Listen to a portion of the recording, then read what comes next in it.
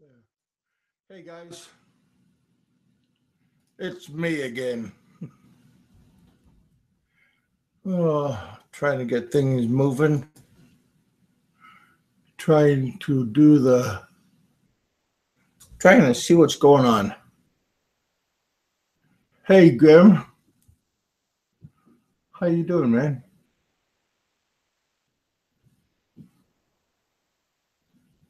How did how did do this? Is Grim still on, or did he already turn off? Trying to wait for some of the guys and girls coming out.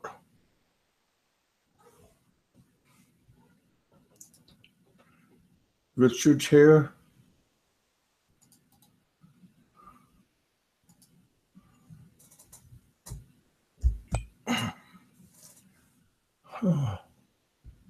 Yeah, last night was pretty fun, pretty good time. Trying to get things going, trying to stay focused. Not easy. Sometimes it's easy, but sometimes it's a lot of work. My cousins came home last night. They're upstairs running around back and forth. So they're making noise. Well, they're kids, so yeah. I'm just trying to do it in bites.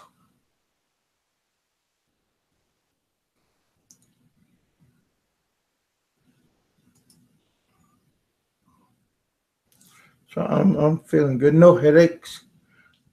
Sunny, a little bit sunny outside. So that's all good. Yeah. Just out seeing who's out. There we are. Trying to see who's outside, inside, who's running around. Yeah. Not sure. Not sure if people are still awake, but you know.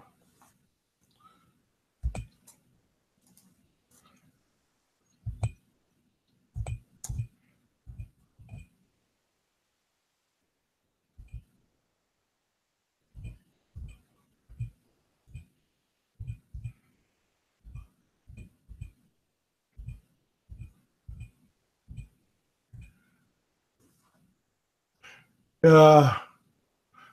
I'm looking at Facebook right now, so that's a little bit slow.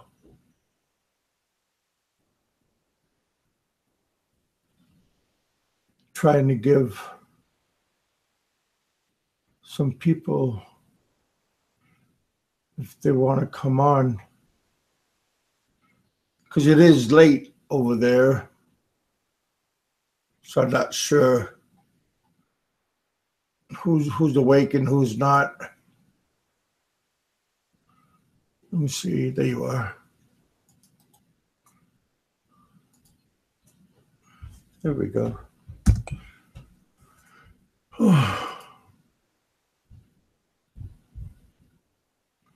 See what happens. I hope I have everything turned on already. I got 7 people watching.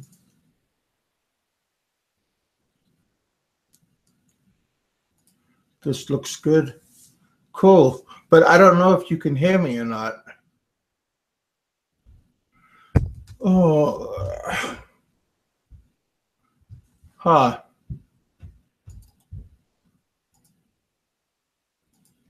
There's an invite if you guys want to come on. Come on in.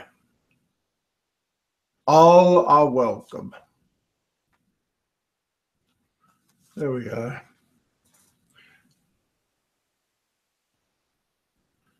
if you guys want to jump on, come on in.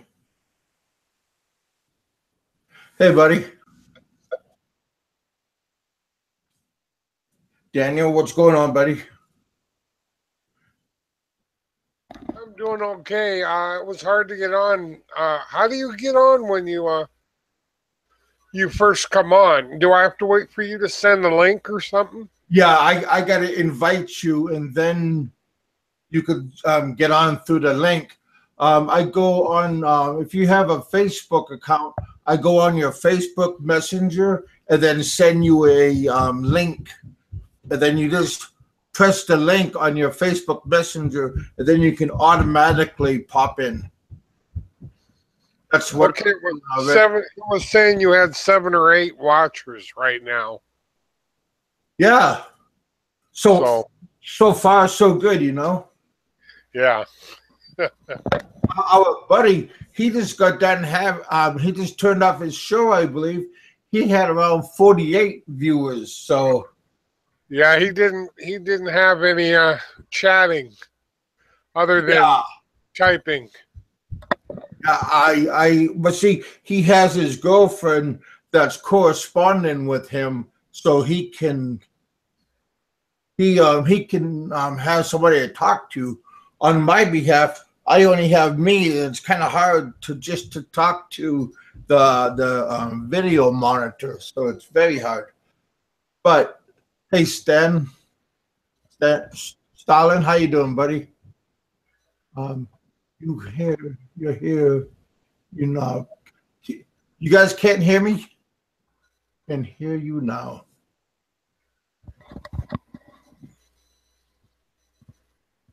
Yeah.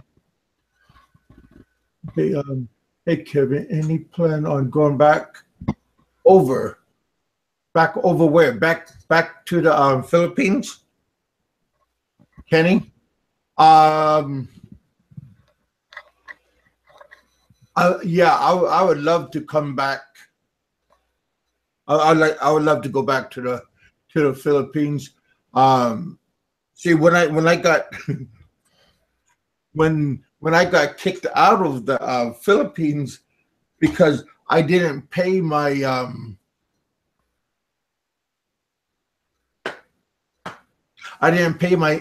immigration fee, so they 86'd me out of the country until I pay them back. So did you get blacklisted? Yeah, I got blacklisted because I never paid my my immigration fee. So they got angry with me for that, and they blacklisted me. But that's, I mean, if they'll lift the ban, and when I pay around $5,000 US, and then I can go back. That's a lot. Well, that's around 14 years of overstay. Wow, I didn't know you stayed that long. Well, you gotta view my videos, and my videos tell all. I didn't get all of them, but I got the first parts and how you got chopped up in the head there. Yeah. That was a good one. But I got like another one about my video. I got one about when I with my business, my small business. I talked about how that went down, and I think I got a video out telling how I got blacklisted. Wow, well there was that other guy that got blacklisted. He was married to a gal that likes Shih Tzus. Pop Z, I think. Huh. Yeah, Pop Z got blacklisted a while back, a couple years, and I haven't heard that he's going to return. I think he's just going to let it be. His wife comes back and forth. I'm interested in this Bilag Bayan visa. how do you get it and stuff like that?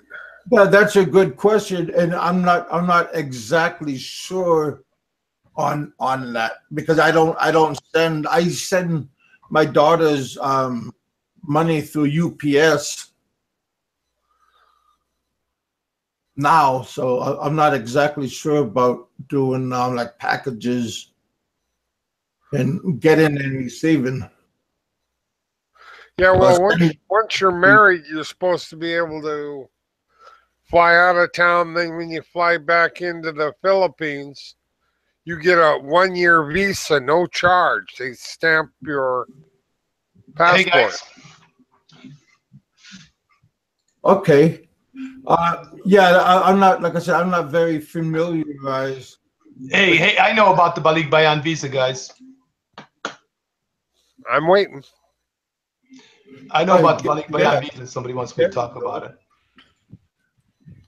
Mikey probably knows about all these guys. They're very familiar with that stuff.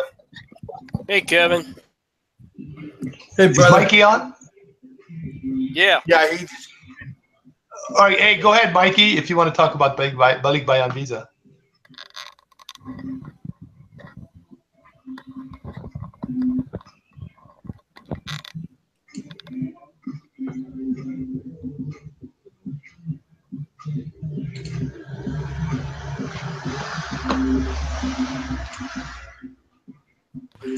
However, they never asked us for one. Our passports had the same last name, and they just waved us in. They stamp it for 1 year. You're good to go. I'll be back just a moment. It depends who you get at the immigration. You know, they could ask. Yeah, they recommend that you have a copy of your marriage certificate. Right. And what's nice about the Balik Bayan, from my understanding, is you don't need an exit visa. I'm not sure about that, but that could be. Yeah, that's what I asked. I threw Bud Brown a question like that because he comes in on Balik Bayan visas, and he says there's no need for an exit visa. That's what he said. What do you mean by exit visa? Well, if you're a tourist, you have to go back to the immigration office like probably about maybe a week to 10 days before you're going to fly out. And you have to get an exit visa, meaning that you're all up on your fees and all that, that you don't owe any money. Because if you owe any kind of money or anything like that, they won't let you get out of the country. Is that right, Mikey? Is that what that is? Real quick computer search, and they make sure you don't owe anybody money, that your visa fees are paid up, that nobody's made a legal complaint against you. Yeah. Yeah. Yeah, you got to have one. Yeah, it's basically another way of them getting a little more money out of you before you leave, kind of like the airport exit fee. I mean, I never had to get one. What's that, about 500 or 700 pesos? Do you know how much it is, Mikey? I'm not sure what it is because I've always left just under 6 months, so I've never had to do it. Right, right. Well, they stopped charging exit fees. I was told I haven't used my last 2 trips. No, it's built taxes. No, it's built into your plane ticket nowadays. That fee. Oh, okay. Yeah, it's built into the plane ticket. And you know why they did that? Built it into the plane ticket? Because a lot of times the OFWs would get to the airport with their family, and then they wouldn't have, you know, they would just give all their money, whatever money they had, back to their family, and then they would leave, you know, get into the airport, and then they wouldn't have enough to pay the exit visa fee. So they'd be kind of stuck. So what the government decided to do is somebody was like pocketing that money, so to make sure that everybody pays enough money to pay their fee. I still had to pay that in February when I was there. Did you really? Last time I went there, I didn't have to pay. I think I went there last March. Oh, no, I went there last February, as a matter of fact. You had to pay? Really? Yeah. I'm surprised. Yeah, I didn't have to pay. I haven't paid in 3 years. Oh, gosh, last 3 years, every time I've left, I've had to pay. They have to stamp the thing. Really? You know what, Mikey? Check your ticket next time, because when I bought my ticket, and I can't remember which airline I used last time I came, but it was a part of my, you know how they give you the breakdown of all the fees on your airplane ticket, on your airline tickets, Yeah. It was in there. It was in there. So check next time. Check your check the breakdown on the fees. If it's in there, they can't charge you another fee. Yeah, I'll have to check that. Hey, maybe they scammed me on that one. I don't know, but I would definitely check because it's in there. It was on my ticket, that's for sure. Yeah. I'd heard that was a new thing, but I didn't know they were already doing it. It just started last year, from what I recall. Could depend on the airline too, or the airport. I don't know if every airport does it. I don't know if every airline does it. Yeah, maybe, because I mean, I only fly out of Manila when I go back to the States. So I know out of Manila you won't have to, but I'm not sure, how Cebu works. You know how that is. Well, I know when I left Cebu, every person I saw going through there, because I stopped for a while, I was rearranging some stuff in my backpack, and I saw every single person that was getting ready to go through security went up to the line and paid their. Oh, and paid? Oh. Yeah, you know what? They could be doing one thing on one part of the country and doing something totally different on the other part of the country too. That's not unusual for Philippines. Yeah, I know. What did I miss? Now we're just talking about the exit visa, exit fees to get out of the country. You have to pay that exit visa, Kevin. What's that? We're just talking about paying that exit visa to get out of the country. You can't leave without. But they never charged me for over. they didn't charge me for overstay on that. That would be kind of horrible. 500 pesos for each year. Well, you're lucky, because I mean, from my understanding, the hobo can't get out, right? Because he's got all the fees he owes. Wow. But he doesn't have no proof, and he doesn't have no fact. Or that he even came in, right? Yeah, something like that. It's hard to leave if you can't prove he came in. A lot of taxes in America. Yeah. So He's got some explaining to do. You guys had to pay the exit fee the last time you were there. I was there in March, and I didn't. My wife and I and my kids, we didn't have to pay it when we left the country. I was very shocked. Were you on a Balikbayan visa? What kind of visa were you on, Richard? We just all have the American visas. Were you there in less than 30 days? Oh yeah, you were there. Yeah. No, there's no exit visa. If you're there less than 30 days, there's no exit visa. That's if you go beyond 30 days. Once you become on a tourist visa, you go on a tourist visa. Then there's an exit visa. Then you have to have an exit visa to get out. But prior to 30 days, because you get the first, 29 or 30 days, Mikey? I can't remember. It's either 29 or 30, but the exit visa doesn't kick in until you've been there for 6 months. Is that 6 months? Okay. But then there's the exit fee at the airport. Right. The exit fee should always be built into your plane ticket nowadays. No, it hasn't been at Cebu. Wow. Yeah. And when I was there in 2008, I was there only a week, and I had to pay it. I laughed. It was peculiar to me. But well, you know what? I just bought a ticket. I'm going out there in the fall with Asiana Airlines. Let me check. I'm going to check my ticket to see if that fee's in there, just out of curiosity. Yeah. I got the ticket here. I'm going to check it.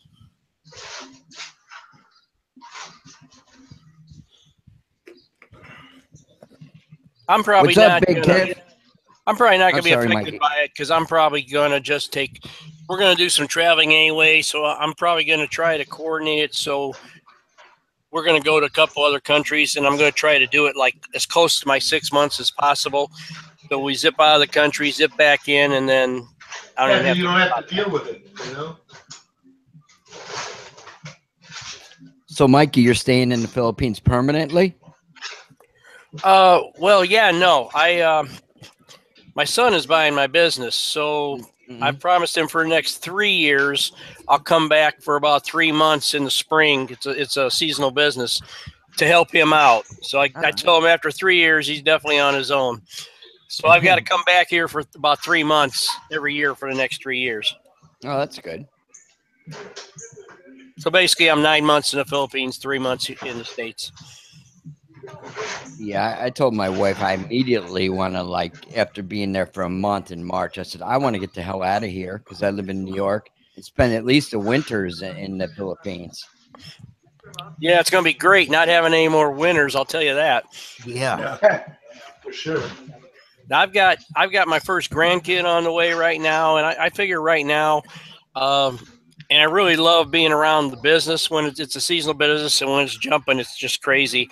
And I'm probably going to always coordinate. I'm probably going to come back once a year, maybe for like a month, and be here to kind of help out my son in a really busy time, and then see the grandkids and all my kids, and just do that once a year.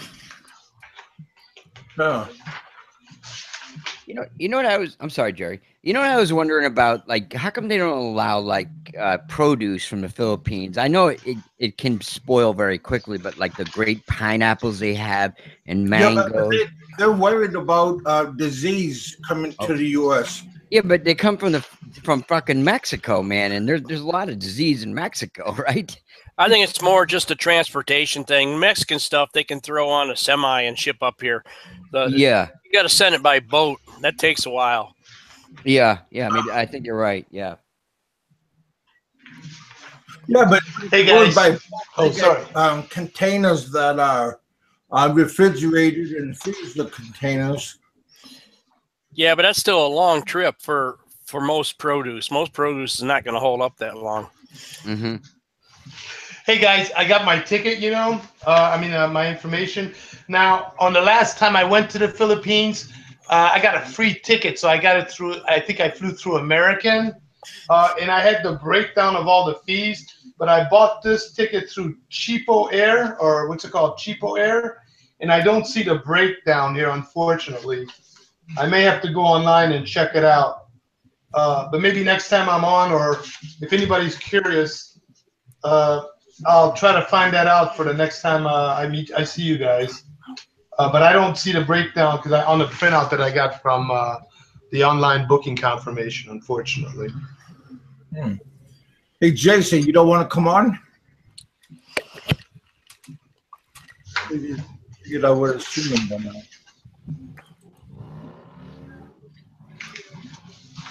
Yeah, but to get back to that one question that Kenny asked me, when am I going to go back to the Philippines? I'll go back. But, I think I have a plan.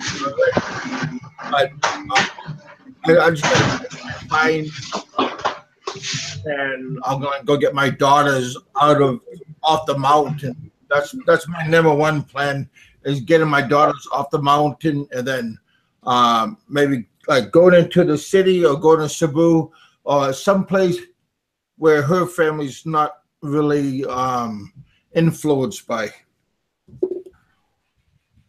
So that was my hopefully soon meeting with like a year, 2 years. My daughter's mom, Josie, she's in Singapore right now, and she has a 1.5-year contract. She's already been there for 6 months. So Kev, you plan on staying with the kid's mom? The question is does my daughter's mom wants to stay with me? Because see, a long-term relationship, even though we've been together for a long period of time, I had to think what is fair for her or me, especially when it's a long-term relationship. It's just not that easy to have and to control, like just by talking like this or Skype talk. Yeah. I hope that makes sense. But my daughters, they have my last name, and they are legally, they can come to the U.S. Without any problem. But Josie, she had, if I get married there, then that's good for her to come. But, I'll see what happens. But first, I want to at least get my kids off the mountain and away from different influences. So they're in Bulacode, is it? I don't know how to. Sorry, I don't know how to pronounce it. Oh, they're in Iloilo right now, but they're outside where her mom and everybody live is around 3 hours outside of Iloilo. I've heard of that city. Is that Negros or no? It's right next door to Western Versailles. yeah, but it's next to everything really. It's very very close to everything. Yeah, I wanted to take boats when I was there in March, but we just didn't have the time. I wanted to go to all those cities, but you know. Well, like Iloilo, that's where Boracay is. I mean, you got to get on the plane. You can land over in Aklan. Yeah, we spent a lot of time trying to, make peace with the family, not with us, but they're always fighting over nonsense. And my wife said, it was her decision. She said, next time we're going for ourselves, we're going to have fun and do what we want to do. And, she just drew the line. She says, forget it, Well, a lot of families, when you do that, and then you go there, a lot of families want to be around you guys. Well, one, because you guys are going to eat some good food and you guys are going to travel around, and a lot of them want to follow you. Oh, we couldn't get them to travel. That was the whole thing. We came 8,000 miles to see her Lola, and she's a hardworking old woman, but she's a stubborn woman too. She doesn't want to go out to a restaurant or anything. She's very tight with money and stuff, and so it's funny. It's really kind of comical. We've seen her like 2 nights at our hotel. She come over. It's funny. Hey, Kev. Yep. Quick question for you, man. What is your your situation with your the mother of your daughters? Well, we're together, but we're apart. We're not married. We are together. We had a common law. So have you thought about doing a K1? Oh yeah. But I don't think my kids want to come, but she doesn't want. She's not really that interested in. Oh, wait a minute. Hold on. When was the last time you were there? 2014. Is it within?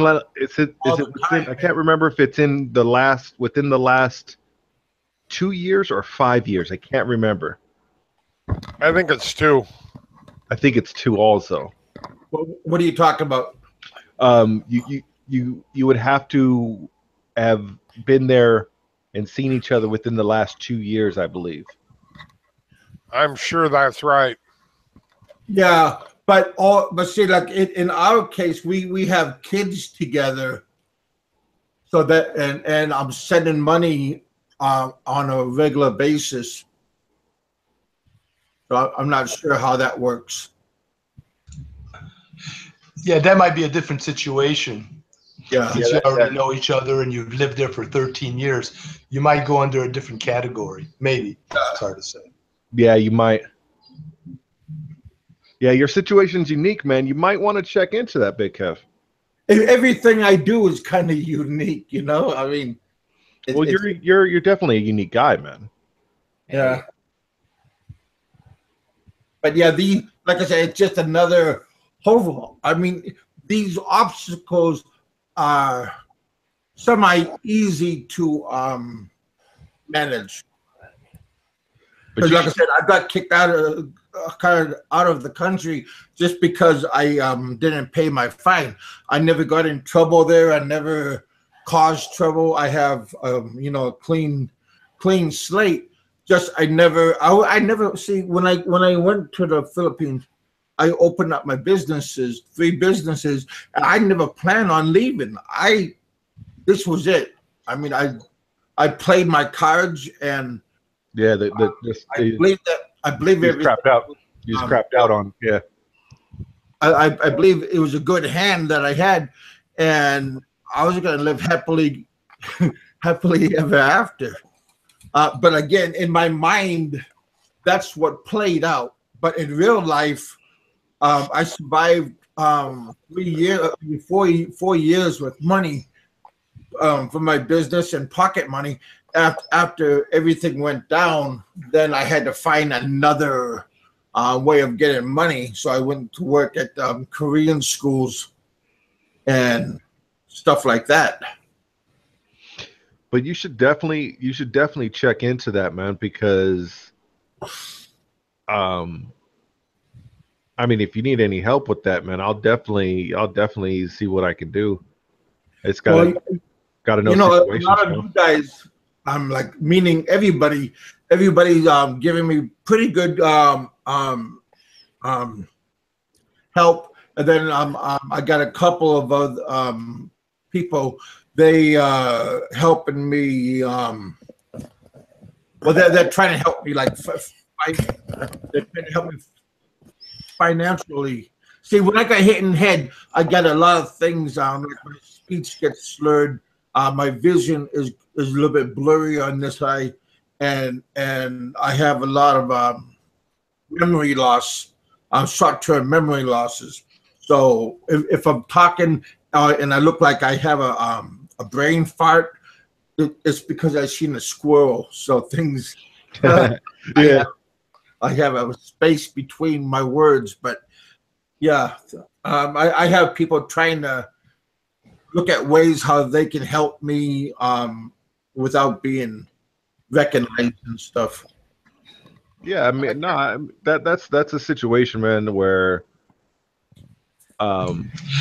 it's definitely like bringing a family together. That's a good cause, man. I do get I have Patreon, PayPal, and but one person put $25. He was a classmate of mine, and he heard something off of Facebook, and he donated me money. And then I got another guy. He put $3 in my Patreon account. So, hey guys, just to let you know, I gotta go. I got a racquetball match to get to.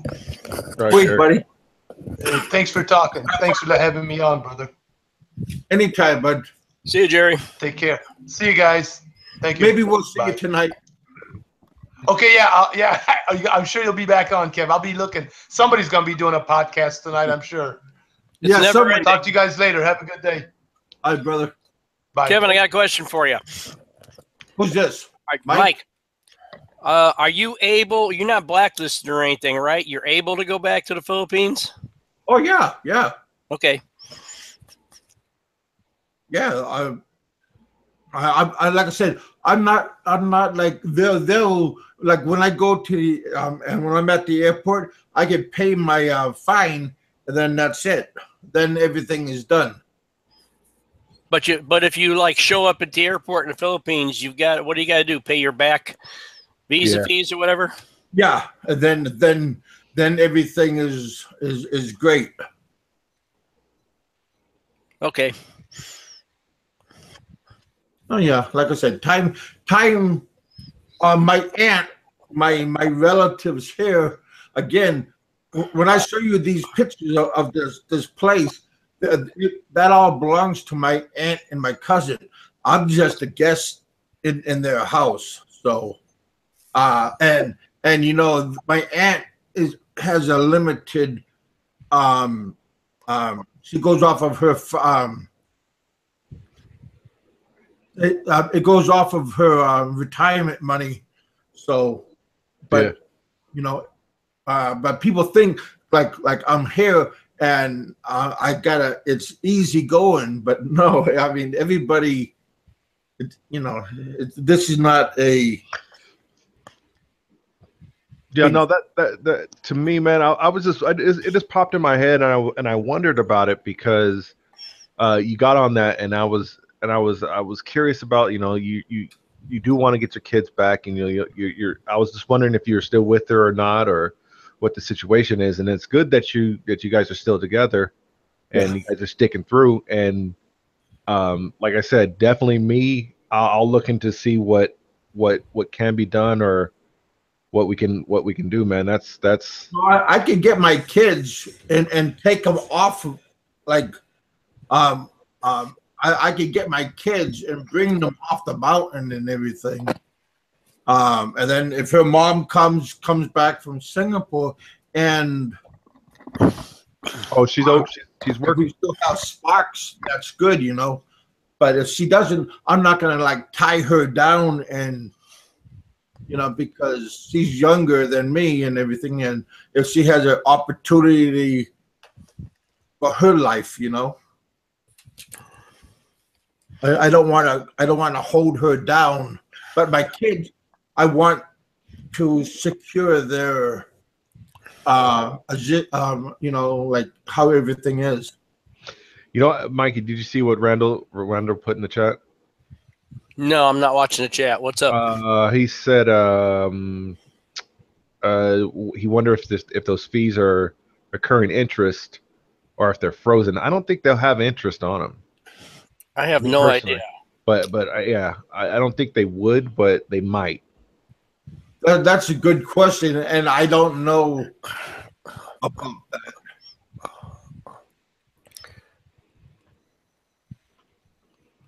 Yeah, I would have no idea on that one. That's the funny thing about the Philippines. The interest really sucks there. Yeah, it's kind of mafia type interest. Yep. Yeah, You know what, there might be. When I was at immigration for so long, because it took a long time to get the paperwork done, but that they were pretty nice people, and they didn't care really about my status, okay? Because I mean, they never said, "Oh, Kevin, we're gonna arrest you if you don't pay." Nobody cared, because I never caused any problem. So, but maybe some people, if I fought somebody or if I was being a hooligan, then they'll probably detain me and try to get me out. But they did give me my passport, because I had to get a brand new passport at our embassy, and I got my passport, but they wouldn't stamp it. Immigration, they would wait till I leave, and then they'll stamp it twice, me going in, then me leaving. Oh.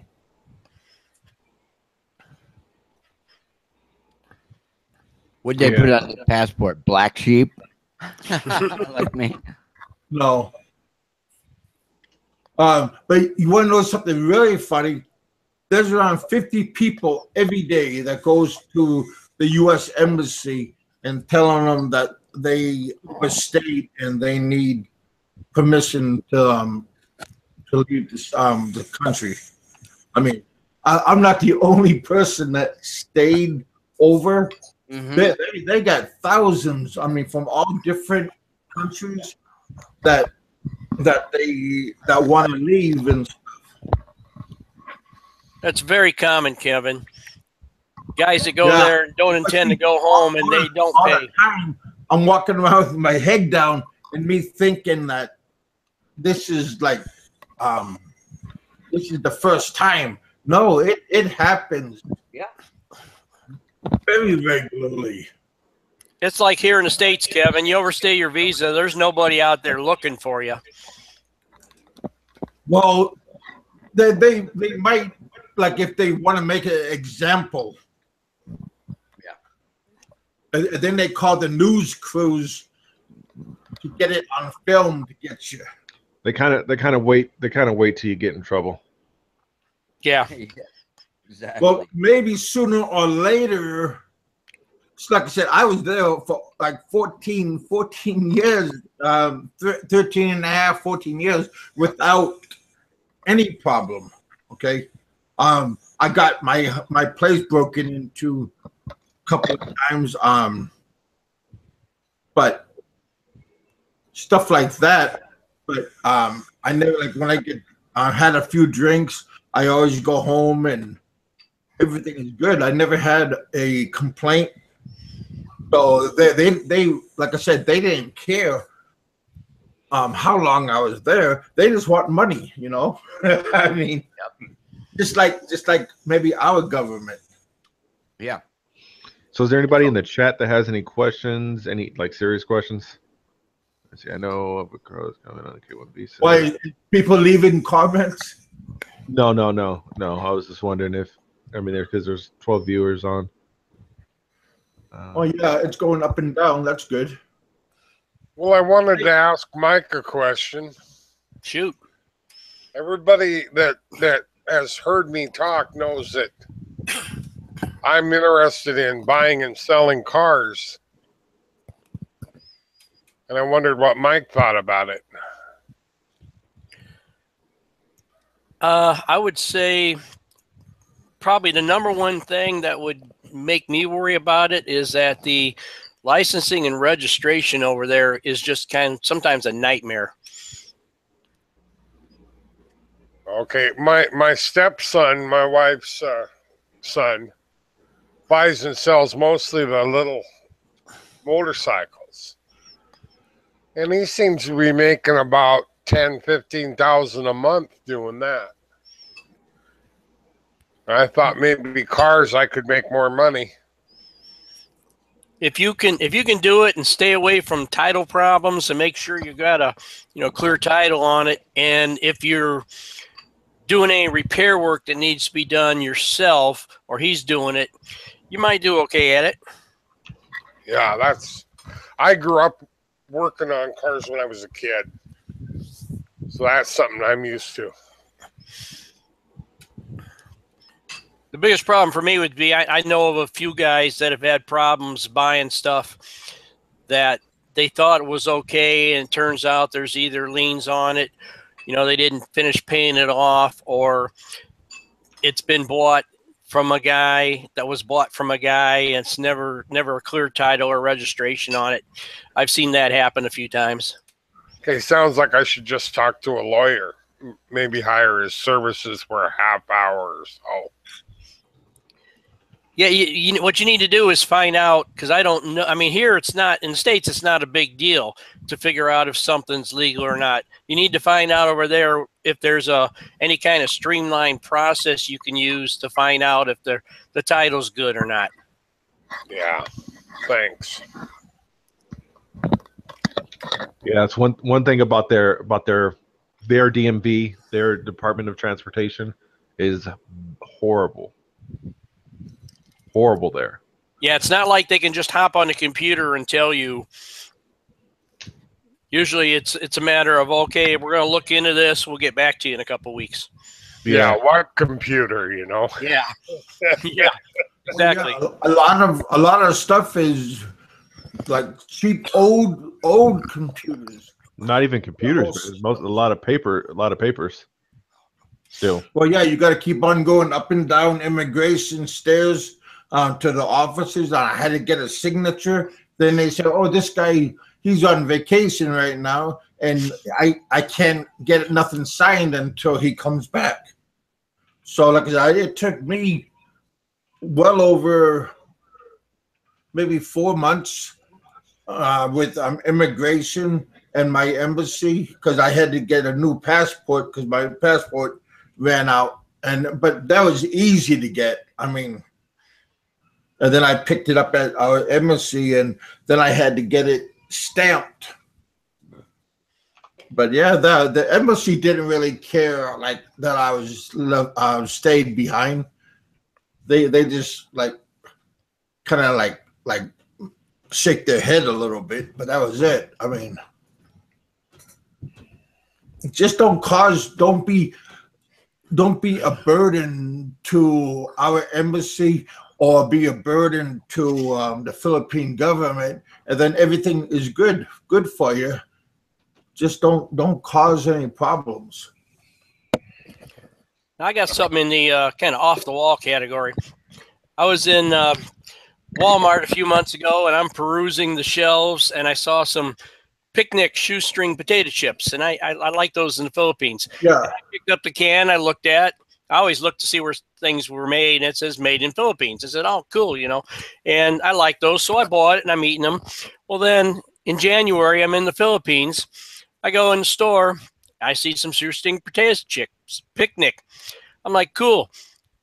I bought them. I get home. I'm looking at the can. It says made in the USA. Now, what's up with that? What the hell? Yeah, exactly.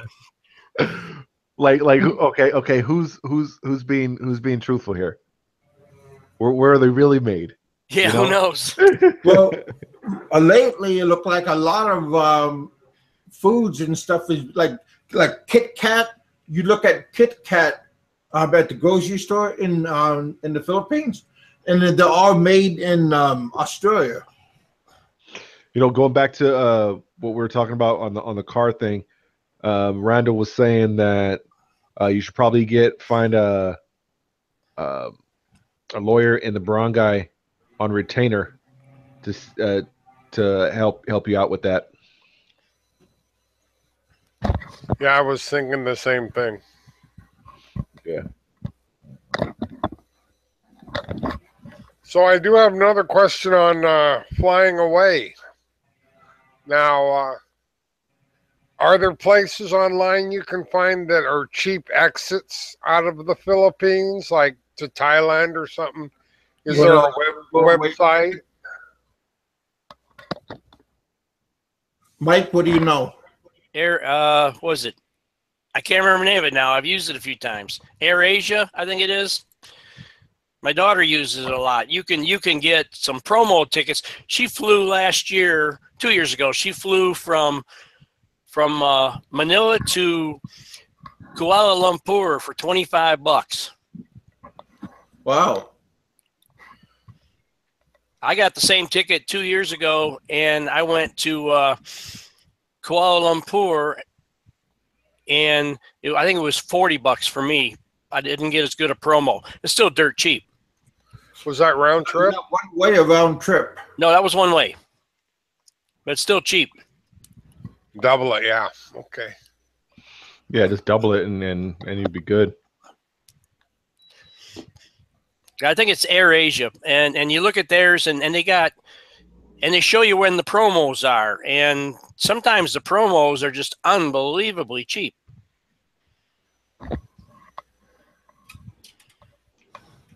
Yeah, I was thinking Thailand was one of the closer ones.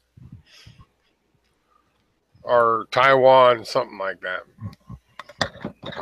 Well, Taiwan is pretty close. Yeah. Yeah, they're all not very far away. Stereo. I already did. I had to use a giant spoon. You talking about just so you can fly out for visa purposes? Billick Bayan visa, yeah.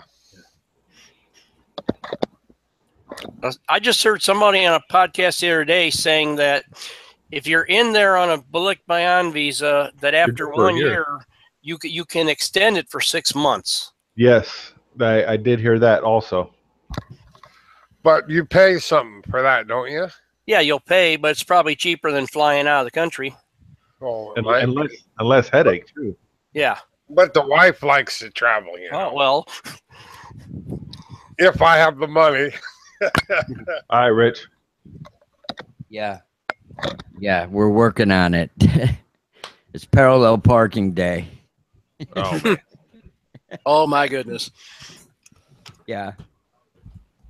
Uh-huh. Oh well. good luck with that one, She's man. doing pretty good. Thanks a lot, guys. Hopefully you guys will still be on. I don't know how tired Kevin is. He's been doing a lot of shows, but yeah, it's always entertaining. Kevin's a champ. Okay, guys, see you later. Richard, driving school. Yeah, right. I don't teach anybody how to drive. I'm too nervous. Me too.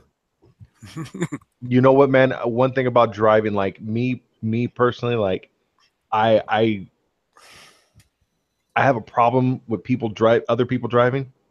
I can't. It's hard for me to take. Like, because I know how I drive. I just don't know the skill set of others, you know? Exactly. I'm always nervous when I ride with somebody else. Yeah. There. Randall says they all have promos. Cebu, Pac Air, Asia, even PAL. Well, I don't like Official. driving. I mean, in the Philippines, I wouldn't want to drive because if you get in an accident, everybody's going to say it's my fault, even though it's not my fault, and the police is just going to believe, the other person. Do you watch that My PI Dreams? Yeah. About we can get driver's insurance on our vehicles, and it's pretty much the same as we have in America. Yeah, you can get insurance there. Yeah. Yeah, well, that kind of makes it easier when you get in an accident if you got insurance, because everybody there doesn't. Right. I do agree, though, that when you get in an accident over there, it's pretty much everybody's pointing the finger at you, even if it was totally the other guy's fault. Yeah. Yeah, that's almost guaranteed. But I won't drive there without insurance. I will be driving there, but I won't drive without insurance. Well, I don't have a problem driving there.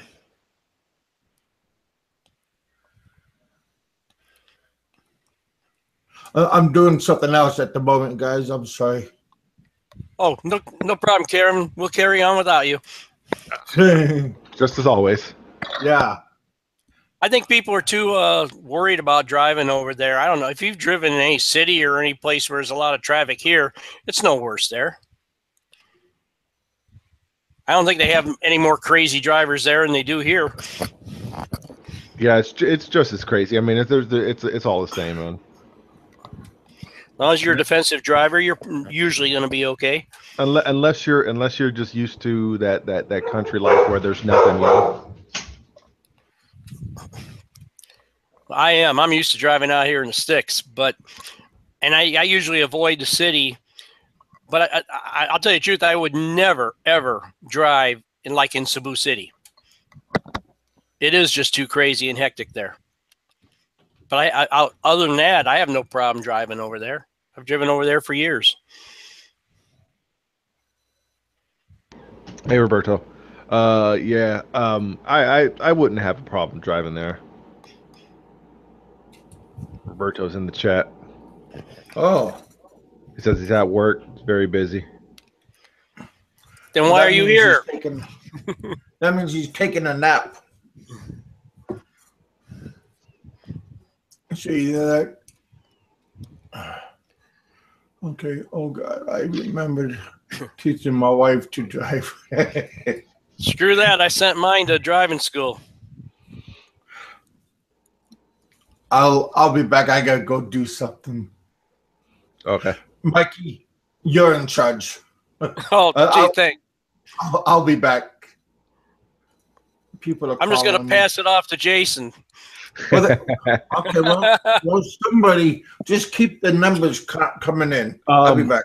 One thing I wanted to touch base. Most of us were in Ren's over there. But there was a guy that actually had a question about how does he transfer his money. That is actually a good question. What, Mike? I know Mike. We had a conversation. You're going to check into some things. One thing that I would suggest is, just not to pay the fees and all these extra like transfer fees and whatnot. Check the banks here, man, and see if there's any accounts that you can get into to where you can do wire transfers, or even if they have to where you can get the foreign transaction fee waived. Yeah, I already checked with my personal bank, and they don't have anything like that. Yeah, I mean, I know Chase Bank has them. I'm pretty sure you were saying Schwab has them. Yes. So those are two that I pretty sure I know for sure that has those there to where you don't have to pay those foreign transactions fees and getting charged double on on the ATM there and at your bank. And another suggestion is if you guys have the ability, credit cards, man. A lot of travel credit cards, a lot of good credit cards have no foreign transaction fees. I'll tell you what I've done a lot of. I use my American Express. I use the crap out of it in the Philippines where I can. A lot of places don't take it, but actually a lot of hotels and stuff do, because I get really excellent money kickback on that, which I have it sent. They put it directly on my Amazon account. Yeah. So it's a deal where, you know, you can charge all this money. The time getting stuff free on Amazon because I got all this money built up. So I use that one. I got the same thing with my American Express too. Where you got the points that just go there. I got I bought my niece a laptop with my points for free. Oh yeah. I'm amazed sometimes at how much I got in there. Yeah, that's what I got I got that with my American Express and also my Chase card. Last few years, I've used the crap out of my American Express just for that reason. Yeah, I have a Chase Sapphire card, and I get for every transaction I do, if it's just like regular purchases, it's like one point for every dollar spent, or if it has to do with anything with travel, gas, car rentals, anything like that, I get 2 points for every dollar spent, and they never go away. No foreign transaction fees. It's like one of the best. Chase's Sapphire card is one of the best travel cards that's been rated right now. I've got an appointment at Schwab in Illinois on Thursday to talk to them about that, but I'm going to stop because you were telling me about Chase, so I'm going to go up to my local Chase branch here before I go over there just to see what the deal is there. You know, when you said Illinois, there's I know there's one of the main hubs in Chicago. Also, yeah. In the past, when I just go to the Philippines to visit, I usually just send my money American Express. I mean, not American Express, Western Union to myself, and then I pick it up there. And actually, the fee's not bad. Yeah, it's only like $5, but I mean, for those that every penny counts. Yeah. You know, like and Kenny said, you know, just get an account in the Philippines. It's real easy, man. Yeah, that's what I've been hearing, that if you have a bank account, the remittance is next to nothing. Yeah, especially if you have a account here in the States, you can jump onto the online banking. Most major banks have it to where you can actually do wire transfers. And depending on your account, they could charge you for that. Some places don't. I know my accounts at my bank at Chase, they don't have the type of accounts I have. I can do wire transfers for free, and I can do them online. I don't have to go into a branch. So if I'm in the Philippines, wherever I'm at, I can just do a wire transfer it into a bank here, or send to my fiance or whatever, and I don't have to charge that. I don't have to worry about that fee. Well, what I've been hearing is that if you have a Philippines like Bank of PI or something, you can just send the account money with your debit card, and then there's no fee. I'm not sure if that's right or not. Yeah, they have it to where you can do the wire transfers from your checking, savings, or whatever into BPI or BPO, whatever bank that you have there, because you can have a dollar account and then a peso account, and that the bank's there. Yeah. And basically you got money in your dollar account, and when the rate's good, then you transfer it over into your peso account. Yeah. It's good now, I guess. 50. Yeah, right now. I remember when it was 35. Oh yeah. Yeah, last time I was there, it was 43. I got lucky when I built my house over there in Cebu. It just happened to jump up right at the time that I was transferring a lot of money over there, and I think it peaked at 56. And I sent most of my money at I think 54 was what I got for most of it. I got 55. I think I was done sending money when it hit 56 briefly, and then it dropped back down. Mikey Randall said there's a on his cards that he has, it's a $2.50 or maybe a 2.5 international fee. What kind of cards, Randall, if you don't mind me asking there?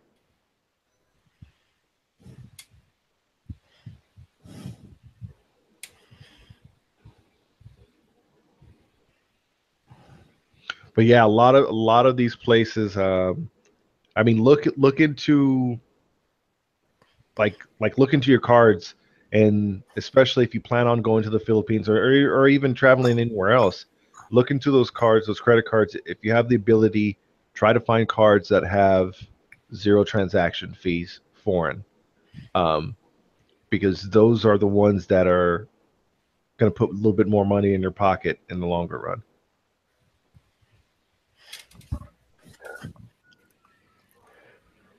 Last time I was there, I used Remitly, and I'd wire myself like $1,000 or something. And it was free if you waited 4 days, 5 business days, something like that.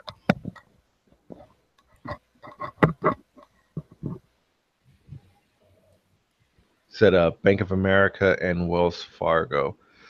Are those debit cards or credit cards? Yeah, debit.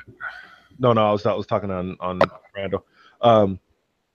Yeah, that I know debit cards. You're going to get that foreign transaction fee all the time, almost hands down. You're going to get that foreign transaction fee.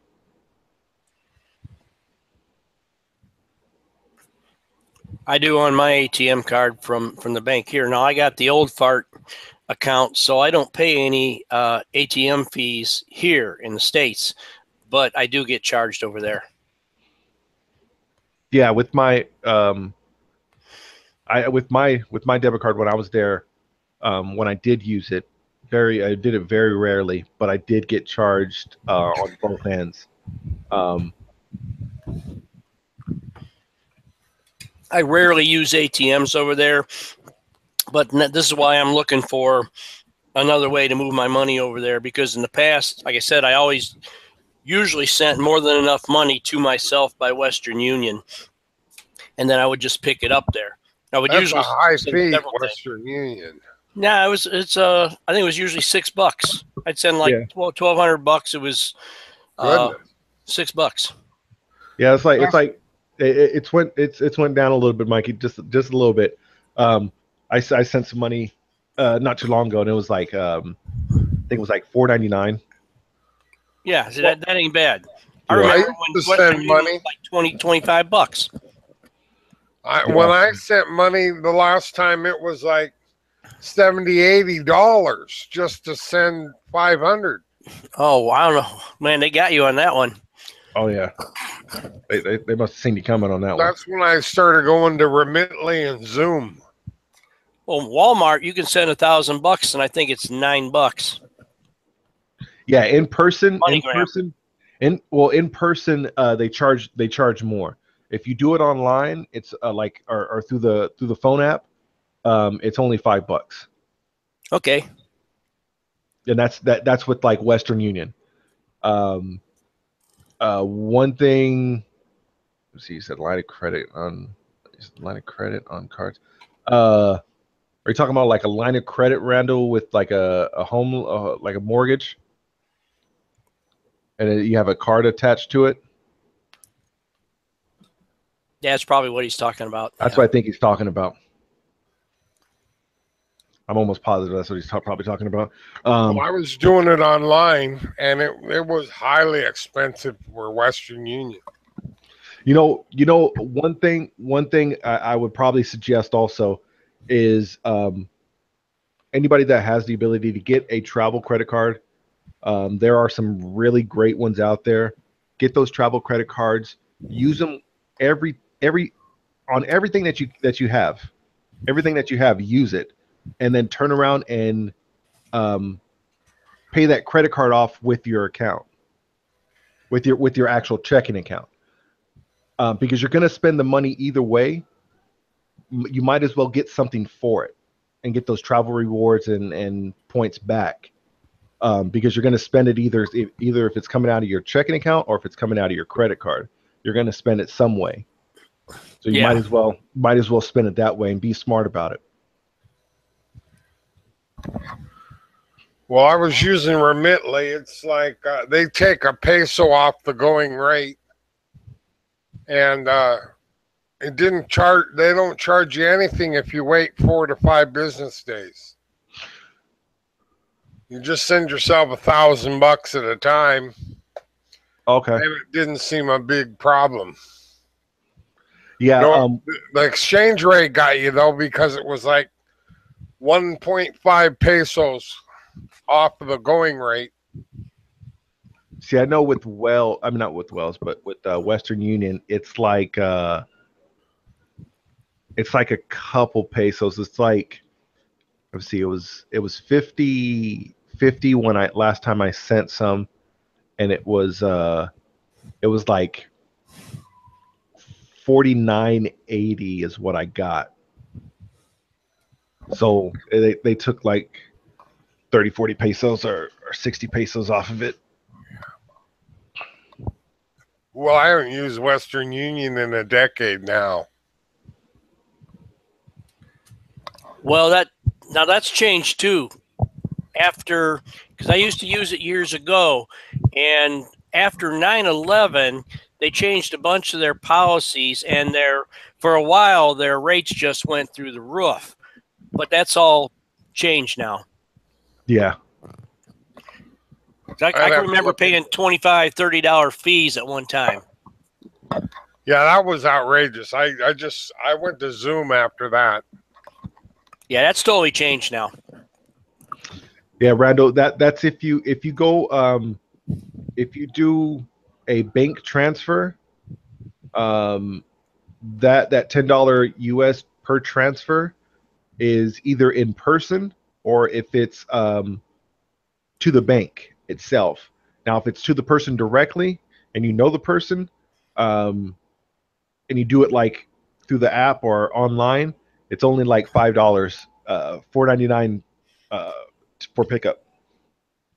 And depending on if you're using your bank account or your debit card to send the money, also there's a different fee for that. I sent money on Western Union using my American Express. Yeah. Yeah, that's one thing, man. One thing is, especially these guys that are limited funds and whatnot, you want to definitely find ways. Don't just jump into it and say, all right, let's go, we're going. Plan some stuff out. Like they got to look at ways to save money. We all like to save money. Oh, of course. No matter how much we got.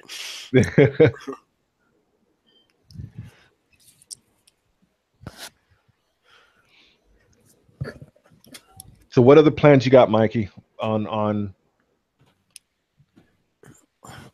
your trip coming? Well, we're going to travel a lot at first. We got several places we want to go.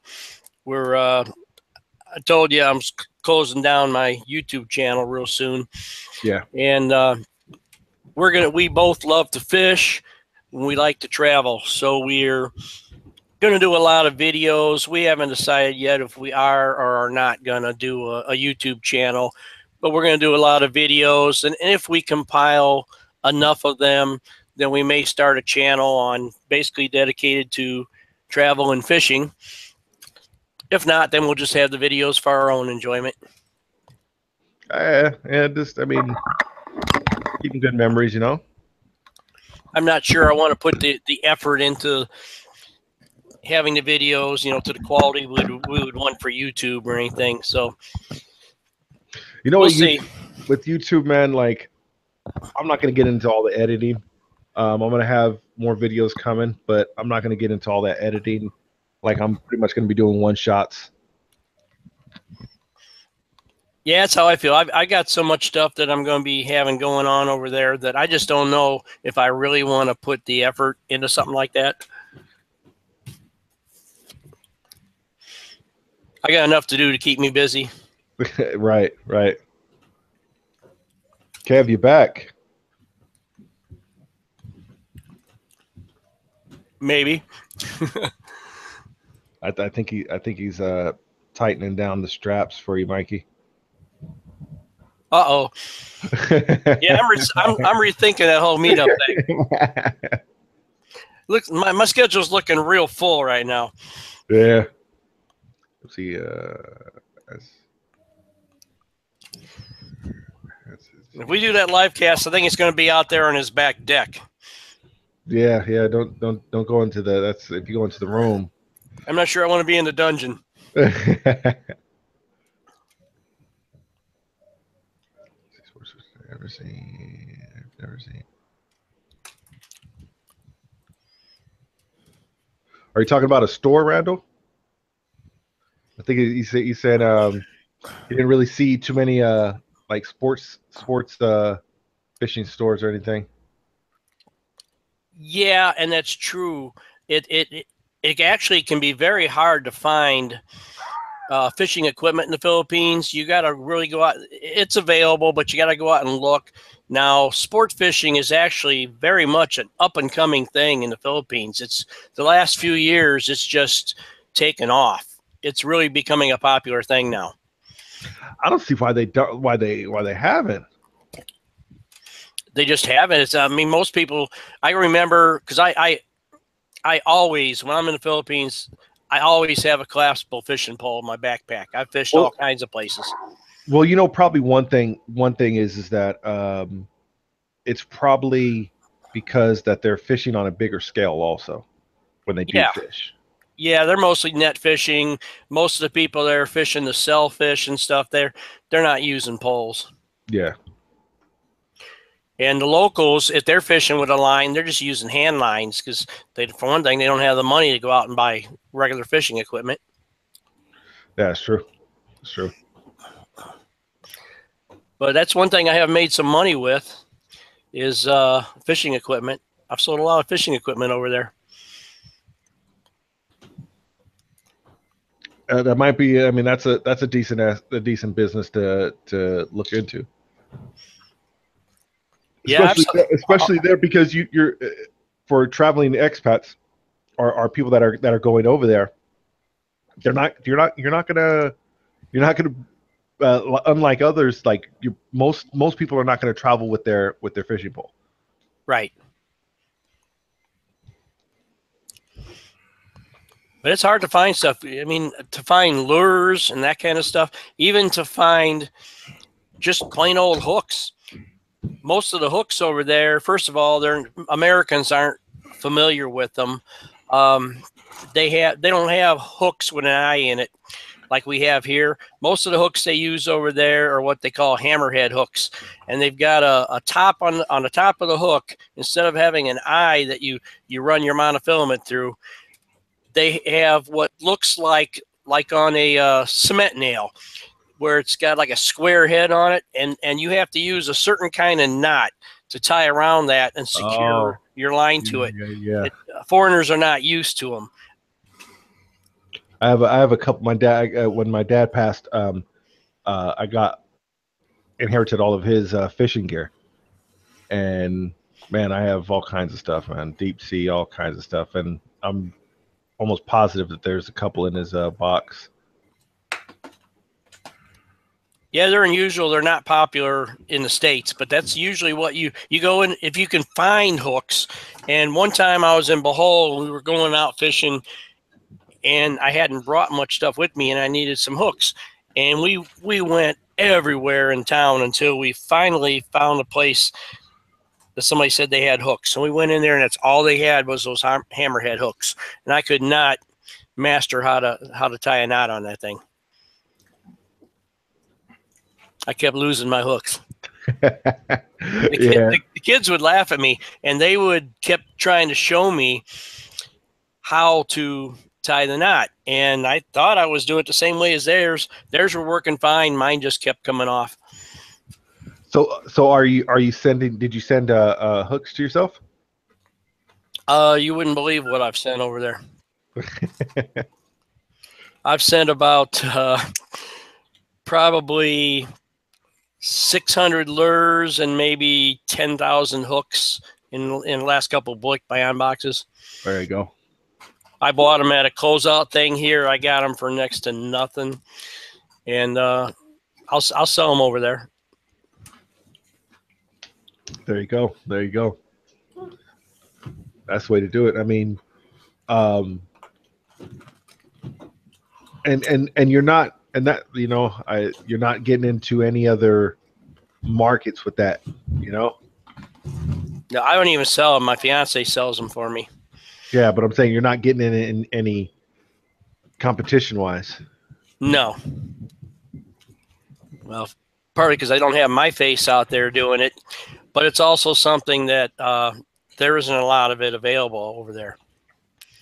You wouldn't believe what they charge for something like a Rapala lure over there. It's just unbelievable. If you can find them. I wonder if there's any Bass Pro shops, you know, like over there, something of that comparisons.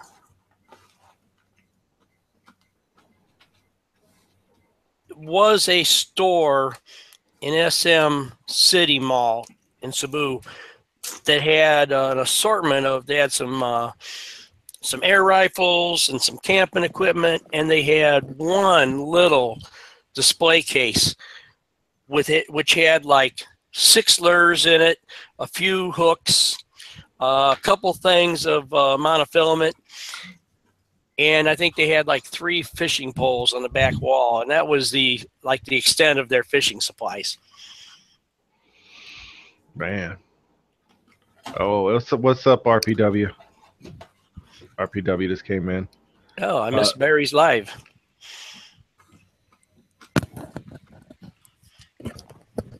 Barry's not happy with me. Hey, what? I'm almost done eating.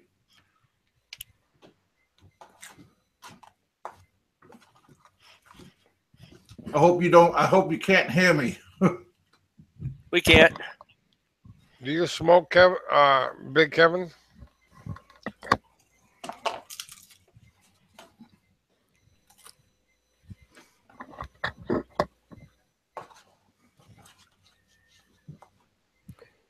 Randall's right. Yeah, you can't find lures, poles. The other thing you can't find, this is what I was suggesting to Ren, is you can't find guys that will take you out on their boats fishing. It's really hard, especially in Cebu. Well, you just hire a boat, don't you? You can, but it's not that easy. I had trouble. I tried for a long time to get people to take me out on the boats to where the fish were. My ex finally told me, she says, well, they don't want to go out any farther than they can swim back in case the boat sinks. Yeah. You can't get somebody. I mean, if you're going to go do some serious fishing, say in Cebu, and Cebu is worse than the Gross. For one thing, the water's polluted there. It's overfished. You got to go out a ways. And if most of those guys with those small boats won't take you out for a few miles to where the fish are. Well, I like Luzon better than I like Cebu, and there's that guy out in Puerto Vallarta somewhere. He's a diver. I'm sure he's got lots of fishing gear and stuff. So what did I miss? The best part of the show. Well, I know I apologize, but we got cousins that came in from another state. I don't know who they are. I just went upstairs for the food. Okay, what? Hey, Kevin, who's blocked? What's going on? PW? What is he saying? I think he's saying Barry's got him blocked. Oh.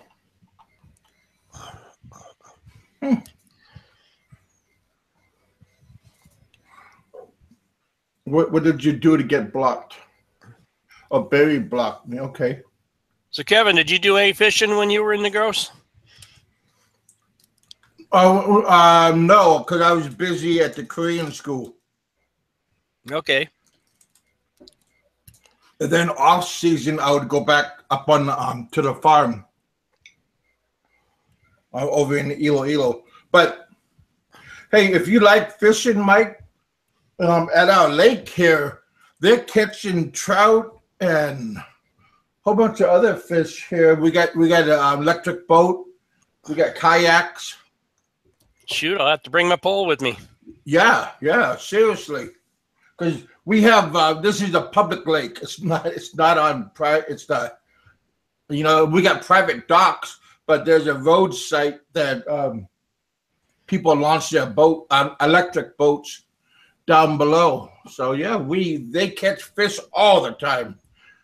Those the guests and everything. Mm-hmm. But yeah, they and they catching fish because the county comes out and fills up put fish in here. So it's like a lake. It's like a lake, man-made lake dam.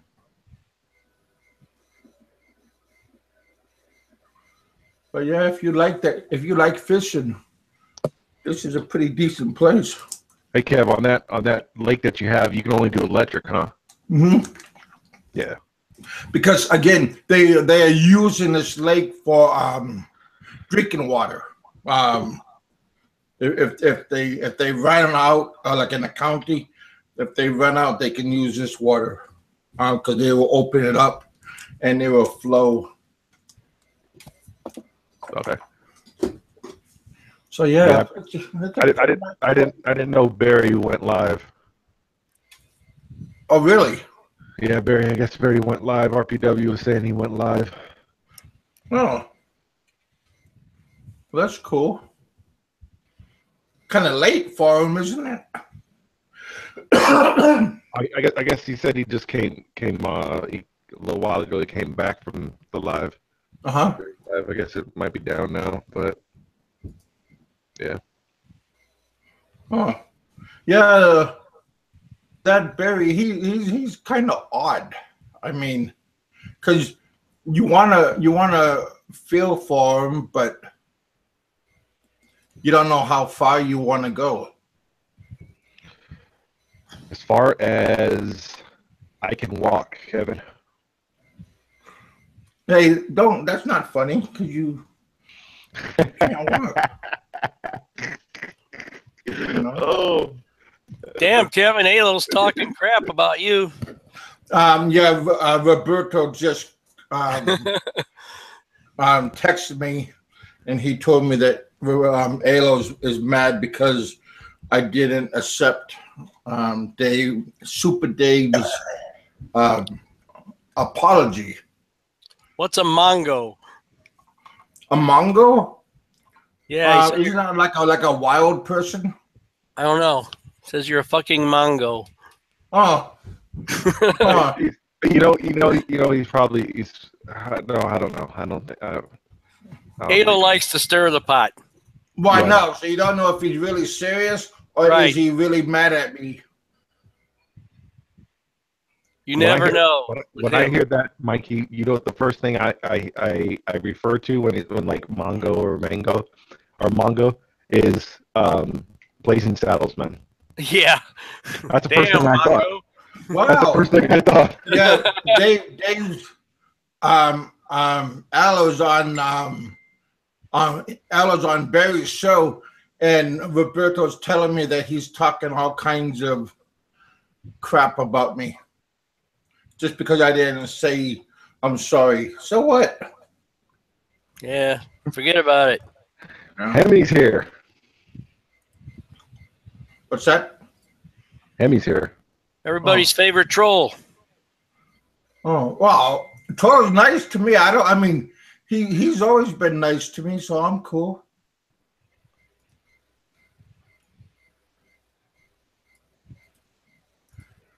No, I'm not. I looked at this stuff, Hemi. I was like, wow, they're like, seriously? There's two? There's two what? Yeah, remember they were saying there's a fake Hemi and a fake Psychosis, they said. Huh. But Would the real one please stand up? it would be kind of hard to do. Hmm. Which one? Yeah. Psychosis kind of looks like the hobo, doesn't he? Really? Maybe if the hobo had hair. Well, I think the makeup and the face looks pretty similar. Huh.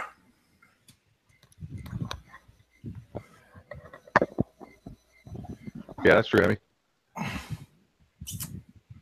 Anyway, somebody took the hobo down. Who was that? Does anyone know? I'm not sure. That was a group of people. Ah.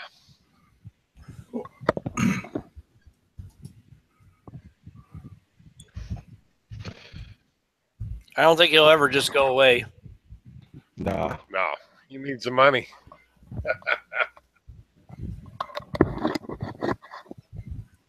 I was amazed when people started showing all the different ways he was scamming for money. Hemi, who did a video on Amazon?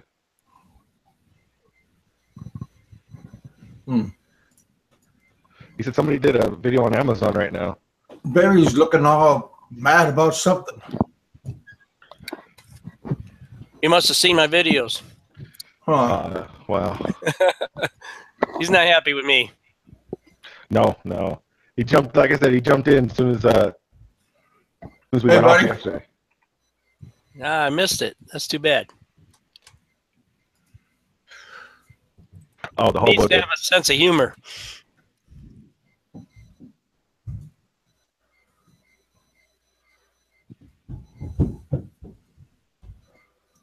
Yeah. He's talking about Amazon fulfillment, probably in the Philippines. Who is? Oh, what do you got? No, you can't. They don't even mess with the Philippines, man. Amazon does not touch the Philippines. No, they won't let you ship anything. You can't order it on Amazon and ship it there. You can't ship nothing to the Philippines. No. Oh, really? Like a motorcycle or something? No, with Amazon, you can't do anything now. Now, granted, you can do Amazon fulfillments with if you sent all the product to the warehouses in the U.S. that they have in the U.S. or in the UK, and then they can ship them out to the UK and the U.S., but they will not ship to the Philippines. Right. I know. I've tried. Damn. Dang. Barry has like 34 people on. Yeah, it's all hate though. I'm just gonna say hi to Aloe real fast. He's still trashing you. Yeah, I know.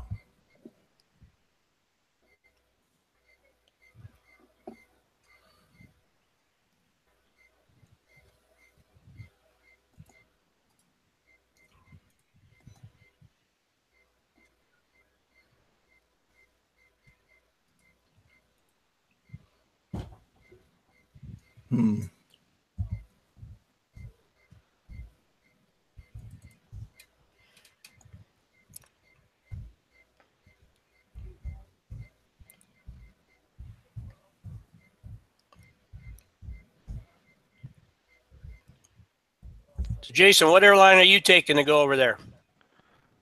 I'm probably gonna do probably Asiana again. Asiana's good. Yeah, I liked them last time I went, man. It was just like food was great and everything.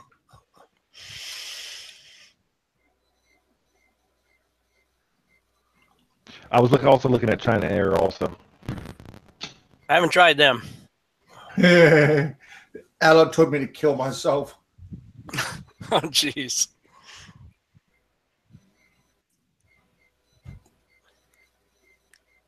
Oh, and now you called me a fat motherfucker. Man, that's not nice. True, but not nice. Oh.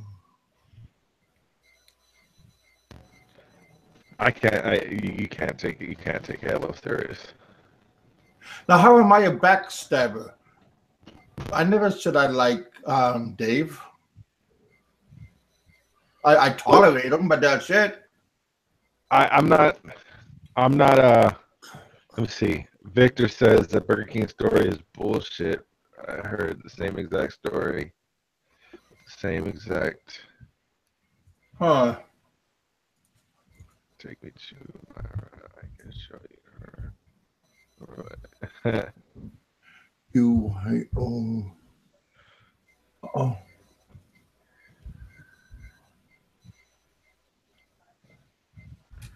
Yeah, I can't. I don't know about that guy, man.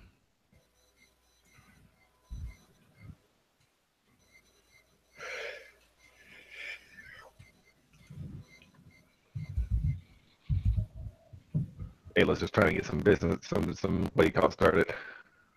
I just told Aloe I love you. Don't do this. Heck. Anyway. Yeah, you know what, man, Randall, I feel the same way, man. I feel the same way.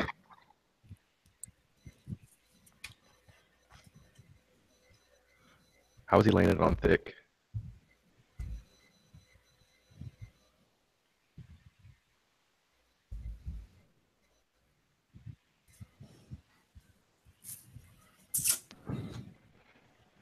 So he laid out a dude at Burger King. Yo, you know what's funny? I told him I love him, and then I went down. And I said fucker, and now he went. I was cutting. He's angry again. First he said he loves me too, and now he's doing mean again. You know what? Oh man, that is a typical personality traits of a manipulator. Oh, absolutely. My take on Barry is that he's a guy that's done this all his life.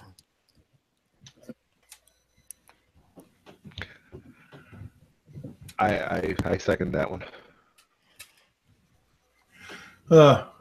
Now he's asked me, what do I think?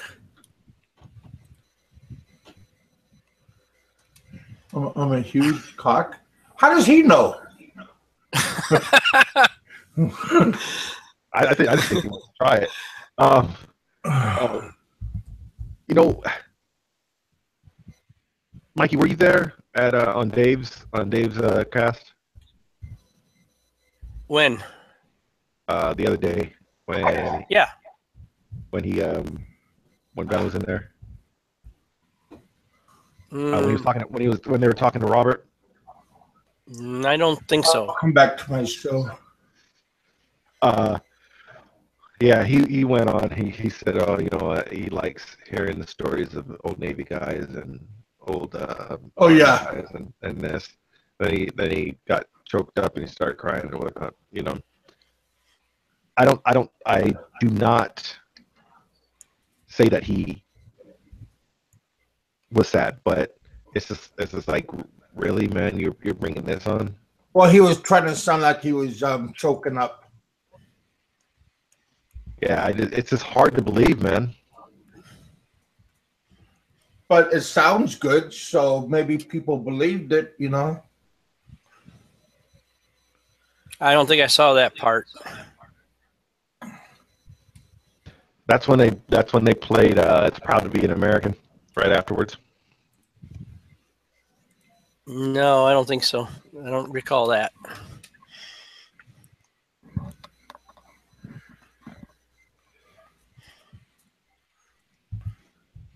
Well, I'm going to say goodbye, you guys. My dad needs some help.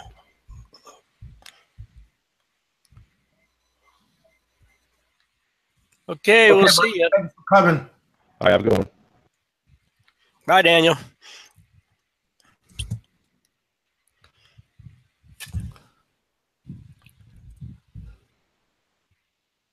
I'll have to watch this Barry thing later. I'm sure it's amusing.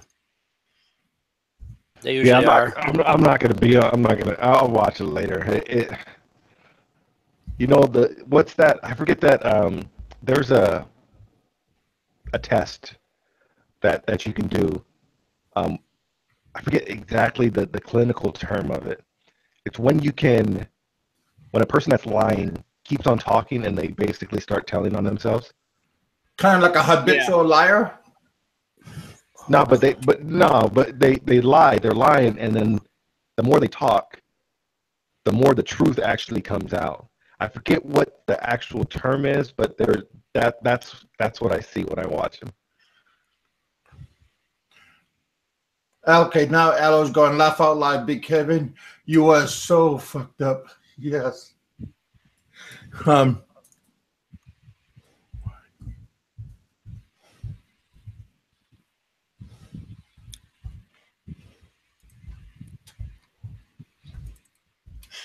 He has RPW block. I believe he has RPW blocked because I think RPW might have talked about his teeth a lot or something. I know he has somebody blocked for talking about his teeth. Yeah. Somebody was always saying you got no teeth. Yeah. It might have been him. Oh shit! I guess my name got mentioned. Yeah, I think so. I'm not even I have it on, but I'm just like I don't have the sound on. He ought to be proud. He made Mikey's top 40. Oh, really? Yo, it's nuts. He's got he's got 37 viewers, right? 37 I know, viewers. isn't that nice? 11 likes and 17 dislikes. You okay with that, Big Kev? Barry don't get it. You know, if you're an American singer, you know you've made it when Weird Al Yankovic does a video on you. Right? He doesn't understand it. He's made it in the YouTube XCat community when Mikey does a video. He doesn't get it.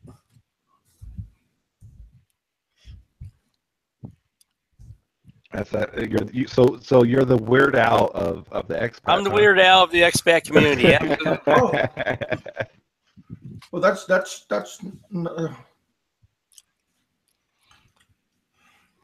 happy pill. I'll accept that moniker. Alo's saying someone you type for big Kevin, you're a moron. Okay, okay. Alo said about when I take a pill, I do something. No, guess I want to. Well, I know I don't type good. Shit. Man. I'm okay with that. Oh man, you know I feel sorry for people, man. Okay, there. Heck, you know. Hey, Victor. You know, that's only going to get you so far, Mikey. You know. Hey, Mikey, who's going off on you? Bama, I guess. That's what. Oh, really? I didn't see that. Victor was saying. What did you say to Bama? Oh, you didn't see the video, huh? My videos. Matter of fact, I did this morning. Hey, you're a damn good singer, buddy. I mean, I suck, but I'm funny. I mean, you don't make sense. I mean, I'm almost humming along, but when you're singing, but Man. That Okay, I just made a comment. You know he's going to go off on me. Uh-oh. did you? Oh shit. Well, you kind. What did you make a comment at? I just told him that he should appreciate that I made a video on him. That's when he knows he's made it. Well, that's true too, right? Uh-oh. There's Big Dave. I mean, Alo's doing something again. Answer me. Oh, well, you reading this? This guy. Filthy suck of pose is your what the hell big enough to see it. When you look down at yourself, answer me, Big Kev. You Fucking Halo, man. He is crazy. He's always been crazy. Although I noticed when he's moderating a show, he kind of really calms himself down. Yeah.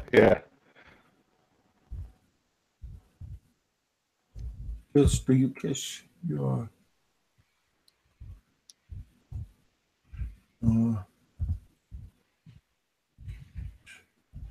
mother with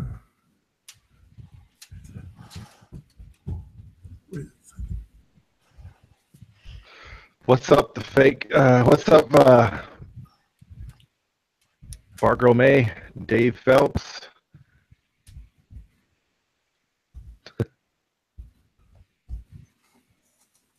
do you kiss your mother with that mouth? Let's see. What did Randall say? He said, I see my sister left. Comment.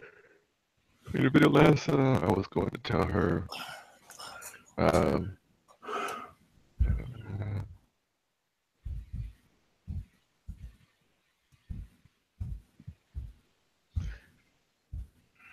I just told Barry sorry. I don't want to. Well, at least he's staying over there.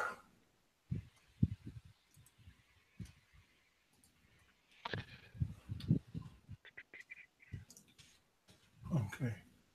Answer me. Poor Aloe.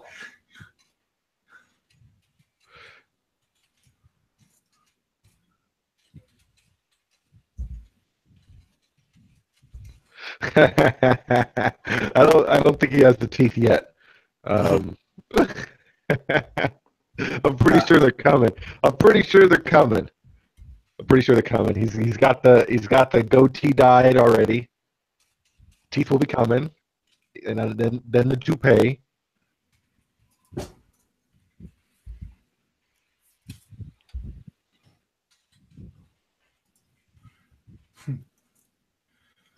God loves you, Aloe. You know, whenever he sees this stuff, he got to be freaking out.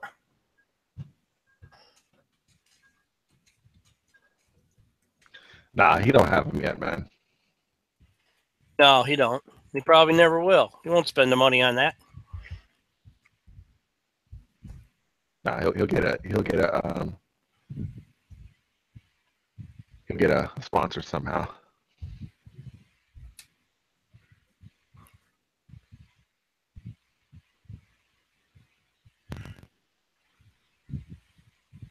You know, I got a question. With that GoFundMe, right? Oh shit!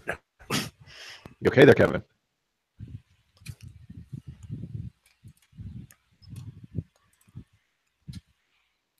He'll lose the bottom before he buys the top.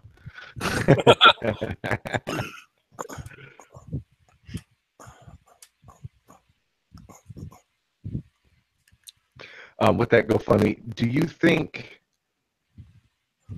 that it meets their requirements? Oh my gosh! Hey, do you see this? Who's this guy? Dave Phelps with April's picture. He's a guy that leaves a bunch of stupid shit on everybody's channel. Yeah, he's a funny troll. Yeah.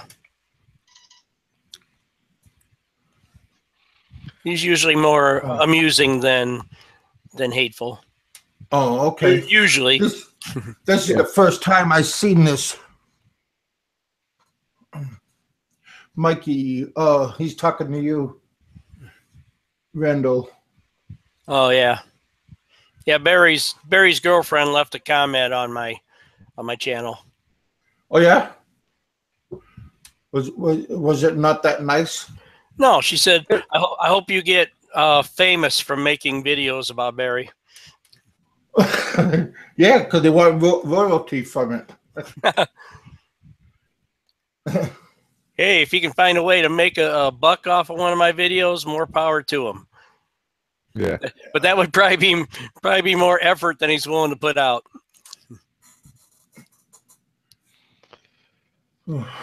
Yeah. Well, yeah, well, I mean, yeah, I don't know. Aloe, he's just a little bit, he likes to see misery. So I don't know if he's seriously mad at me or if he's really mad at me. Aloe's just talking out of his ass. Aloe's just Aloe. You never know. Yeah, that's what I'm talking about. You don't know if what I mean, has Dave and him ever met? I don't think so. Because one time Aloe said he's seen Dave in Manila. I guess they were leaving, and he wanted to call out to him, but he didn't. So of his 31 viewers right now, only 12 of those people liked the video. And he usually gets a lot of thumbs down. Well, he has 19 thumbs down. Oh. Hey, Dave. How you doing, buddy? Dave Phelps. And his... Oh. Really? What was it, 116 he said? Yeah, 116.13.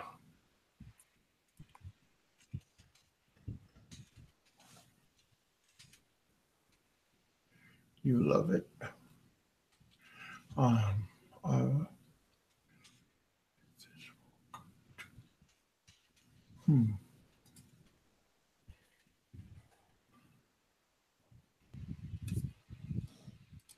Did you like teeth go?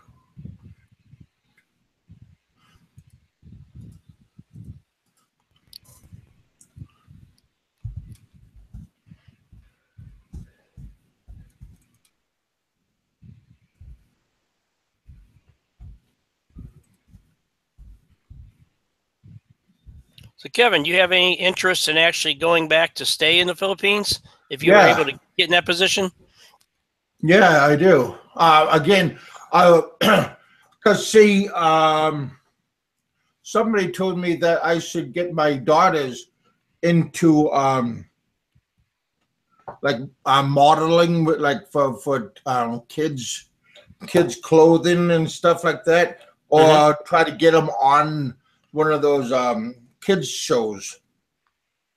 Cause like my daughter's 10 and she just won that Queen beauty thing for her school, and now people are asking me if like I should let my daughters do that kind of stuff, and there's a big market for that. And since my daughters are half Filipino and half white, they stand out more.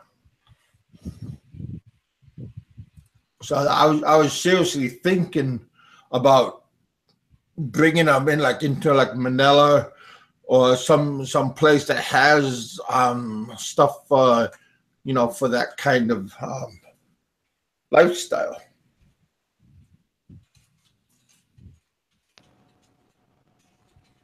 Why? What's up?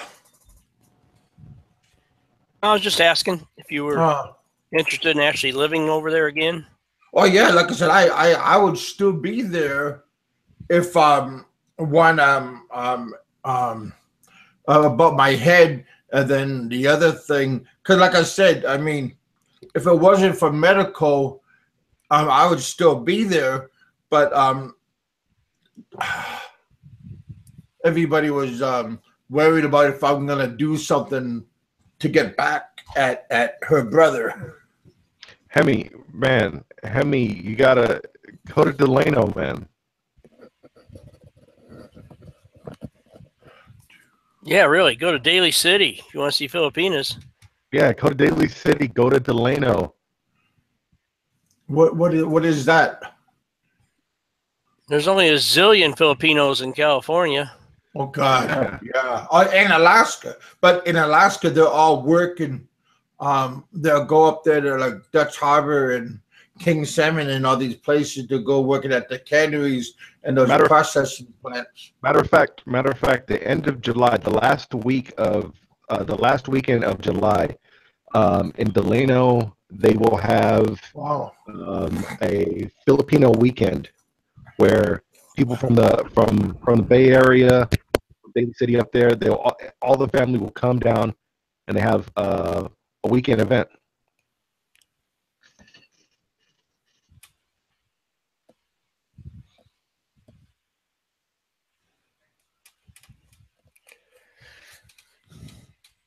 Yeah, man. That, and especially if you want to, and there's Vietnamese Thais down in Lemon Grove, California. I don't know where Mrs. Heminger's been hanging at. Yeah, I have no idea. Delano, California is one of the biggest populations other than the Bay Area of Filipinos in California.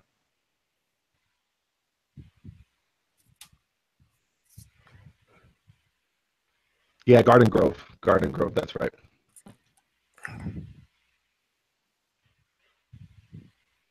I had somebody telling me there was a way to find out who somebody is through their, somehow you can track them back or find their email or whatever through their yeah, you can do YouTube account. Yeah, you can. It's doable. I just don't want to put the effort into it. So how come people don't out all these trolls if there's a way to track them back? They could. I don't know. A lot of people don't know how to do it probably.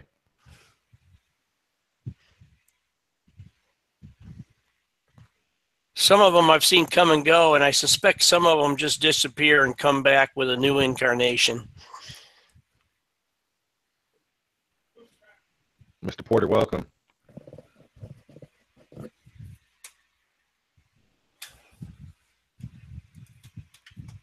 I don't know who Hemi was talking to. Him and Dave met. I don't know who him is.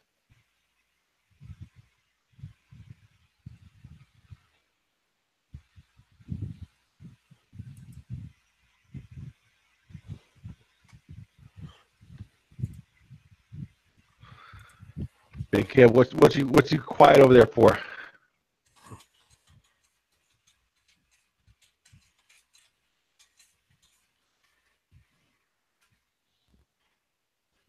Big kid's quiet.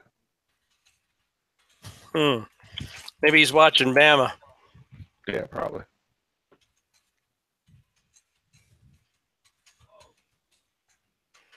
I got a Yankees chain. Here we go. So how's everybody doing in the chat here? Anybody got any questions? Got any suggestions of topics?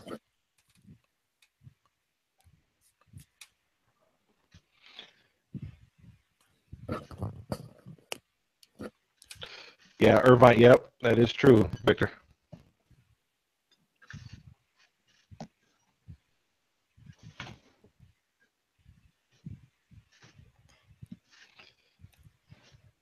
Now, Mrs. Hebinger talks about not seeing the Filipinas, and I'll tell you what, until I married a Filipina, I just never realized how many were here. I guess I just wasn't looking for them.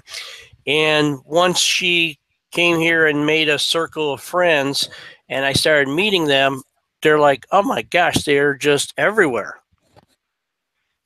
Oh yeah.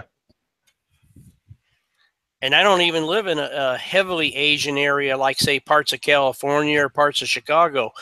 And here in Indiana, you know, we're away from that, but there's tons of Filipinas here.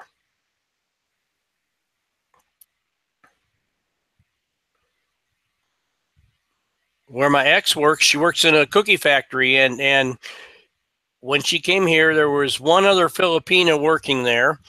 Then she got another Filipina in. Then she got my ex in there. And at the time, it was heavily Mexican.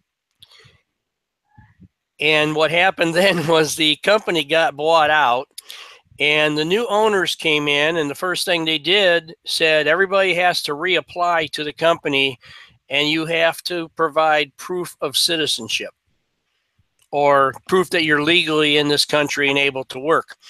And we lost about half the Mexicans now, and they never really came back. And now they have more. There's, I think she told me they were up to like 14 Filipinos working there now. Yeah, I'm not sure where Hemi's from or where Hemi's at, where Hemi's really at. But man, they're all over California, man. Yeah. And especially where I'm at. So, and I named all the places where they would be. And then they said Conor or Mayweather on the fight. I don't know what you're talking about, Hemi. What girl who left which guy?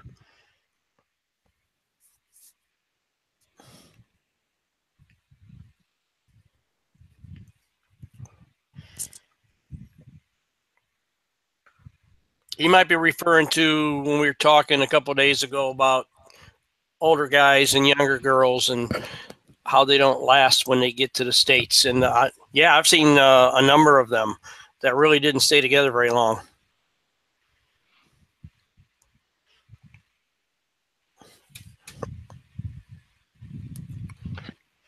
You know, another thing too is they've actually did a study on divorce and the age gap difference. And if there's more than a 20-year age gap, there is a 95% higher chance of divorce. Yeah, I can believe that. I can definitely believe that. You know, and you know, everybody has different relationships, but you know, more chances than not, they're going to be ended in divorce. Well, I know in our circle of friends here, among all the people I know that are married to Filipinas, I have 5 friends. I've told this before. I have 5 friends who their wife is older than them, their Filipino wife. And everybody thinks that everybody is married, you know, is an old guy marrying young girls. That's not always the case. I'm 33. My fiance's 33. Yeah, that's not that unusual. I really don't think it is. I think that everybody just fixates on the ones that have the huge age gap. Yeah, you know, I know a couple where he is, I want to say he's 86, 87. And she is 40, less, I want to say less than 49. But yeah, I questioned her. I was like, you know, why so old for your partner? She said that basically she owes him for bringing her out of the province and that situation. But she came from very, very poor upbringings. But they've been married for 20 years though. Mm-hmm. So, you know, it's that loyalty is very strong with the Filipino, from what I've seen. I've seen several examples of guys with much younger wives that have the woman, even when they're old and they got sick and everything, and the woman has stayed with them. Now, I think in some cases they were very happy when the guy kicked the bucket and they were free, but nonetheless, they stayed with him and took care of the guy till the end. Yeah. Which is more than a lot of people will do. You know, even here, if you got an American wife, I've seen a lot of people over the years bug out, whether it's the guy or the woman, when the other one gets old and sick. A lot of times they just take off on them. Yeah, that happens more. You said more with Americans, right? Yeah, I think so. Yeah, I feel the same way. Hemi, depends. I would say it depends on your age, man. Depends on how old you are. If you're closer to retirement age, go and you have the ability and you have income, go to the Philippines, man. Oh yeah, I agree with that. But if you're still young, man, make the money here. Plan for you guys' future. Bring her over here. Work, but make sure you guys have that understanding between each other, where you're not living this reality lifestyle, this fake lifestyle. Hey, Mr. Porter makes a couple good comments there. I know guys that have married someone and she's actually gotten pregnant while he's back in the States trying to get her there. Oh my, really? Oh yeah. I'll tell you what, a lot of guys don't realize it. In all the years I lived in Cebu, I had in our little town of Cordova, which is attached to Mactan by a bridge. It's a little island. I've always been amazed how many girls in that town. I swear it's like their second biggest thing in that town is girls marrying foreigners. They're everywhere. And I have seen a number of them over the years that they like to get married, and the guy, sometimes it takes, a year or so to get her over to their country. And, being in the neighborhood and watching what's going on, and I've seen them fooling around with the Filipino guys. In a couple of cases, I've seen them fooling around with other foreigners while they're waiting for their husband to bring them over to his country. Yeah. I know a guy. I actually know a guy that said straight out, I am looking for a woman that has kids. And the one that he found, the one that he has right now, she is 7 months pregnant. With somebody else? Yes, man. Yes. And I was just like, wow. That's kind of weird. Oh, yeah. I mean, I commend somebody taking care of somebody else. Like if the father was a deadbeat and whatnot, I commend you on that. But to want to find a pregnant woman, that was some kind of sick, some kind of odd about that. Kind of, yeah. Yeah, it is. That's weird. Normally, we don't do that. I mean, if you're an older guy and you come to the Philippines and you don't have a problem with having kids, I guess that's okay. But I'll tell you what, when I'd go to SM City in Cebu, and I would see these guys that got to be 70, 75 years old pushing the baby stroller. Really? With the little 1-year-old kid and his pregnant wife next to him, ready to drop the second one. And I'm like, my God, I don't want to be 75 years old and be doing that. It might be the milkman's kid. Yeah, you never know. But but sure a lot of guys think that through when they go there, that they're going to be 75 years old, having a second family or a third family or whatever. At that age, man, I can't do it. It's nuts. It's like, I don't know. It wouldn't be fair to the kid, to me. Victor, to answer your question, that's the guy that I know. He's not shooting blanks, and they have discussed having more kids. So it's a little weird.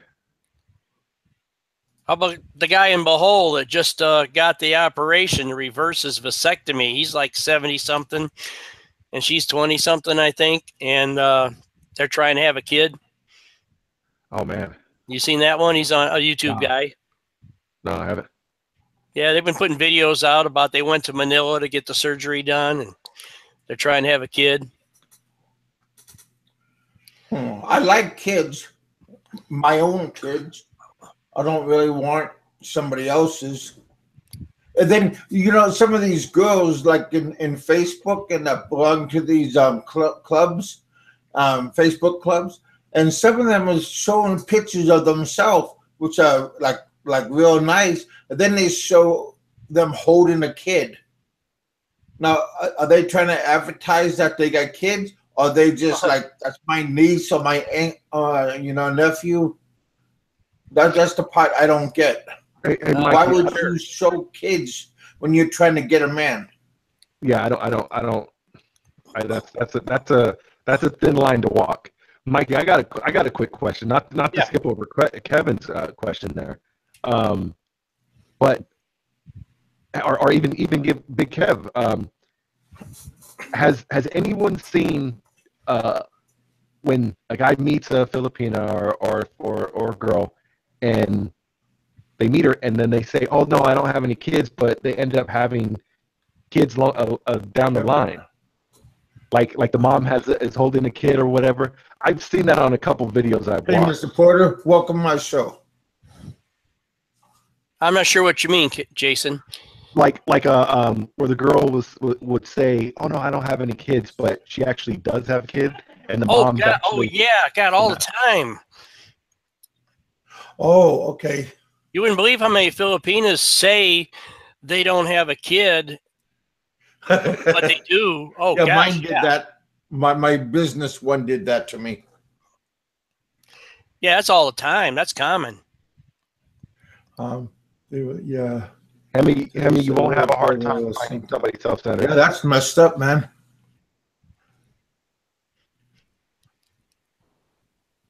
Oh, yeah, I like kids. I like my own kids, but I don't want to start a new family at this age. No way.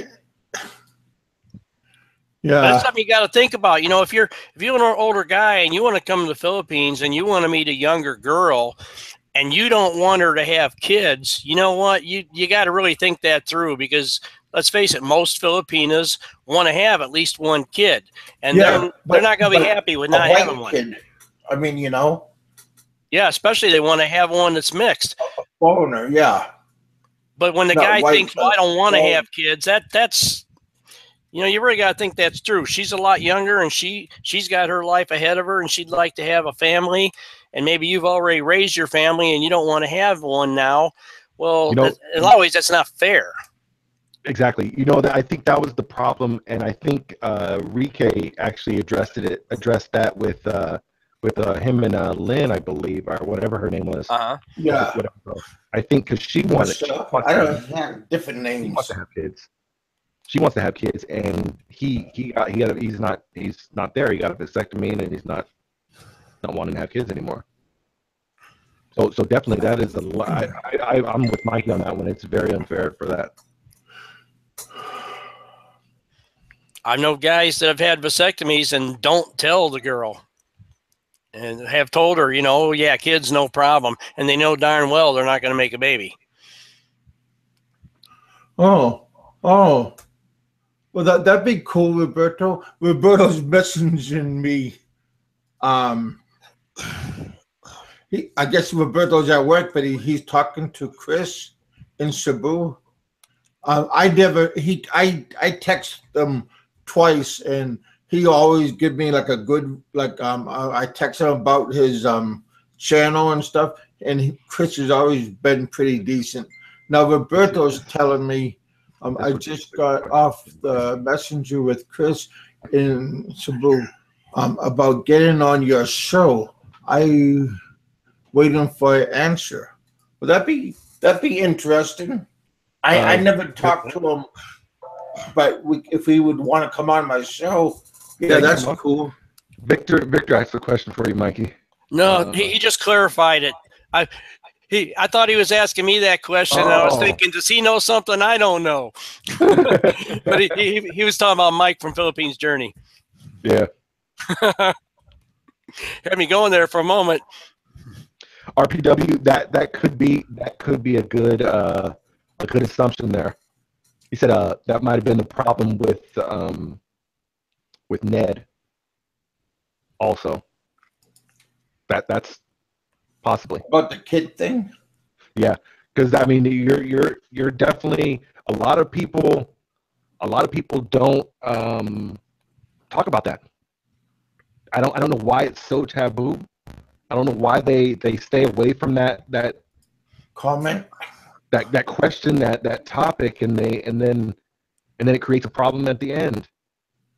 You know, I think both people in a relationship should be honest and upfront, man. Yeah. Especially when it comes to that. When it comes to finances, when it comes to kids, like, be upfront, man. Yeah, absolutely.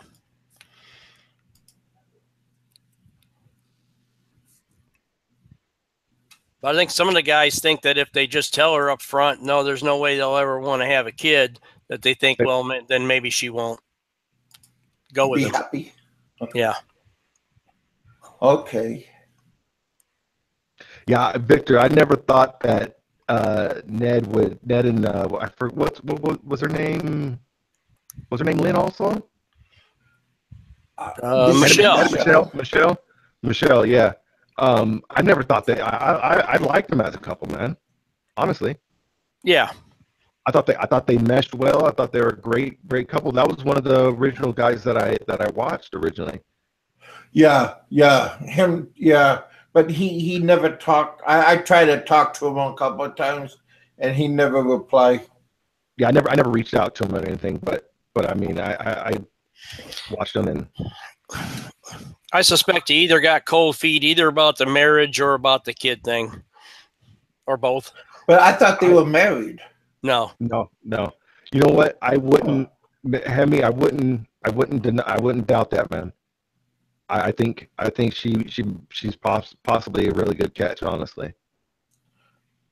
She seemed really nice. She's been with them for a long time. She seemed pretty awesome. So I wouldn't deny that. Hey, Victor survived the driving lesson. No, Richard. Great, Richard.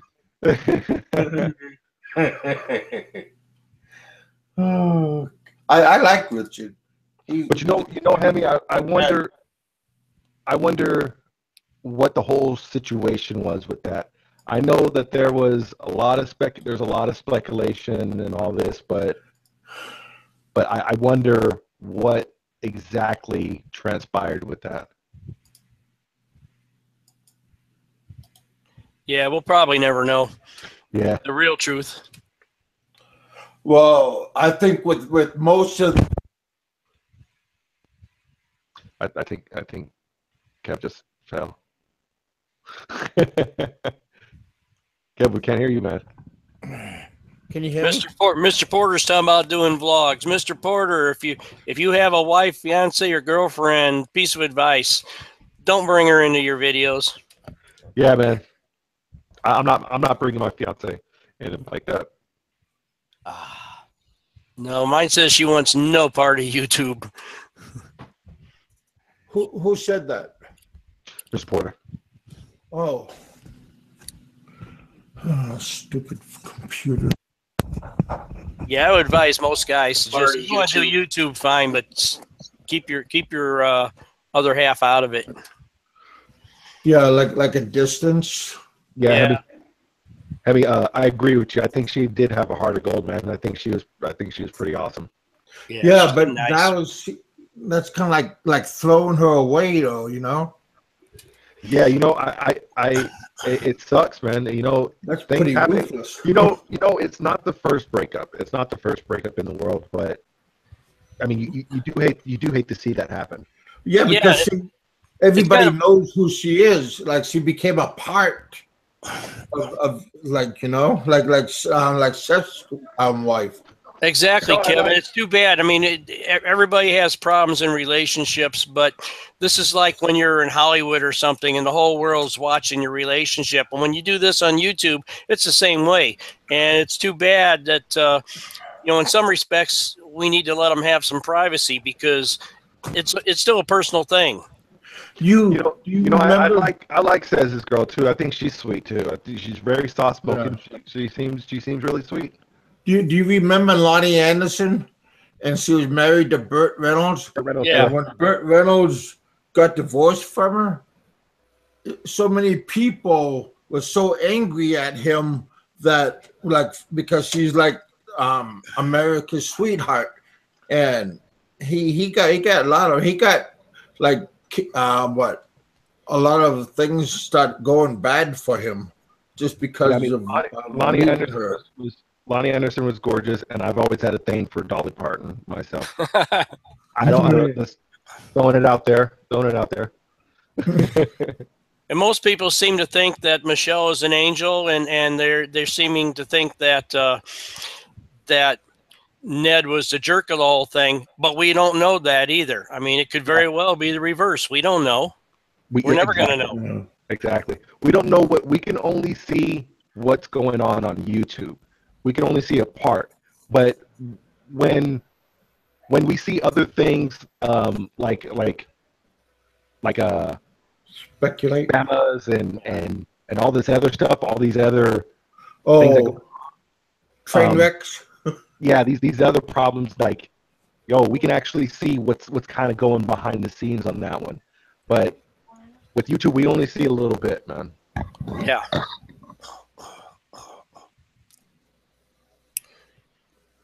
It's no different than the people you know in your own life. You don't always know what's going on behind the scenes.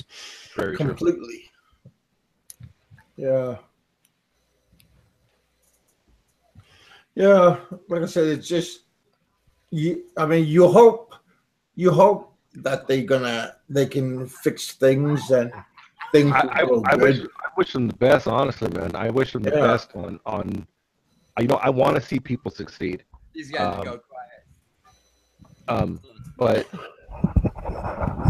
But the thing is that a lot of people don't, and a lot of people don't want to see that happiness. Hey, Richard, how did it go? Great, she's doing good. And are you drinking a happy drink now? Oh yeah, you know it, man. I'm Samuel Adams Summer Ale, man. Stuff is unbelievable good beer. Well, thank you for sharing that with us. I'm going to send some of it to the brothers-in-law in the Philippines, man. I don't know. Maybe you can't do it, right? Maybe Mikey knows. What's that? Send alcohol? Yeah. The liter, isn't it, Mikey? You can bring 2 bottles, just 2 normal-sized bottles, on the plane with you, and two cartons of cigarettes. But I've also sent stuff in Blick Beyond boxes. I've heard bad things about Blick Beyond boxes, but I've sent probably over a couple hundred over the years, and I have never had one opened, or when they open them, they have this sticker that they put on there that says it was inspected, and I've never had one open. I've never had one missing in all the years I've sent them there. Yeah, what do they cost? That would be funny, honey. Sorry, Jason. What do they cost you? About $80 to send those boxes? The last 7 I just sent here recently, it was $70 a piece. They had a promo going on. Usually It's $80. Yeah. Because my wife has a friend. When we visited the Philippines in March, in like January, we knew we were going, so we sent a whole bunch of stuff we knew that we'd like to have there. So it got to one of my wife's friends. The day we got there, her friend delivered it to our hotel. It was unbelievable nice, Oh, yeah. Cool. I send tons of stuff. I send a lot of clothes and everything, and all the foods that I think I'm going to need, and just all kinds of crap that I don't want to drag along with me. Yeah, I hate to carry a lot of luggage and stuff. My wife is very well organized, just like you, Mikey. I've gone a few times where all I took was my carry-on because I'd sent everything ahead. That's the best way, right? Oh, yeah. I don't even worry about clothes now. I got tons of clothes over there, so I don't have to carry clothes with me when I go. I have one change of clothes just in case that I carry with me, and that's it. Do you gain weight when you're like here or there? I I gain weight more here. I never gain weight in the Philippines. I always lose quite a bit when I'm over there for any length of time. You know, Mikey's better eating there, man. I probably eat more in the Philippines That's what than I'm I saying. do here, but I don't gain weight. It's You better, sweat it better, out of you. And better how food, do you better food, travel? man. What do you mean? How do I travel? Yeah, do you walk a lot, or do you take the bus, or do you take a jeepney? Do you have a scooter? Do you have a? I had a scooter in the Mitsubishi? Philippines. I will have a car and a motorcycle now as soon as I get to Bacolod. But I also walk a lot. When I'm in the city, I'll often take public transportation rather than I don't like driving in the city over there. If I'm going anywhere else, I'll drive myself. Okay. Have you taken a bus to Mumbo Call, or did you drive? No, we drove up there. Yeah, it's wonderful. Hey, Nice Mikey, scenery. Yeah, it's a nice Everything's place. nice. Yeah. you know, I'm gonna have to, when I get there, I'm gonna have to find a way to get a whole bunch of Cobras back sent over here, man. Oh yeah. Man, I love that fucking drink, man. I don't think there's any limit on that kind of stuff. You can probably bring as much as you want. Well, you can buy the powder form, and then Yeah, but it's not the same though, man. It's not the same. Yeah, it's like Gatorade. You buy powdered Gatorade, it's a lot cheaper, but it never tastes the same. Okay. Just a suggestion. How long we been on? 2 hours still. I'm on the Hangout chat room. I'm not in the YouTube. Oh, we still got 10 people. I was chatting with Hemi. Yeah. He was talking about the guy. I think it's Mike and Iloilo. Okay. Is he the guy on the motorcycle? Yeah. Yeah. He was talking about anybody know about the girl that he was, like, all the girls that he was with and stuff like that. He apparently faked a heart attack. Really? Oh, really? Yeah. To get rid of her? No. I think it was No. to get money from his subs. Yeah. It was Really? Seemed like he was breathing hard, like somebody that would be having heart trouble or something. But maybe, I don't know. Maybe these guys are masters of illusion. You know, I'm hearing it was from this guy they call him the professor, I believe, that actually had the heart attack. And him and the professor used to talk or be friends or something like that. And I guess he used the story. Oh, really? So he knew a friend That's that what had... Yeah, that's what I'm hearing. So, and he was using it for sympathy subs and payment, kind of the same scenario as our southern friend. Yeah, Hemi's Where is right. that guy? Hemi mentions that he's had heart problems all of his life, and he did mention that a couple times in a video that he has heart problems when he lived in Texas. It's not something new. Yeah. So I don't know if the heart attack, or if it was, well, it may not have actually been a heart attack, but it could have been a heart issue, and it may very well be legitimate. But True. it seemed like he was playing it for all it was worth. Yeah, putting like they say putting 10 on 20. Yeah, I don't know. The girls I've seen him with are, well, not anything. Let's touch on that. I know we've touched on that before, but that's one thing. We got a lot of new viewers that came in.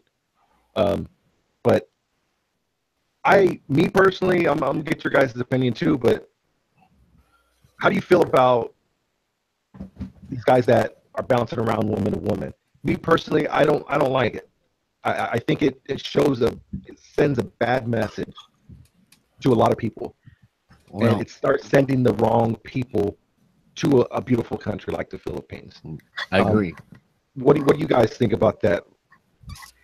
Jason, did you see the video I did on Mike Philippines? No, I didn't. I got It's an older one. It's an older one. One of my first ones. It's just a slideshow with stuff on. I seen it. I've been wanting to click it. We've been on here and everything else. So, but I'm gonna get back to that one. I seen that one. Well, I think I might have it saved.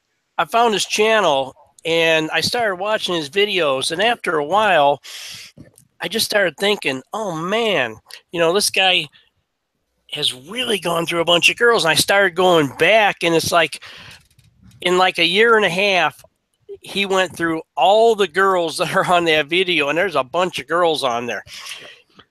And same thing with like the Rike guy in Dumageddon. My gosh, if you go back to his, well, he's taken some of them off, but if you go back to some of his early videos, or if you've watched him since the beginning, I watched him for a while. My gosh, he went through a bunch of girls too. He finally hit, I think Lynn, he was with her for quite a while, but up until her, he went through a lot of women. Hey, Ren, how we doing? Ren's in the chat. Hey, buddy. Hey, Mike. Let's face it, guys. I'm having a problem with. Are you guys? Skip. Are we still live? Yeah. Yeah, man. Yeah. We're studs in the Philippines, guys. Right? We are. I don't know about you, Kevin. Well, yeah.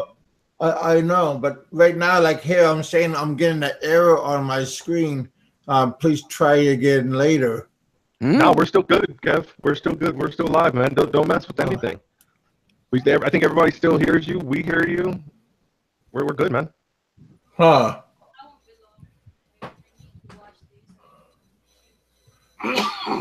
Yeah, because I don't know if you guys. What do you see on your computer? Can you see me moving around? Yeah, you're there. Yeah, you're there. Oh, really? Everything's fine. Okay, just on my screen, you can't see. You're good, Big Kev. Well, you're good too, buddy. Hey, you want to come on? Hey, Ren, if you want to join this discussion, man, you're more than welcome. I just sent a link. But yeah, like go. I just think it's bad, man. I just think it's bad. Hey, Ren, just click on the link and you could come on in. Jason, especially when you're doing the YouTube videos, I mean, you're leaving like this record of all the things you've done. Yes. You kind of want to have it a little bit upbeat, on the up and up, not making it look like you're a sex pat. Yeah, man, and that's and no matter what you can say one thing, oh, I'm not this, but the perception says that you are. Exactly. Well, you guys already know about me, right? We know you're an animal. Another woman, and I had two families, and I was going back and forth to both of them. And then when my son passed away, and then when he passed away, everything broke. Everything broke up. Yeah, but I mean, I'm sure you can vouch for this, and you can contest to this is that you had a lot of problems because of that. Yeah. Oh yeah. So and yeah, Hemi, you're right. There is a huge temptation, and when you get into and we're gonna say it, and we'll probably say it and keep on saying it. When you get to a country like the Philippines, and there's some South American countries also, you will be a kid in a candy store. You're gonna go nuts because everywhere you turn, there's going to be a beautiful woman there.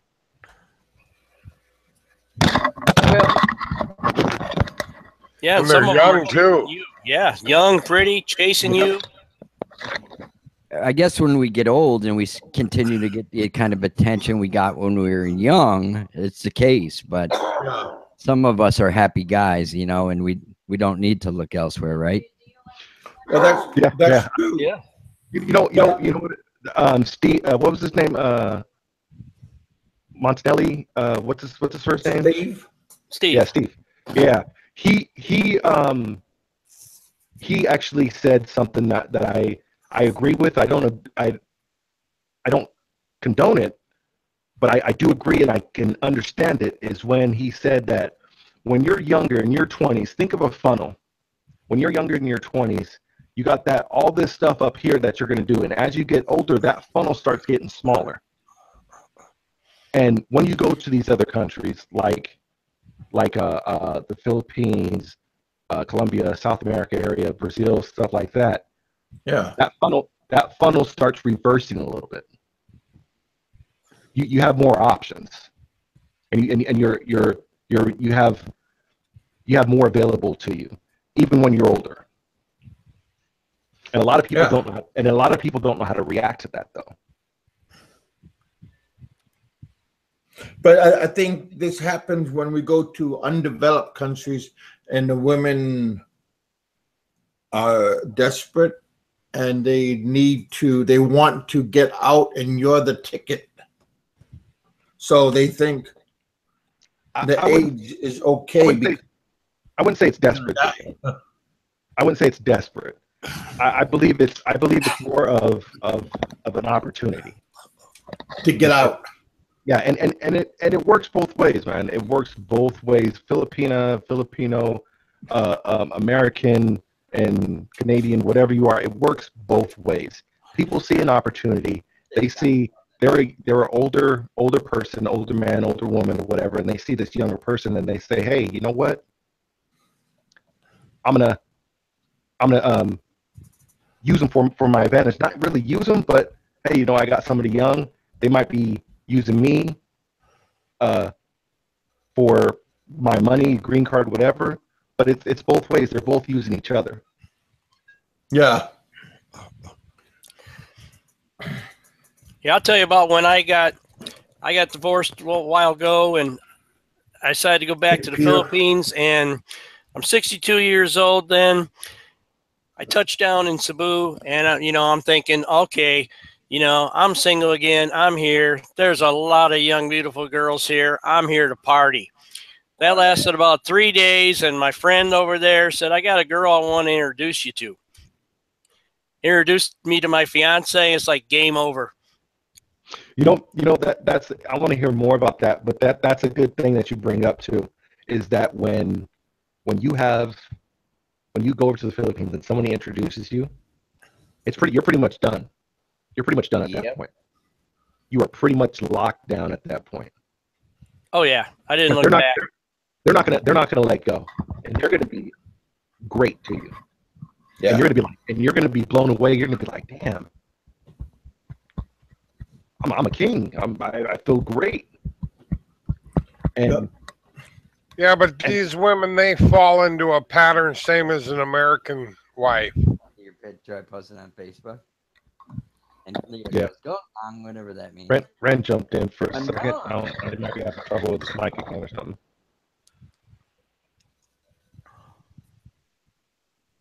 What happened? Yeah, Ren had jumped in for a second. I don't know if he had a problem with his mic. He might have had a problem with his mic like yesterday. Oh. Yeah, you know what, man? I don't understand. And Big Kev, you probably and probably some other guys had the same guys thing. there? Yeah. Oh, there you go. Hey, buddy. You got me? Yeah. Yep. Okay. I don't understand. Yeah, the one thing I don't understand is these guys that have all these multiple women, man. And oh, there you go.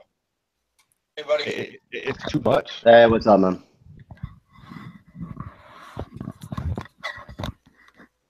Doing good. Ren's in the house. Now we got to quit talking about him. No shit. Yeah. Okay, everybody.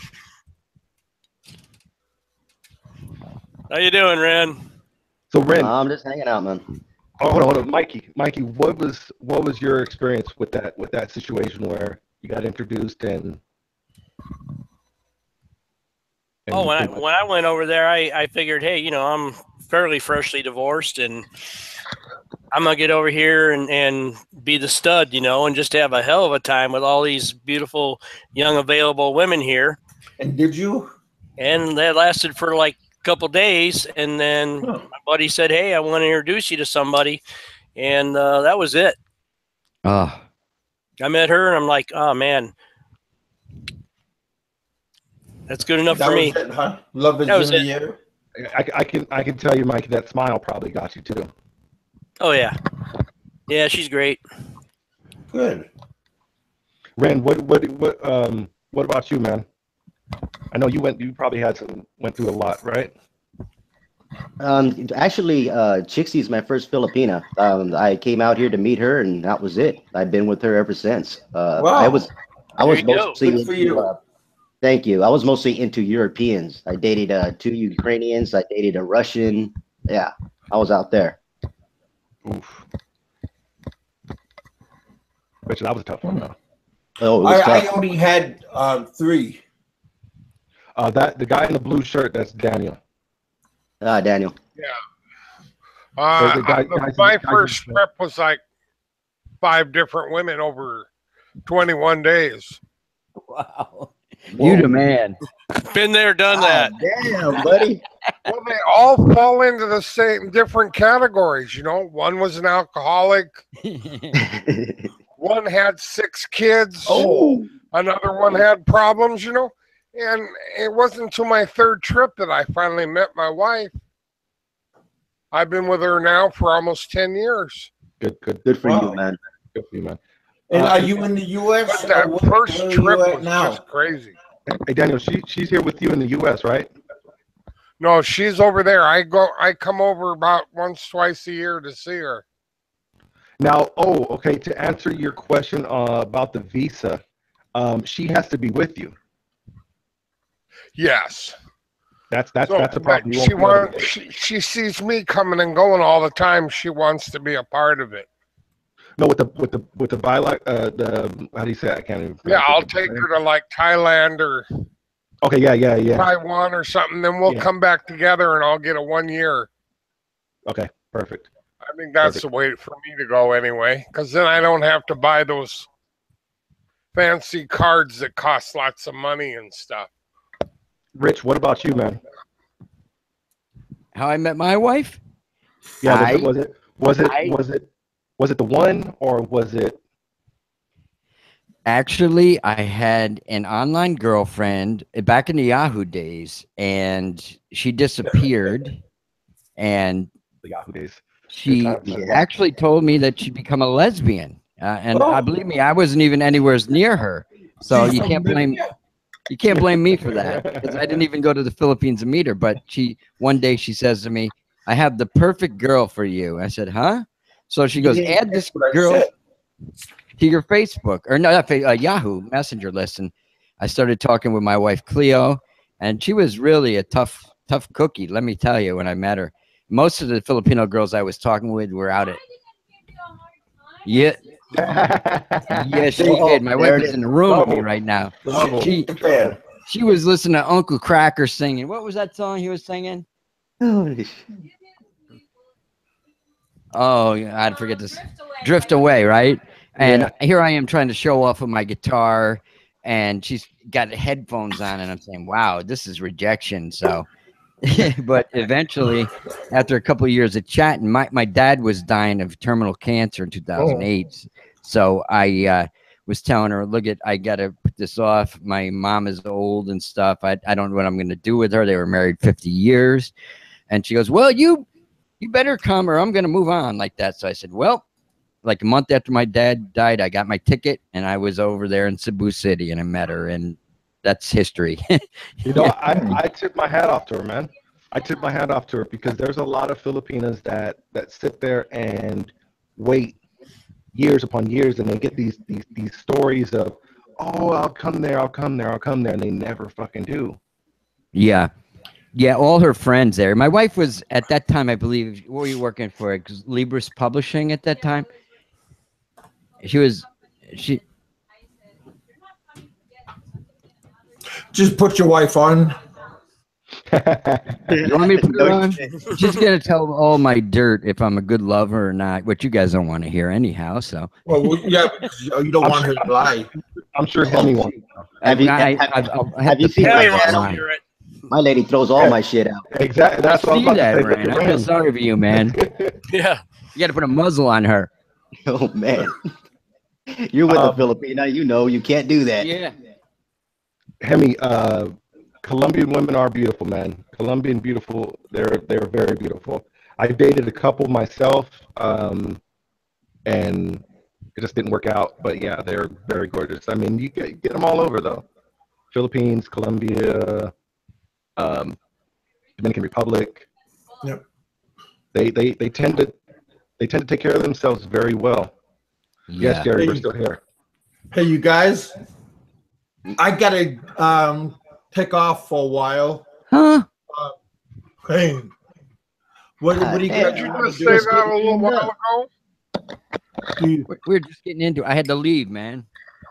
Get my wife do driving. you guys want to keep staying on and keep going, or do you want to take an hour or two break? You taking a nap or something? Taking pills, relaxing? What are you doing? Yeah. You look beat. I think I can try to do a live cast, do a first live cast. Well, or do you just want to stay on my channel right now, and I'll just let's go that way, because Yeah, we got 12 people. Yeah, man. I mean, I think we're having a good Okay. good little interaction here. Okay. I'm gonna. It's 3:30 right now, so maybe around 6. Because I figured I could just come back later on, and then like tonight. But if you want to keep going, okay. I mean, it's up to you guys, man. You guys Marathon. Whatever's clever. But that's what I mean. I mean, I don't want to lose. I got 10, 11, 12 people, and then you guys are all here. So you are, there's quite a few of you on my chat room. So Hemi I'm wants to just know gonna go lay about down, and you guys Ren's, can keep going. about Ren's Ukrainian stories. Yeah. Okay. Ren, did you know how to Hey. speak any Russian? Yeah, I did learn how to speak a lot of it. It's It's hard. a freaky language. Yeah. I took it like when I was in junior high school because I had a Russian friend here in New York. And Oh, he God. encouraged me to. And I met some Russian girls here in New York. And if I went like, Здравствуйте, they flip out, you know? Mhm. Just if I knew one word. Yeah, see, I didn't know Oh, you anything guys- when I first went out there. You guys don't fight and don't yell at each other. And if that happens, and I got more people coming on, then fight more. It's about the views. I think it's going to turn to a madhouse. It's going to turn Yeah. into another house when you're gone. I get shut down. What if LO comes in and Oh, he knows none of us are homo, Oh, yeah. so I think he's given up on us. Yeah. Yeah. Hey, that fake Dave guy, Roberto told me to boot him, to block him, because I don't know. You had to ask Roberto, so I just trust what Roberto said. So I just turn him off. Yeah, Hemi, Ethiopian women. You know All what? right, you guys. Very I'm gonna go blank, and then I'll talk to you guys later. Night, night, Kevin. All right, you guys. Good night, Kevin. Now we can party. Don't let the bite bugs bite. pop up beer. When the cat is gone. All right, you guys. Bye. All right, yeah. So, where we at? Ren, Yeah. where we? Hemi was asking about the Ukrainian stories, or Oh, it was the same thing. I met my first one. I met my first one in 2009. I have a similar story. My dad passed away in 2008 from a stroke and a heart attack. He was in the hospital at the time. And but before he passed away, he had told me that, he goes, dude, all you do is work. All you do is you do nothing with your money. You always talk about you want to travel the world. Why don't you go do it? So I wanted to meet You must people. have been married. No, I was never married. Never married, no kids. That's the quickest way to lose money I know of. No, I find other failures to fuck me up. Okay. I've already explained that in the last one. So yeah, we know about that one. yeah. But yeah, I ended up flying out to Ukraine after meeting this one girl, and went out there, and it was stupid. When I flew out there, I was with her for about 3 weeks. I flew back, and I found out that she was talking to other American men. and her whole object was to get back to the United States because she was here before in the United States. Well, went at in the States. She was there for about she was there for 2 years on a work visa. But all she cared about was just getting to the United States. That was her whole goal. And so that didn't last long. That only lasted for about almost a year. And then she did it twice to me when I flew out there to go see her 3 times. So I ended up getting with this other Ukrainian girl, and I was with her for about a good solid 3.5 years. Yeah. And that just didn't work out. She decided to leave me for a modeling career. That didn't pan out. Hey, Ren, while you were there, did you go to any historical or military sites? Oh my gosh, dude, that's nothing but military sites. I was in Dnipropetrovsk and also Kyiv. So when I was out there, man, I also went to Volgograd, which used to be called Stalingrad. I went to St. Petersburg when I was in Russia. Moscow. Yeah, she's chiming in right now. I was also at the Battle of Kursk. I went there to go see the tanks that were still sitting out there. Yeah, I went to a lot of military places. Really, the hardware is just still sitting out there? Yeah, the hardware is still sitting out there. Yep, T-34s, Panzers, Tiger 1s. Yeah. Man, I would love to see that myself. Yeah, you know what they were saying in the chat, like Russian women, Ukrainian women, are very to paint with a broad stroke here, they're not trustworthy. No, they're not. No, they're not. And mean as hell. I swear, mean as hell. I don't know. There's something about a lady that's like under 5 feet, yelling at you all the time that makes you laugh, Yeah. And gorgeous too. Yeah. Oh, that's so cute. Ren, what sites have you visited in the Philippines? Have you been to Corregidor? I want to go there. That's on my bucket list. I want to go to Corregidor. It's cool. I haven't really gone to any sites out here, any World War II sites. Not much really happened out here in Cebu. I haven't really left Cebu. So, that Special Navy Landing Force of the Japanese landed here, but I mean, there's nothing lying around, No, not in Cebu. No. Not much happened there. I assume you've been to Fort San Pedro. Yes, been there. That's about all there is there. You're right. That's about it. I was hoping to see some Japanese bunkers or something, but nah, they ain't nothing out here. They didn't establish nothing. You think they haven't discovered anything because they're really not looking, or they're just like because there is if I'm not wrong here, isn't there a lot that hasn't been discovered in the Philippines? Like, that's funny that you asked that question because I believe what was it? Nomad. It's a channel. Dayton. I met him. He went and he found a place out here somewhere. No, it was in Bohol, and there's Japanese weapons and stuff that are lying around this guy's yard, but he fenced it all off, and he says he has to hide it because the government might take his land because it's going to be a historic site. But all this stuff is lying around his yard. Yeah, I wonder how that is with that. Like if it's they're not looking for it. They haven't. If they find it, do they take it and so on and so forth? Depends on what it is.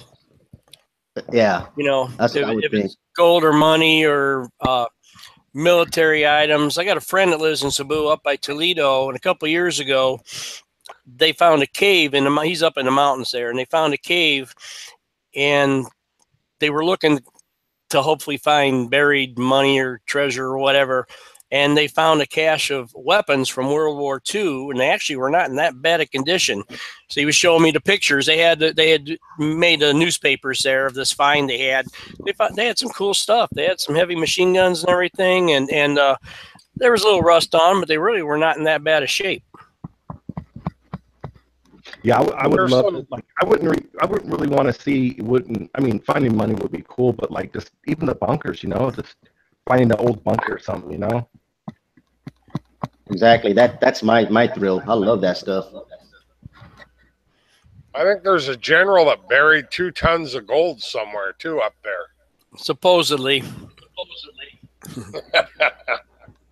That's the fish story, huh? Yeah, Yamashita's treasure.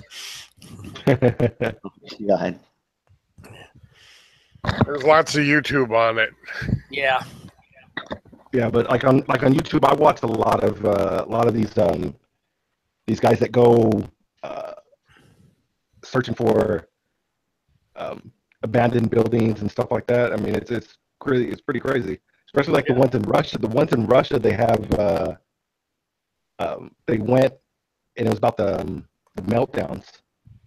How all that stuff is like super radiated.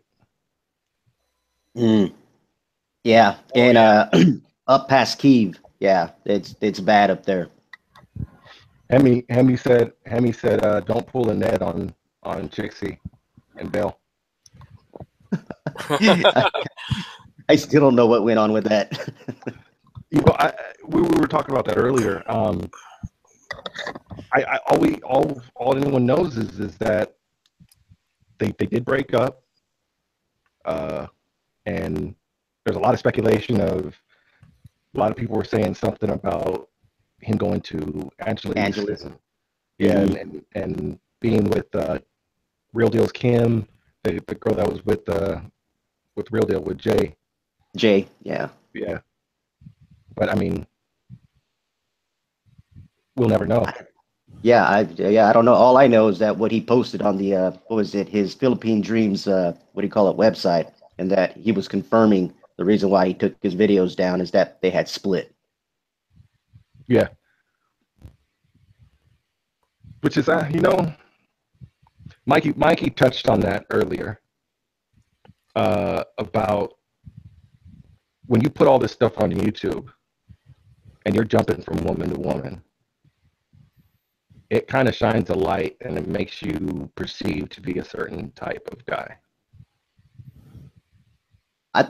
There's a lot of truth to that statement, because I think that a lot of people think they know you because they're watching you through your vlogs. And then when you go and you take a left turn, then all of a sudden you're a hypocrite. You know what I mean? When maybe that's the kind of person you were all the time, but people perceive you differently because they're watching your vlogs.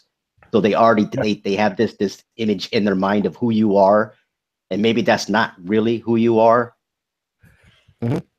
Yeah, maybe it's just a case because we just don't know, and we're probably never going to know. It could very well be the case that neither one of them, neither Ned or Michelle, is the bad guy. You know, maybe they just had something in a relationship that wasn't going to work anymore, and they've moved on. We don't know.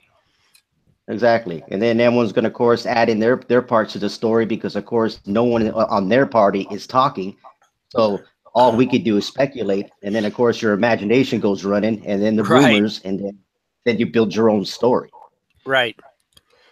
Yeah, that's what me, man. You know, I don't deal with rumors. I want to hear from the horse's mouth. And exactly. That's why I come onto these talk shows, even though, you know, some might say that it's dangerous because you might say something you don't want to say or whatever. But to me, if you're already true in your vlogs and what you're doing, and you're answering, you know, your subscribers, you know, the questions, and you come on talk shows and you have balls enough to sit there and say, yeah, you're right. This is incorrect, but this is right. Yes, your speculation was correct on this. Then you've already cleared your name, and people just go, look, I already know who this person is because I heard it from him. Yeah, but on the other hand, on that, some people do play a lot of damage control, as we're seeing in our southern the southern people. That is true too. Yeah, that's a double-edged sword. I can't argue with that. You know, and you would probably it's like what you said about damage control. I believe that it was Chixie that read on the website, because I didn't read it myself. So this is just from what she told me. Ned had said, and no, I was not cheating on Michelle. It's like he felt that he had to add that in. You know what I mean? It's like, why do you have to explain yourself that hard, you know, if it wasn't true? You know what I mean? But again, your mind just starts, you're trying to read into it. I'm still here, but I'm not I just took my medicine and some water. Go to sleep, Kevin. I know. and you know what? Just don't tell Aloe that, because then Aloe's gonna start talking about eating your pills again. Yeah. You read that, huh? Yeah, I did. I was there.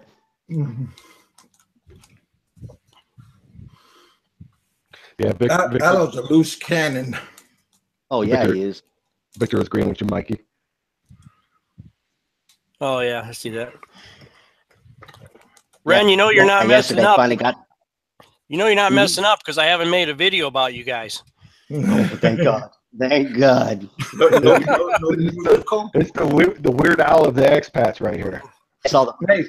You know what's so funny is that I finally saw the beginning of the vlog about Aloe, how he was tearing me apart. That I was a bum and this and that, because I didn't see the front end of the video, and I finally went through it. And I just started laughing because he comes on my channel and he was talking about Big Kev, about how he's a backstabber and how he was talking shit about me before I came onto the show. And then all of a sudden, everybody was kissing my ass when I showed up.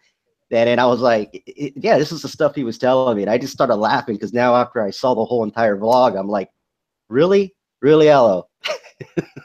Yeah, no. Hey, I told him and some other guys, I don't talk shit about nobody, and I don't want them to do it back to me, because I'm not going to be doing it to nobody. But Aloe just likes to stir the pot. You just have to know that Aloe is Aloe. Yeah, he'll always be Aloe. With me, Ren, I'm not going to say anything behind your back that I'm not going to say in your face. That's right. That's what I like. Well, I'd rather meet you first, and then I'll give you my thought. Your objectives. If I don't need you, everything is good. I mean, I'm an opinionated person, and if I see something and I'm gonna question it, and I'll ask you like, hey, what the hell's going on with this? And we did that. Exactly. We had that sit down, and unlike other people that might come on, but don't really explain themselves at all. Now you don't have to explain yourself to us, but that's what you're here for. That's what you came on for. Matter of fact, I saw a couple of these rocks, the rock store. What do you call it? Some of these vlogs you guys done, these live streams, and I actually like the way you talk and whatnot, because you really ask some really straightforward questions that people really want to know. Yeah, I mean, I want to cut all the bullshit, all the little trolling and out back and forth. This is like, let's really get down to the brass tacks, That's what my name is, Big Kevin. No bullshit. I don't want to talk bullshit. Straight to the end. Yeah, it's just like let's really have a discussion about it. And when you just sit there and oh, I'm sorry, dance around the bush. Yeah, it's like I don't have any respect for you at that point. I lose all respect for you at that. That's fair enough. That's why I'm back on the show today. Oh, yeah, man. You're always welcome, Yeah, anytime. I mean, and that's one thing too. Time will tell a lot about a person. You're correct. And a lot of times, the more time a person talks, the more truth comes out. That's true. And you can start seeing what they're doing, and they might not truth in everything. Mm-hmm. Yeah, they might not be doing it purposely, like coming out and like, let's say I'm gonna put it out here like Bama, right? Yeah. Why is and I understand, people got to eat, but why you keep on going to Burger King? Why you keep on pushing this narrative? Because it's my kind of place. Yeah. You see what I'm saying? Yeah, I see what you're saying. No, it's true though. It's like, and ending up at bars and whatnot. If you can't afford it, it's like, how are you ending up there? Yeah. And I understand people get mentors all the time. Everybody that's in the corporate world and that's a CEO eventually is going to mentor somebody and bring them up from the bottom and to the top. But Yeah. with a situation that that gets like his situation, why would somebody say, hey, I'm gonna get you up? When are you gonna bring him on the show? That's a show I would like to see. He's been here. He hasn't. That's what I was just saying. He hasn't Oh, I answered. didn't see that one. Okay, Yeah, I go didn't back. see. Matter of fact, Alo has a show. He really didn't answer a lot. Yeah, I stepped out for a minute. I just got back in here. Who are we talking about that was on the show? We were Bama, really. Oh yeah, he was on. We were talking about how people come on the show and actually answer the hard questions, and then the people that come on the show and really don't answer anything and tiptoe around it, sidestep it. Well, I hope I didn't sidestep anything, because I was just telling you what I know. No, and that's one thing. You said you laid out your plan, Mhm. and when we were talking to Bama, Mikey, I think, were you there on the Alo show? Yeah, I think I was on here when Yeah, Alo was you here. were. When we were talking to him, he said some questionable things. And for example, he said that if anything happened to him, if he passed away, he would just give Myra the card and the PIN number for it. Oh she yeah. can go ahead and you start using the money.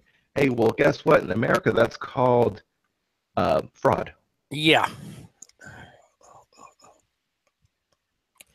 And you just willingly admitted to fraud. Well, it tells you about his mindset.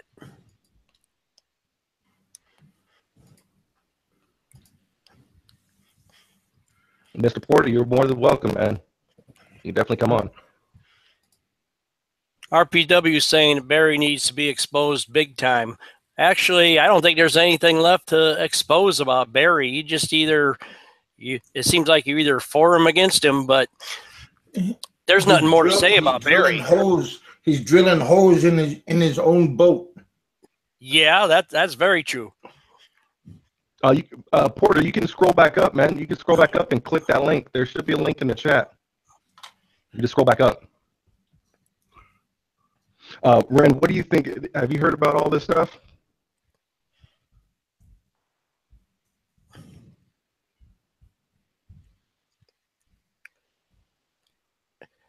I don't think any of that stuff with Barry right now has made any sense to me at all. When it seemed like they had a good deal going there in Bohol, and they pack up and they move to Cebu with his girlfriend working at a retail shop. In the video, he showed her at the shop, and which wasn't a good thing, because I think everybody can you go there and find that shop pretty easy.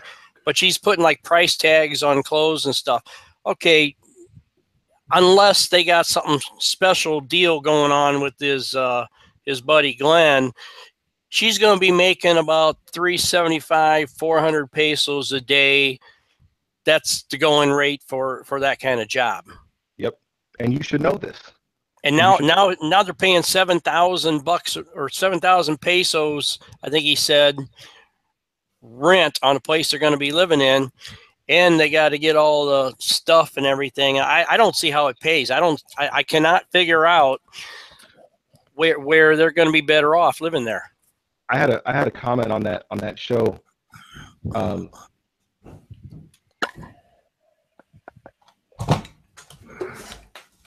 always drama instead of giving good information. But see, hold on, Pascal. We've actually gave information. I've reached out to him. I've reached out to him personally, and he's never contacted me. He came on the show, but he's never reached out to actually see and find out ways he can actually make money and better himself. So it's not drama, it's truth. And Pascal, there are a lot of channels that do exactly what you're talking about. This channel is a little different, although I've seen a lot of good information given out on these live casts, but there's room for everything. Not everybody's cookie cutter and going to be the same genre. Yeah, we touched on a lot of things, man. Like I said, before you probably came in, we were talking about finances and how bank accounts getting set up to where you can transfer your money without fees, and there's a lot of things, man. There's a lot of good information that we were given. But like I said, we touch on a lot of things. Hey Kev, could you send that link out? Mr. Porter was trying to come on. Hey, my Philippine Dreams wants to know about why all the drama. Yeah, we just touched on that. Yeah, we touched on that one. I just went out and I just came back in. We got it covered, Kevin. We're handling it. Yeah, we can go back to sleep. I'm doing everything. I'm trying to get the pill to kick in, and then I'm gonna go take a nap. Yeah.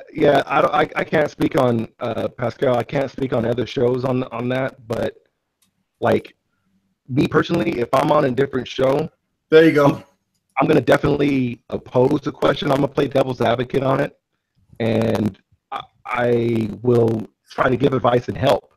But it's on them. I'm not gonna sit there and just give you money. I'm not gonna sit there and donate to a lost cause. I'm going to show you how to fish. I'm not just going to say, hey, here's some fish and go ahead and eat. I'm going to teach you how to eat. I'm going to teach you how to fish. And I'm not charging anybody. I'm not charging nobody. I'll tell you something else on this drama stuff. Well, it's not Mikey's most of the time right.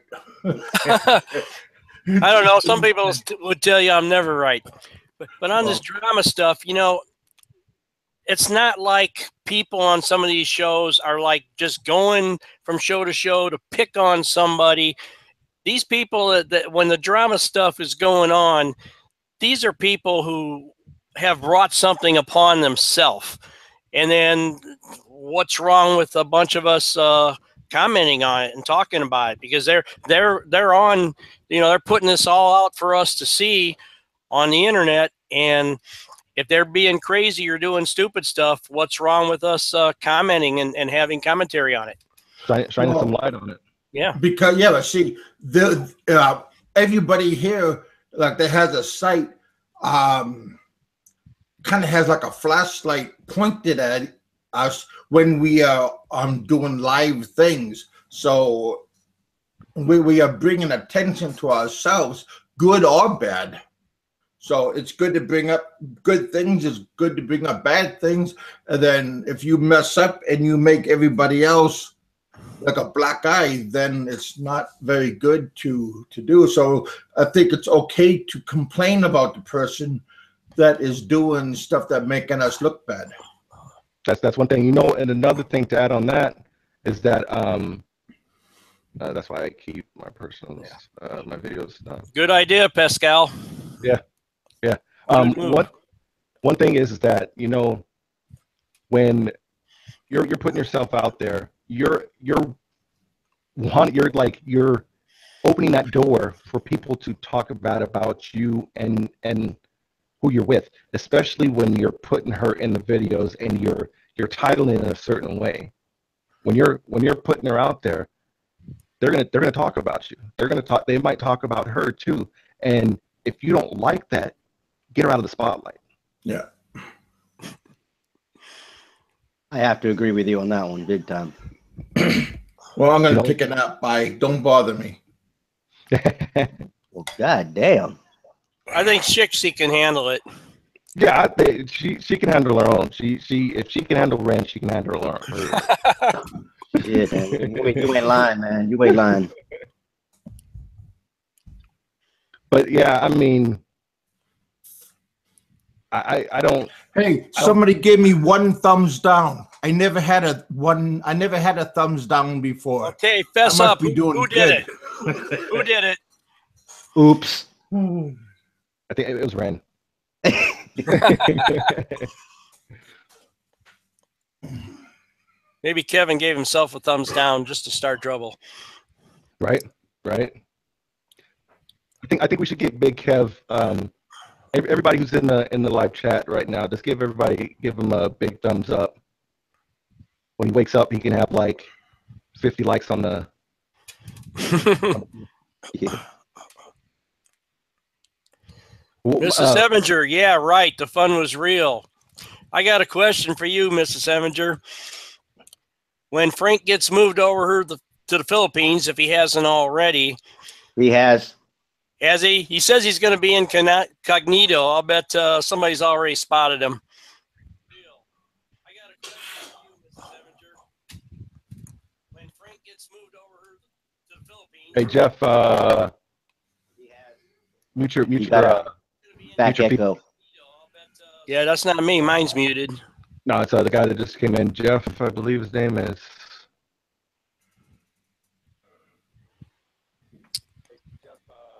That's another guy that brought everything on himself.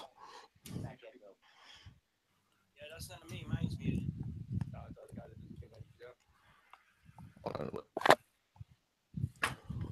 You got to if you're watching on YouTube. If you're watching on YouTube, then you have to mute your mic if you want to come in and talk. Mute your mic on. Mute your feed on the YouTube.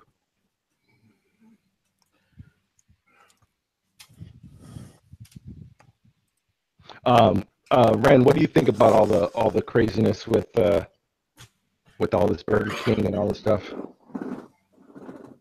Man, I just if it's true, he's overspending, and it's like, how do you ask for help? Okay, I understand that people want to help him and this and that, but he eats out every single day.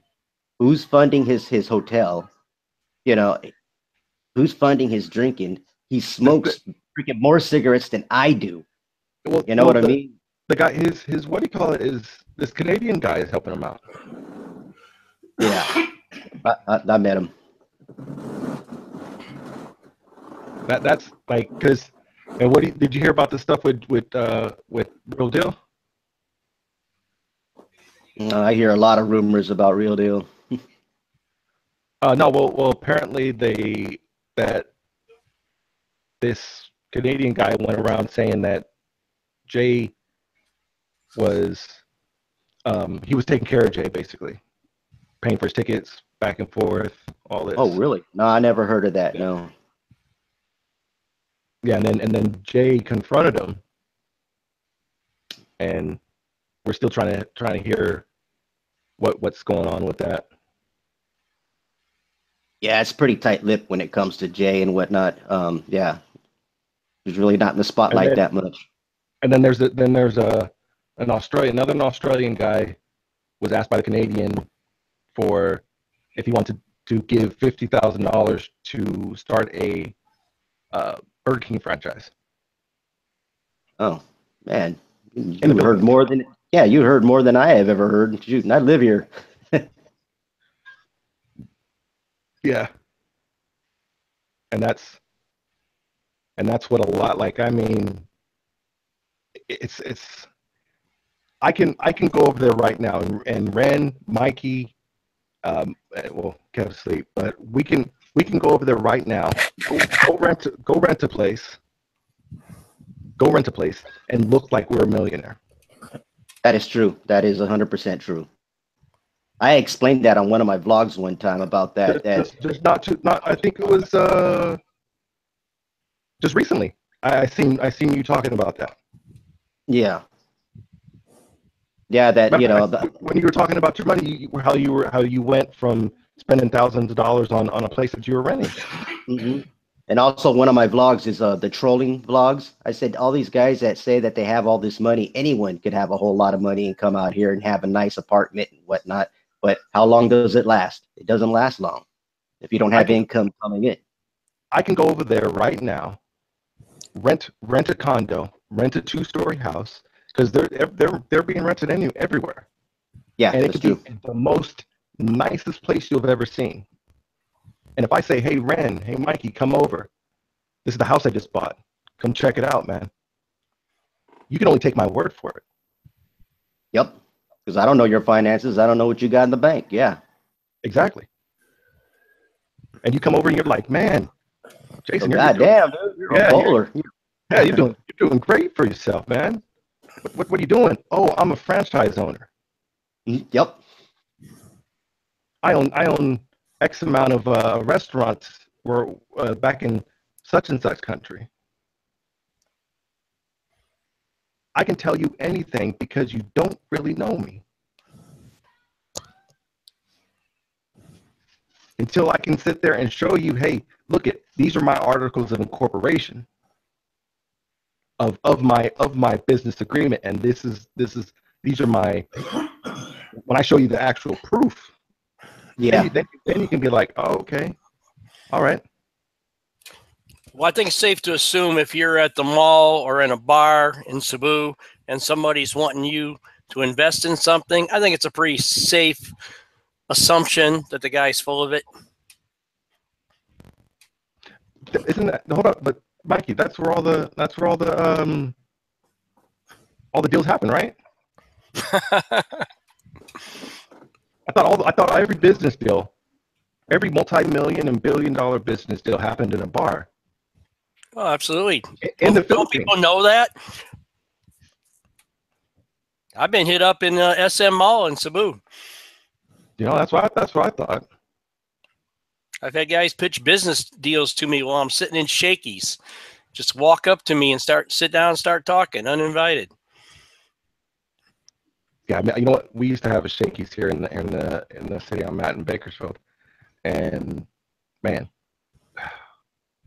closed down, but I love that place.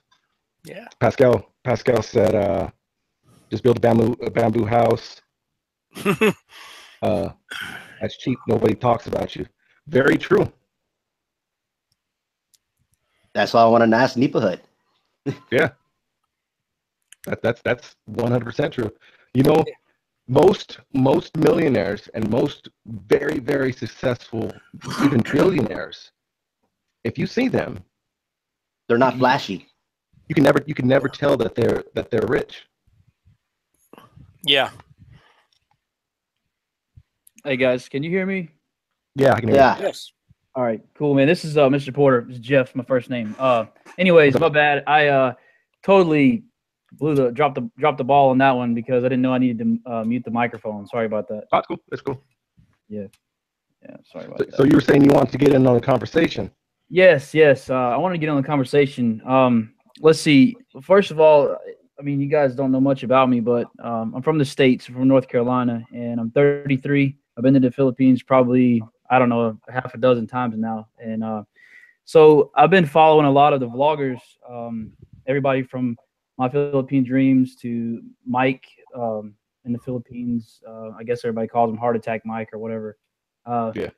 I've been following just basically all the major bloggers and vloggers, and the whole Barry Jordan situation, man, it's I don't know. At first, when I first saw him, I felt really bad for him, and I say, you know, I was one of the guys that sent him money also, you know, so I felt really bad for his situation and everything. But it's like next thing you know, he turned around. He never left. He never left to go home like he said he was going to, and it's just a lot of red flags for me. But in a way, I still feel for the guy. I'm still sociable with him. I still talk to him and stuff, but I think there's a lot more going on there that, you know, we don't know about. Like you guys said, we only know what is posted.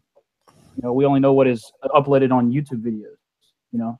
So there's just there's a lot going on there, and I really don't know. I don't know what to say as far as him, you know? And I'm not unsocial with him. Like I'll talk to him. I have no problem with him. But like I said, there's those red flags, and his story is Swiss cheese. There's a lot of holes in it. Yeah, I agree 100%, man. You know, it's like I felt bad for him. I do too. I feel really bad for him. You know, when I first came along his channel, I was like, I'm gonna give him the benefit of the doubt. I seen what everybody was saying. I seen all this stuff, and I was like, oh, you know, I'm not gonna sit there and listen. I'm gonna sit back and see. And all this stuff started coming out, and all this stuff where, you know, he I don't know what he told the people that sent him money. I don't know that. I don't know the emails, what he was going back and forth with the people that he sent the money. But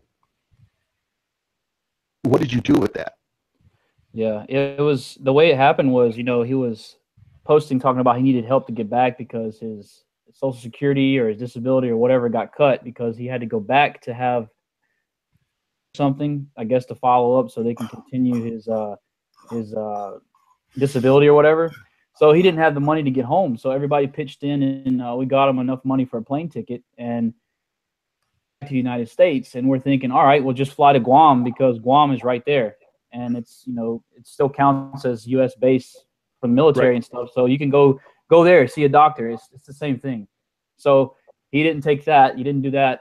He didn't take that suggestion too lightly. So he didn't go there. So it was just like he took all this money from people, and I know we probably raised him at least a cool $1,000, at least minimum. So he took all this money and hanging around the islands, he never left or anything. And next thing you know, he's in Bohol. Like the last time I saw him, he was in Bohol or something when he started his new vlog or whatever. And now to Bohol. So there's just a lot of red flags with him. And now he's in Cebu.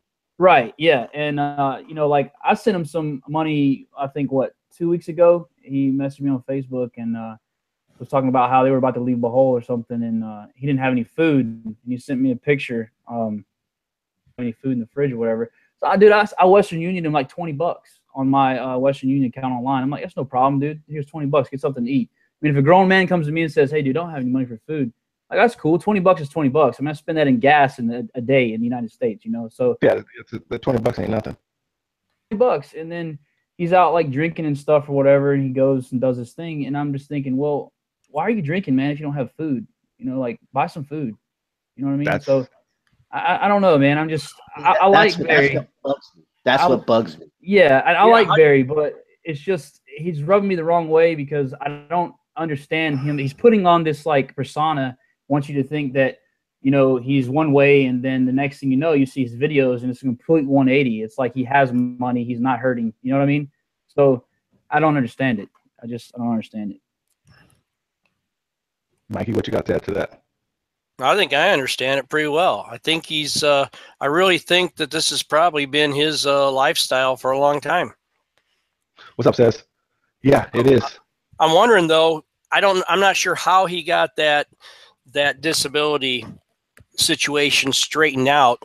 But what I do know is there's no way he's going to be in the Philippines for 10, 20, 30 years collecting that check. At some point, he has to get evaluated or get reevaluated. They're going to do it at some point. And then what's he going to do? Because he's not in a situation like I am.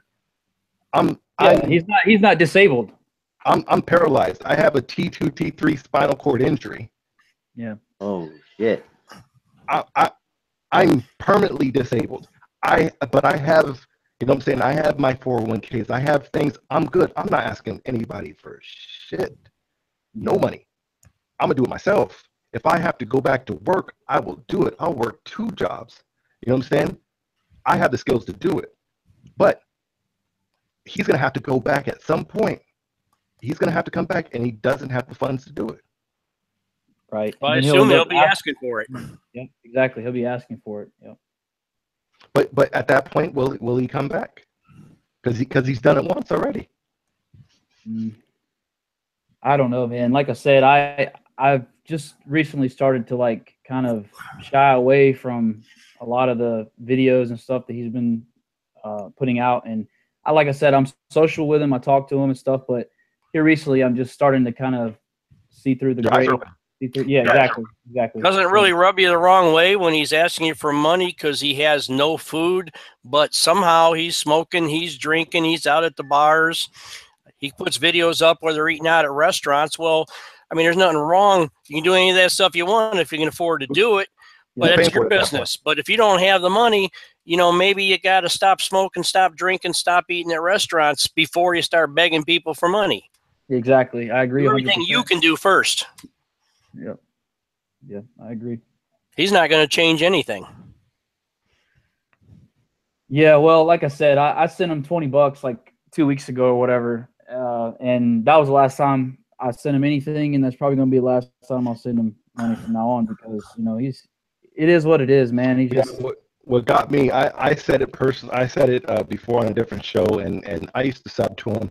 I unsubbed him because when he was out drinking, and he was talking about I still got to drive home, oh yes, yeah. Oh I yeah, saw I that. remember that one. and that hit home to me because Yeah. I was paralyzed by a drunk driver. Oh man. You know what I'm saying? So I was just like, I can't, even though I'm not physically sending him money and giving him money, but by subscribing, I'm still condoning that, and I can't do that. Right. And I just he's like I said, I'll talk to him. That invitation is still out there for him. I'll show him. I told him there's ways to make money online. He just has to. He's never contacted me. Yeah, and I've had several conversations with him, and I've had conversations with Rike, Henry, about making money online, and I told Barry a few times about it and gave him some really good advice, when he wanted to talk or seemed like he was down and out or whatever, and try to explain, these are some ways you can make money online. And it's just like it goes in one ear and out the other. He starts talking about how his girlfriend's got a job now and bar or something, and I just don't see it happening. I really don't see it happening. So I don't know how he's going to support himself, basically. Probably the way he has been. Yeah. What's your take on it, Ren? I agree with everything you all saying. The thing is, it's been working for him for this long already. He's got his Patreon now. He's got his PayPal. He's privately messaging people, telling the stories and whatnot, and people are sending him money. He's making it. Jeff, it's just like the girls that you might message on dating sites on the internet, and they're scamming you there. You sent him $20. How do you know 50 other guys haven't sent him $20? Oh yeah, exactly. I'm sure, but like I said, it just goes back to me, it's who I am as a person and the way I was raised. Paco, Manila, about 6 months ago working, and I met an American outside of there, outside of a store or something. And he said he was hurting for money, couldn't get a ride, couldn't get a plane ticket back home and whatnot. And he showed me his ID. He was from California, and I gave him some money. I gave him cash. I'm like, here you go, man, get a hotel and go to the embassy. I was like, the embassy will get you home. They will help you get home. You just have to pay them back or reimburse them or whatever. So I try to help people any time I get a chance. If I'm in a situation where I can help somebody, and regardless if they're scamming me or not, or they have other, intentions, I still sleep good at night knowing that, I still went out of my way and helped that person. So regardless of what they do, I still feel better because I know I helped that person. You see what I'm saying? See, and this is why I come on to these radio talk shows, because I got to plug my fund. Say, I'm doing a GoFundMe and I need money to buy my cigarettes, my beer, my bars, me going out. Can you guys help me with a house? I want to buy some property. Exactly, man. You need new furniture? Yeah, I mean, yeah, that's a shame. Like, that's a shame. That's a shame because, people who really need help in times and when things are rough, they can't get help. Yeah, they can't get help because of this, so it really is. RPW asked me a question. Yes, Barry was on a show the other day. I don't know if this is the same one he's talking about, but Barry was on a show with Dave, and he did say, he was saying that how it's sad to see the homeless and this, and people just walk by and they don't help out and they don't do this and they don't do that for him, but yet and still he's out here doing what he's doing. Right. It's like, how could you say that when you're like, look what you're doing. Yeah. You're living in a glass house, buddy. Yeah, exactly. Yeah, I mean, I really, like, anybody, it doesn't matter if you're, American or if you're from England or Australian or whatever, Like, if you want to better yourself, fine. If you want to move to the Philippines and you feel like you can better yourself and you can live a more comfortable life, because I mean, we all know if you're from the United States, you know, and say you're retired or you're drawing a pension or something, and you're only getting $800-900 a month or something. That ain't doing that. Yeah, that ain't shit. Yeah, you can't do anything with that in the United States. Now, if you go to the Philippines, you got a way better chance in a province or something like that. You can probably make it on around $1,000 a month. You know. Oh, no, absolutely, yeah, I agree with you. Definitely make it. You can definitely make it on $1,000, that's what I'm $800 a saying. month. So you know, yeah. I have nothing against anybody that wants to better themselves, but if you are moving for the wrong reasons, or if you are gonna just up and say, all right, I'm leaving one day, you don't have a strategic, you don't have a plan. Basically, you don't have money set aside, you don't have money saved, in case of emergency or in case you need to get home. Like, if you just decide you want to leave one day, that's probably the most stupid thing you can do in your life, is just do that. This is what me and Jason were talking about on the show the other night, was not having the importance of having a plan. Yeah, it's a bad move whenever you when you decide you just want to up and leave and you don't have anything planned, you don't have money put aside, you don't have any family members that are there just in case, like it's, or just not willing to do the work. Yeah, That's exactly. what it is. That too. Yeah. It's no work. Yeah. No effort in his videos, no effort in anything. There's just no effort. He's doing live streaming because he doesn't have to edit. He doesn't have to do anything. You know what I mean? Yeah. Just shoot Yeah. and load.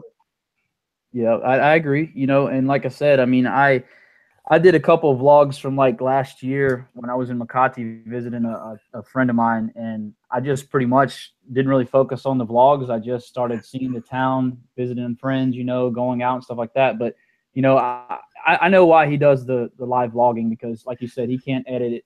And I guess it's easier for him to do it that way. But half the time, his live vlogs really don't even work that well. The choppy internet connection. So it's gives me a headache. Horrible. Yeah. Pascal, that is true. Not send money to somebody, and if, like, for example, if they need a ticket, buy the ticket, a non-exchangeable ticket. Yes. Yeah, we exactly. We offered to do that for him. We offered to. No, guys, don't. I gotta make sure that. Yeah, so that was how it was, because he didn't know where he was going to fly in or out. He didn't know if he was going to fly back to the United States, or if he was going to fly to another country or something, whatever. Like, his whole idea was he needed to get back to the United States so he could see a doctor. So we told him, catch a flight to Guam. It's right there, to the United States. So he didn't do that. So anyways, like I said, he got money. Whatever he did with it, he did with it, and now he's back to. He needs help with his apartment so he can get furniture, blah, blah, blah. So, you know what? Let's Mr. Porter, I just even let's touch on that GoFundMe.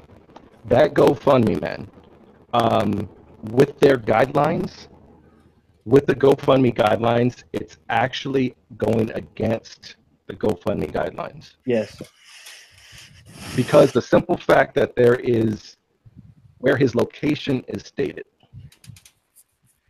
Yeah, exactly. Yeah, I agree. And that's like, I see, that's not the worst thing I've ever seen as far as a GoFundMe account. Like, I've seen women posting, wanting to raise money so they can buy, boob job. Boob job and stuff.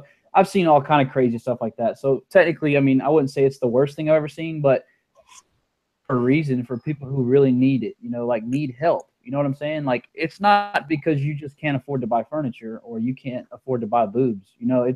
It's there because like a family member died and you're paying for a funeral or something major. Burnt down. Yeah, House house burned down, exactly. Or your kids are sick or something like major. Like not I need furniture. Like, come on. So I just wanted to touch on that subject about Barry because, like I said, I've been talking to him for a while. I don't know the guy from Can of Paint, honestly. I just know him from talking online, and flags have popped up here recently. Like, I just kind of shy away from, like, all his stuff now. You know what I mean? I'm still there. I'll give him advice and stuff now, but money or helping him, I won't do it. Go, man. I won't do it. That's as far as anyone should go. Yeah. Yep, I agree. So. But even then, and Mikey would probably agree to this, but even then, you're kind of spinning your wheels on giving advice because he's never going to take it. Right. He's not going to take your advice. I agree. Yeah, I agree. You know, and like we had a conversation about, you know, his what's her name, Myra or whatever, the lady that he's with, the girl he's with. Yeah. And he was talking like, you know, you notice how like she's pissed off in like every video that he's on. You know what?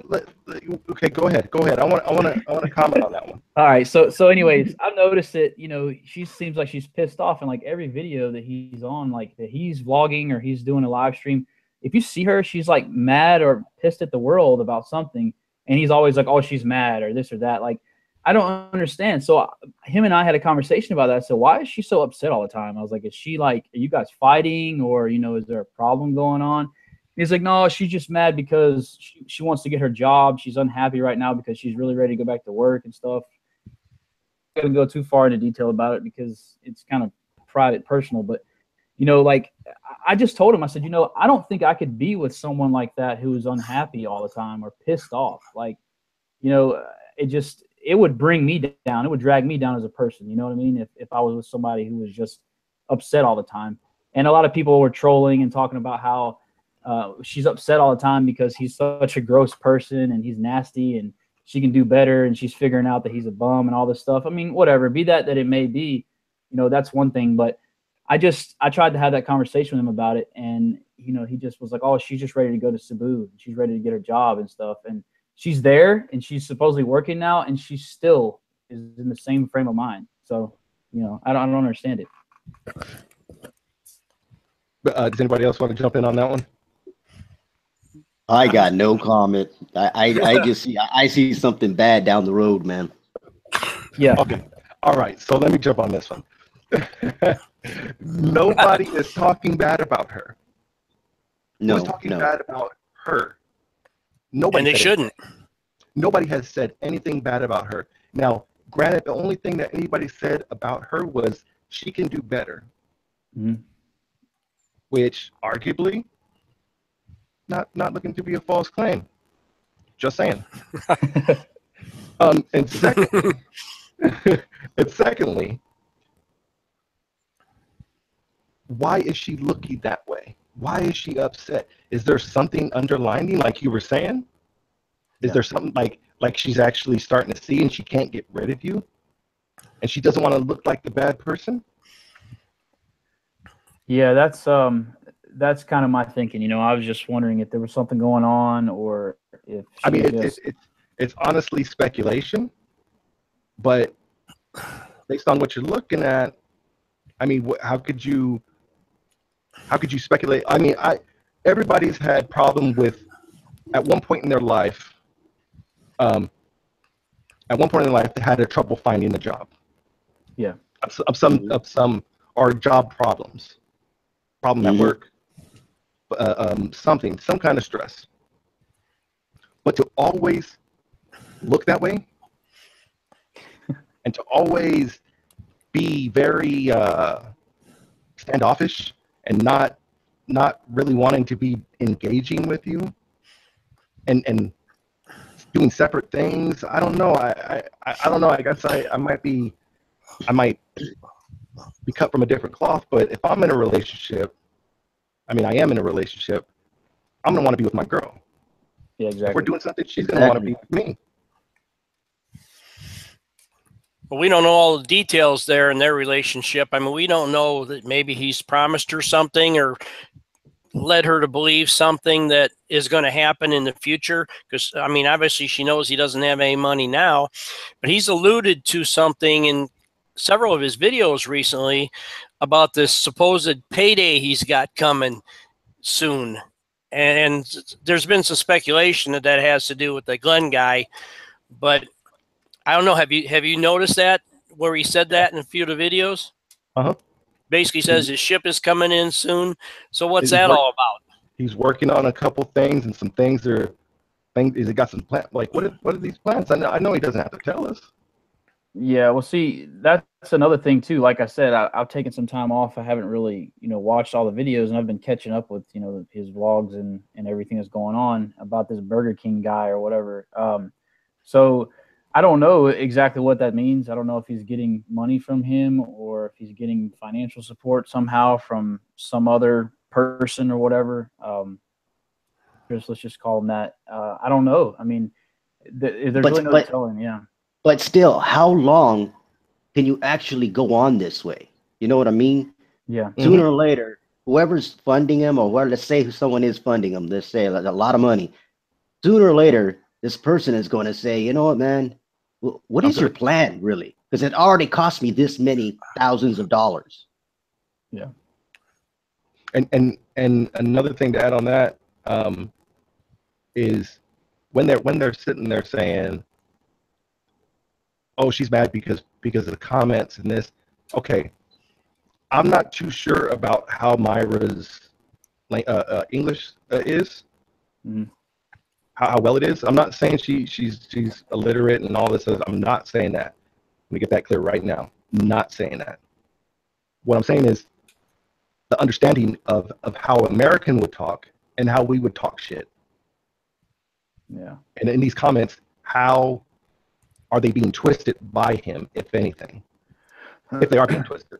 Well, I mean, I don't mean to interrupt you there, but you know, it's like I said in a comment earlier where you guys were talking about, you know, when you have a woman involved in your life and you're on here, you're vlogging or you're doing videos and stuff. Like if there's an issue there, like if there was ever an issue that popped up with him and her being upset because of people's comments, back in any more videos. Shut it down. Just shut it down. Yeah. And he didn't do that. So, I mean, like I said, I don't know if there's something going on or whatnot, but I've seen this before with some friends of mine who are retired military, ex-military and stuff. And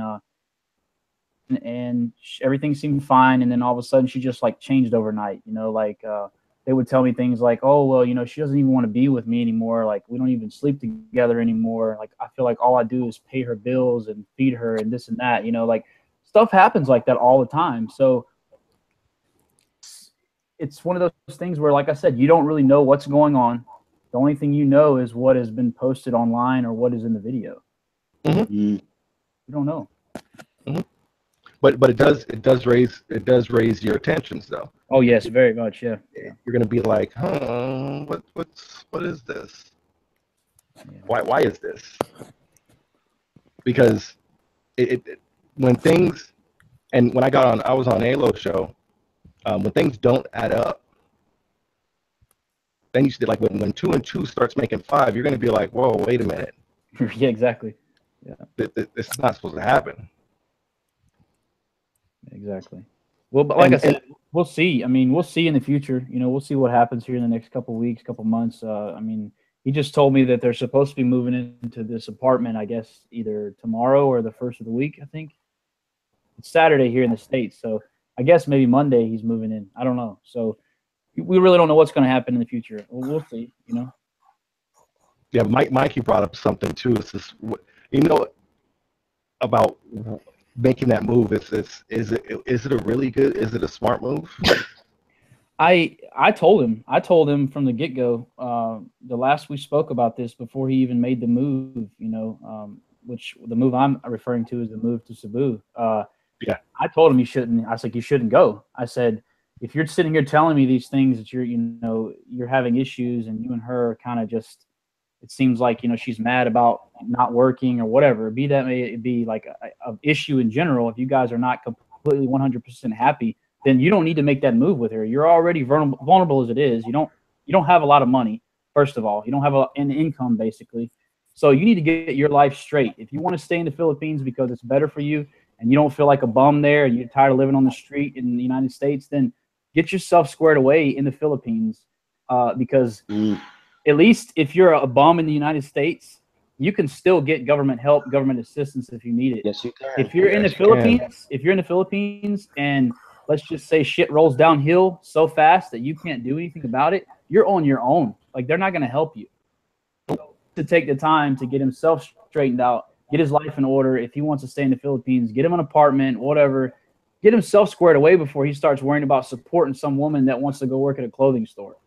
I mean, I'm not trying to be, rude about this, but I'm just pointing out the facts, the obvious, that you know, he's setting himself up for failure. I have told him time. Me and Mikey said that a lot, man. I mean, if you go back and look at his first videos that he made, who was the first lady he was with in Mindanao? First chick, I forgot her name. Dora. Okay. Dora, yeah. Right. So she had children or something, right? And he was with her, and he was living in a chicken coop or whatever they said. So like, you see how that all worked out. Like, he set himself up for failure the first time. He should have learned from his mistake the first time. You know, don't get yourself back in. It could potentially be worse. You know. When he met up with the girl in Mindanao, I guess he's backtracked on this now, but in his video at the time, one of his earliest videos, he flat out said that she paid for his airplane ticket to come to the Philippines. I mean, that's kind of hard to believe. And his passport. Yeah. Didn't he say that, Ren, in his video? Yeah, he did. Yeah. And his plane ticket, and to get him to New York. Yeah. Yeah. She sent him the money. Now, that's kind of backward when you're Filipinos sending you the money to get to the Philippines.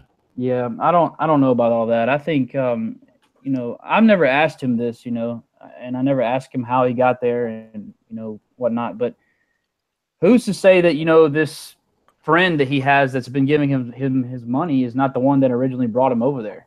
You know, like, you never know. Like, you don't know how he got there. He can just say, oh, my Filipino, she's paid for all this. Listen, I don't know any Filipina that can do that unless you're working in the city and you got a really good job. She was working in Singapore. So she was working in Singapore, and she decided to bring him over. Okay. Yeah, and then quit her job to move back to be with him. Yeah, I don't. I kind of find that hard to believe, but you know, I do too. But I mean, he told us that. Oh well, I don't know, man. I just I feel for the guy, honestly, but I just feel like that he's setting himself up for failure, and you know, he's gonna have to learn. He's gonna be another Peter. Yeah, I could see that. I could see that happening. Yeah, I could see that happening. You know, and that's another thing I want to talk about too, real quick, with you guys is Peter is when Peter first started out doing his vlogs and stuff, and I found him on YouTube. I think this was about after I had ever went to the Philippines, like my first trip. And I found his videos that he had, like his travel videos and stuff, they were pretty entertaining. You know, I watched a lot of them. And then later on, it's just like this really weird downward side came out. Yeah, this weird side came out, and he just like this dark side of him come out, and he's just like, F Filipinos, and Filipinos are this, they're stupid, and the food is horrible. And it's just like one after another, he's insulting these people. And I'm like, dude, you're in talking about them like this? Like, are you stupid? You know, like, yeah, it's nuts, man. Yeah, he kind of just went like he's a mental case, you know, and then everybody starts exposing him for what he really is, and they said he was like he'd been in trouble for, you know, I guess jerking off or something in public or whatever, and you know, it's like one thing after another with him also, and now, you know, he's like, I had posted a vlog about it or video about it. He looks like he's dying, honestly. He looks like he's dying. That's the next step, man, sadly. I mean, it really does. He looks like he's dying. I mean, if you look at videos before that you can find, he was around 200 probably, and now he's probably lucky to be 150 pounds maybe. So he's looking rough. Like my best friend and I, we both said the same thing. It's time for him to leave. You know, he needs to pack up and go. He can't. Well, you know, I don't know. I don't know what he's gonna do, but he's on his way out from what it looks like. Yeah, but he owes, from my understanding, he owes money. Well, I mean, I don't know what to say about that. I just know that a lot of people don't like him, and a lot of people are after him. You know, one thing, and a lot of guys. I mean, we're all here for a reason. Because there's a appreciation and love for the Philippine culture. And for the people,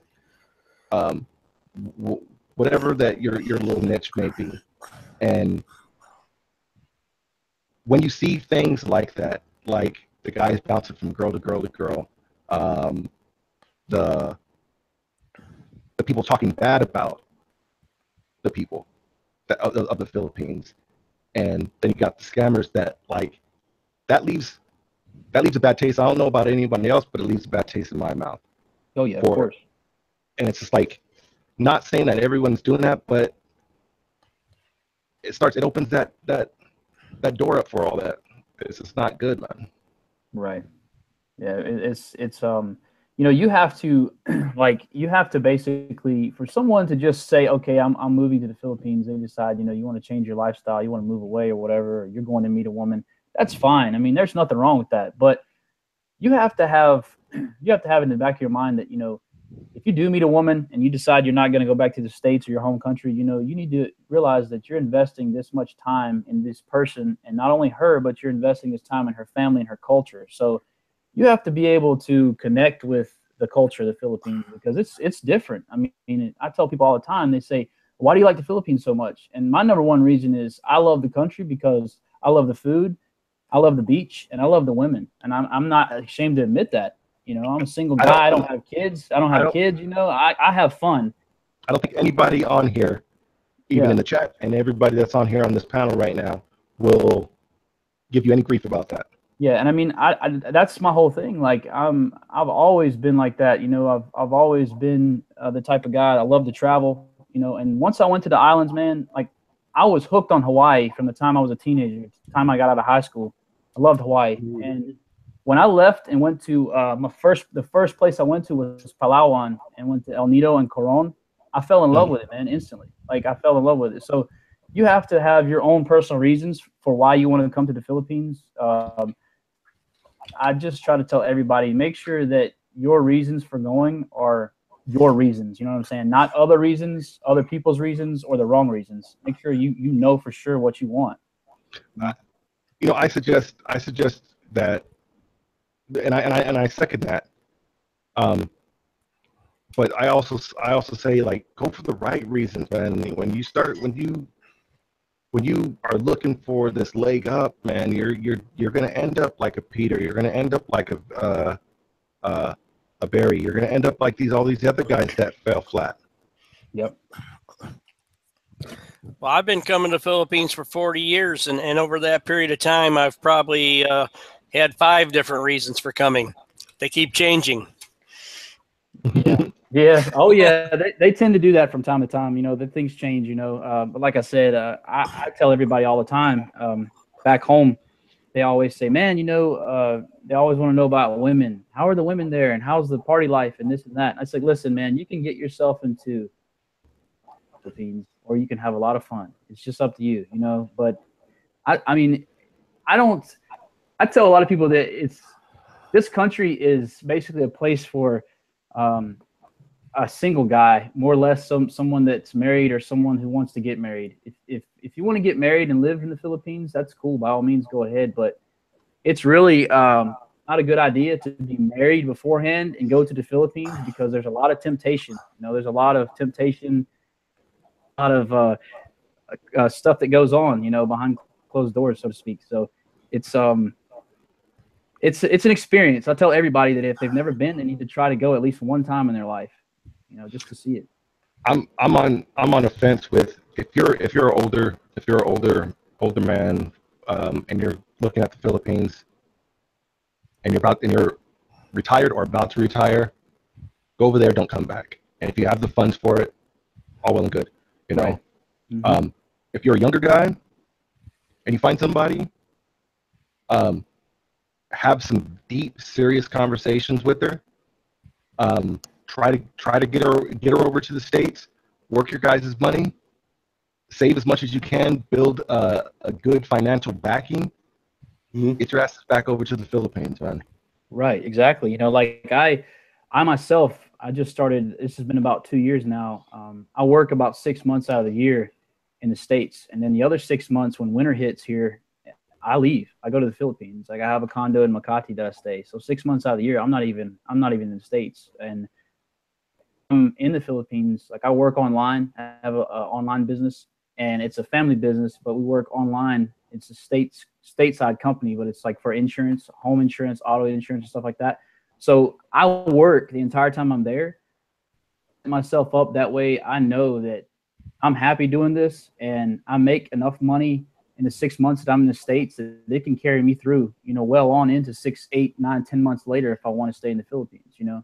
And not only that, I'm still working while I'm there. So it's just, you have to have a plan. You know, you have to have a plan if you want to, if you decide you want to move there for good, or if you just want to stay 6 months out of the year, you got to have a plan, man. You know, and it's always better to go in with a plan versus just go in with your hands up and say, all right, I'm here, you know, like, let's just do this. Let me, but I don't mean to cut you off. I'm going to back out real quick because there's a problem with my, I think they're saying there's a problem with my audio. I'm going to jump out and I'm going to jump right back in. Cool. No problem.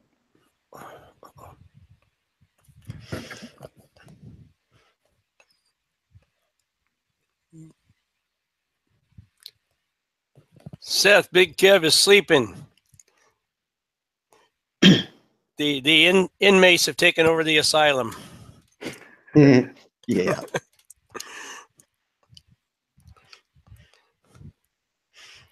So how about you, Ran? You had a plan actually when you came to the Philippines?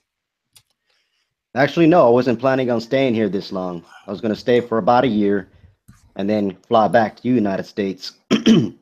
But then opportunities started knocking all over the place. You know, I started getting, you know, some feedback and leads, and I didn't expect our channel to expand the way it did. I mean, YouTube has actually became almost like a full-time job for me, you know, being on radio talk shows, answering, you know, all my subscribers, answering questions. And then the videos just started, you know, hitting 1,000 views on each one. And so now it's just, I ended up staying longer than I wanted to.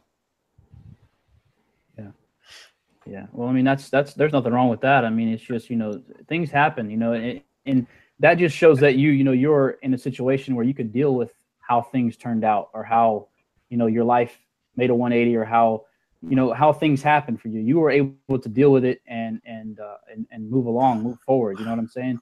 Some people can't, but you also can't be lazy about it, you know, because the channel doesn't self-sustain. You have to be on here all the time. People are asking questions. People are on your email. People, you know, especially with Chixie and her little business, you know, we had to dump money into that for her clothing line and whatnot. And then that people started buying from her, you know, and then before you know it, you know, it was like, maybe I'll stay, you know, maybe 3 more months. Then it went from that to 3 more months. And then from that, it was like, man, I'm not even touching my savings really. Then we got sponsors. And then there you go. It snowballed. Yeah, exactly. I agree. And, you know, like AdSense really, like the whole AdSense thing is pretty much killing the YouTube. Oh, we took a hit. We took a big hit on that one.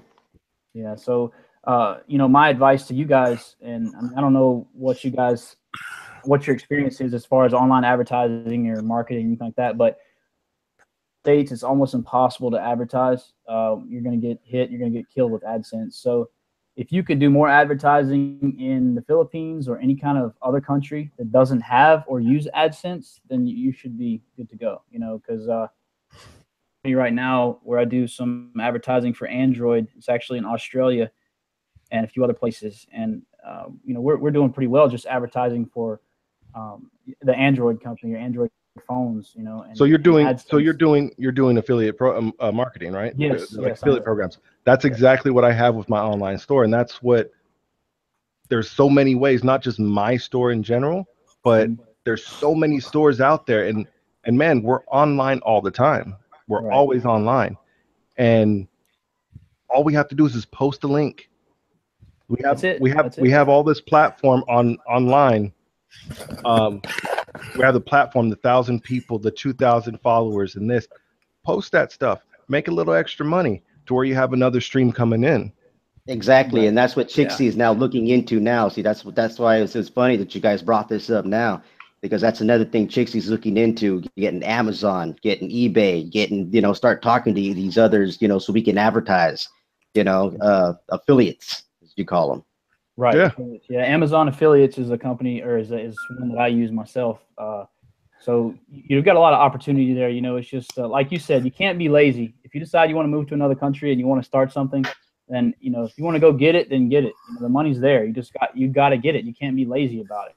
Hey Ren, on that with those affiliates, man, you guys got to post them on your site. I mean, on your page when you post a video, post it in the description. Exactly. That's what we're learning how to do. I'm not a super mega freaking computer genius. Shoot, she knows more than I do. Man, she comes in here. She's the one that sets shit up. You guys got my number. Text me anytime, man. I'll video chat with you guys, tell you what to do, how to do it. Oh man, I appreciate that, man. I will. I'll hit you up, man. I'll hit you. Door is always open, man. Because the thing is that I don't want people to, and this is my wants, and that's kind of a selfish thing, but I don't want people to end up like other people that we know, to where we're always getting these handouts. And if we have these other streams, just in case something dries up, you have that extra. Mm-hmm. I don't think AdSense on here is a viable long-term income. No, it's not. I'm all for AdSense. I mean, I'm an entrepreneur. Hey, if you can throw some videos up here and you can make a few bucks off it, more power to you. But I do think the AdSense thing that's going on now is really irrelevant to all the genre of Philippine videos, because if nobody is able to make a dime tomorrow off your videos, you're going to go look for another way to make money. But there's always going to be somebody putting videos up on here. Mm-hmm. Yeah. And that's what I'm saying is and people are going to they're going to start reading comments, and they're going to start reading what your description is, and what the hell is this link? They're going to click that link, and I know everybody has jumped on YouTube or jumped on something and got sucked down this rabbit hole. You said that correct. Where you start looking at one thing and you're like, oh, well, what about this? And you just start going deeper and deeper and deeper and deeper. And that's exactly how shoppers are. That's how the human mind works, is we get sucked into these things. But even if you're not making money off your YouTube videos, if you're leveraging your videos with links on there to some other income streams that people can watch your videos and then click on that links, it may not matter if you're not making a dime off your videos. Exactly. Yeah. And Facebook has been a huge outlet for me as far as advertising. Facebook ads is a big one. Yeah. So I'll tell you about Facebook ads. My business went a few years ago from spending a fortune in newspapers, and we have the unfortunate situation that we have two major newspapers here, and you almost have to advertise in both of them to hit everybody. And it was costing me a fortune. And a few years ago, my kids talked me into trying some ads on the Facebook. And it took a year or two before we finally figured out exactly how you need to do all this stuff. My business, after that second year on Facebook, went nuts. And we now, we were doing, 25, 30, 35% increases every year, and have continued that since we got on Facebook. And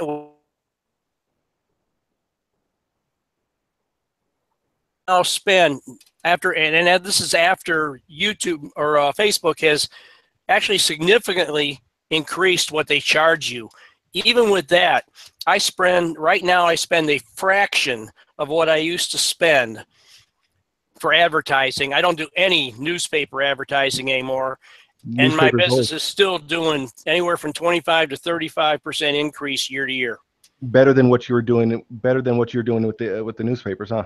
Oh, far more. We were lucky if we had a 10% increase from year to year back then.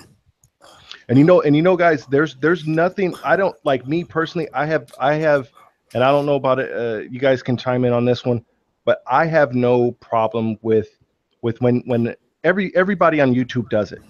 Hey, check out the affiliate, check out the links. I got them posted. Everybody does that. Mm-hmm. Nothing wrong with that. There's nothing wrong with that. People are gonna shop anyways. Mm-hmm. and you know, you can probably find a good deal that you couldn't find somewhere else by clicking on somebody's link or getting 5% off or 10% off of your entire purchases. It's good ways to save money. Yeah. And there's I don't see anything a lot. I've had a YouTuber tell me he doesn't want to do that because it's going to turn people off. It's going to turn his subscribers away. No, not all. If you're breaking out good content and people are actually coming and watching, and your subscribers, they're either going to ignore the ads or they're going to click on the ads. Like you said, everybody shops. You know, there's nothing wrong with advertising and saying, hey, you know, just click on our affiliates, you know, and whatnot. There ain't nothing wrong with that. I don't find anything wrong with that. And Nothing wrong with you're going to that. have people that are going to click it. Yep, you're going to have people that are going to click it. What's wrong with making some extra money? Yeah, that's right. It's all about money. I've heard that before from me, you know, from one of my subscribers. All you care about is your AdSense and how much money your videos are making. Well, why are we making videos? Exactly.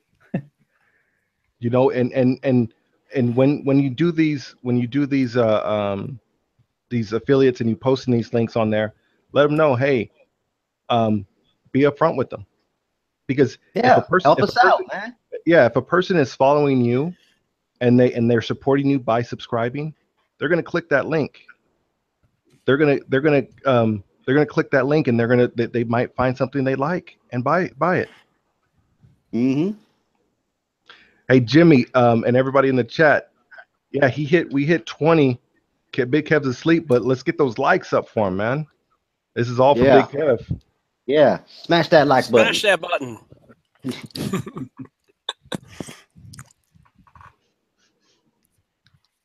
Advertising is evil. Ha! Says, what do you do online? What's wrong with advertising? Yeah, he's just being a troll right now. Yeah. Yeah, that was his thing. Yeah.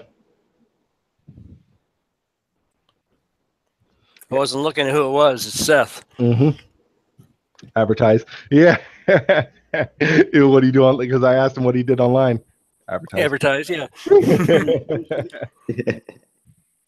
This is the Big Kev telethon. We are raising his channel and his subscribe level and his views, his likes.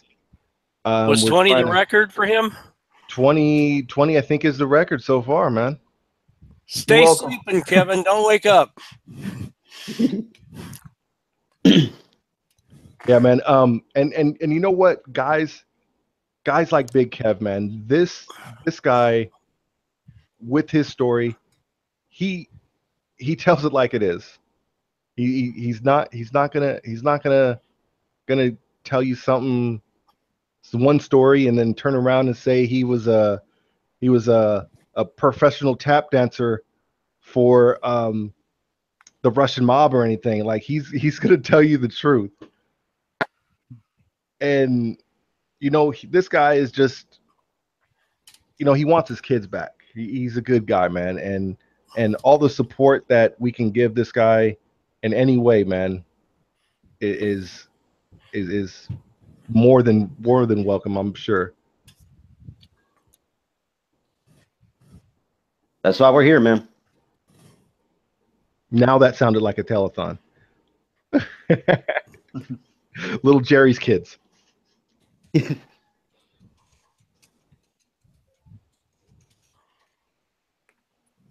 But yeah, Porter, what else you got, man? Really, man, the only other thing I want to talk to you guys about is get your opinion on this whole martial law deal in Mindanao. You know, I've heard different stories from people about, you know, some expats have left Mindanao recently because of the martial law. I mean, even though Marawi and Davao are, you know, they don't feel safe, so they've left. So I just kind of want to talk to you guys and see what your opinion is on it. Do you think it's safe to travel to Mindanao and Davao City, or do you think that it's somewhere you should just stay away for a while? I would say why tempt fate? You know what I Yeah. mean? There's so many other places in the Philippines you can go that are really safe. Why tempt fate? You're probably okay in Davao, but if you don't have a definite reason to go there, there's just too many other places to go in the Philippines. I wouldn't go. Over 7,000 islands, and Yep. you want to go there? You know, it's like, come on. Yeah. I'm with them on that one. You know, if you're what's the purpose going there? You know? Right. Yeah, it's beautiful there, but you don't want to be caught in the middle. Exactly. Yeah, I agree. You know, because my original plan was I've got some really good friends that live in Tagum City, which is just north of Davao. Been there several times, visited with them and everything. And just before all this happened, I had planned to go visit them in October. And now this is going on. So I said the same thing. I said, I don't think I'm going to be able to go. And then I started reading more about how Duterte is supposed to talk about extending the martial law, and also not only extending the length of time, but extending the region. They were talking about it might possibly go nationwide. There's a lot going on right now, you know, with that whole martial law thing. Yeah, I don't know why they'd bother nationwide. There really isn't any, other than parts of Mindanao. There's no reason to do that. Yeah, I know that a couple months back, I want to say about maybe 6 months ago, give or take, there was an issue with Abu Saif and some of the rebels and terrorists in Bohol, I think. So they had some military in Bohol. There were Abu Saif up near, I think it's Ubay or something in Bohol. Yeah, that was very brief, and they took care of that problem. Right, exactly. Yeah. So I don't know, like I said, I don't think that it's necessary for them to do like an extension or a nationwide, you know, expansion. You know. I was there when they had martial law under Marcos. It really wasn't a big deal. Big Kev, you up, huh? Yeah, I just took a cat nap. Kevin, Kev, you missed it, Kevin. You set a record.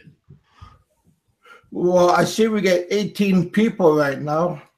Yeah, we got Says in the chat, keeping everything going. We got some questions. We got Mr. Porter came on. Ren's still here. Well, what? Seth don't want to come on the show? I'm not sure. He's advertising. Let's leave him alone. Yeah. I got to bail in just a couple minutes, so you should invite Says to come on. Well, yeah. Let me throw a link out. There. Yeah, you hit 20, Kev. Wow. Yeah, we up to. That's because I was here, Big right Kev. now. That Ren went on and flashed his nipples and oh shit! You gotta go tell him that now, huh? That was it. Yeah. Oh wow! It just exploded, man. Yeah. Well, Well, hey, listen, I guys, can get a pair of. hey, listen, guys. I'm gonna jump off. I'm gonna jump off of here, man. I appreciate you guys letting me come on and talk. I had a great time and good discussion with you guys, and hopefully we can do it again. Porter, Yeah, anytime, man. Oh, Anytime. It was awesome meeting you finally. Yeah, man. All right, you guys take it easy. I'll talk to you soon. all right, Jeff. Thanks. All right, later. Travis Kraft. Yeah, they were talking about Travis Stark Kraft and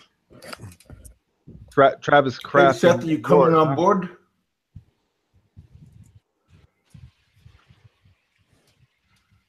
Oh, Richard's. How come Richard's not jumping on? I don't know. He likes to play nice. Yeah, they was talking about Travis Kraft and Ren in your live thing. Yeah.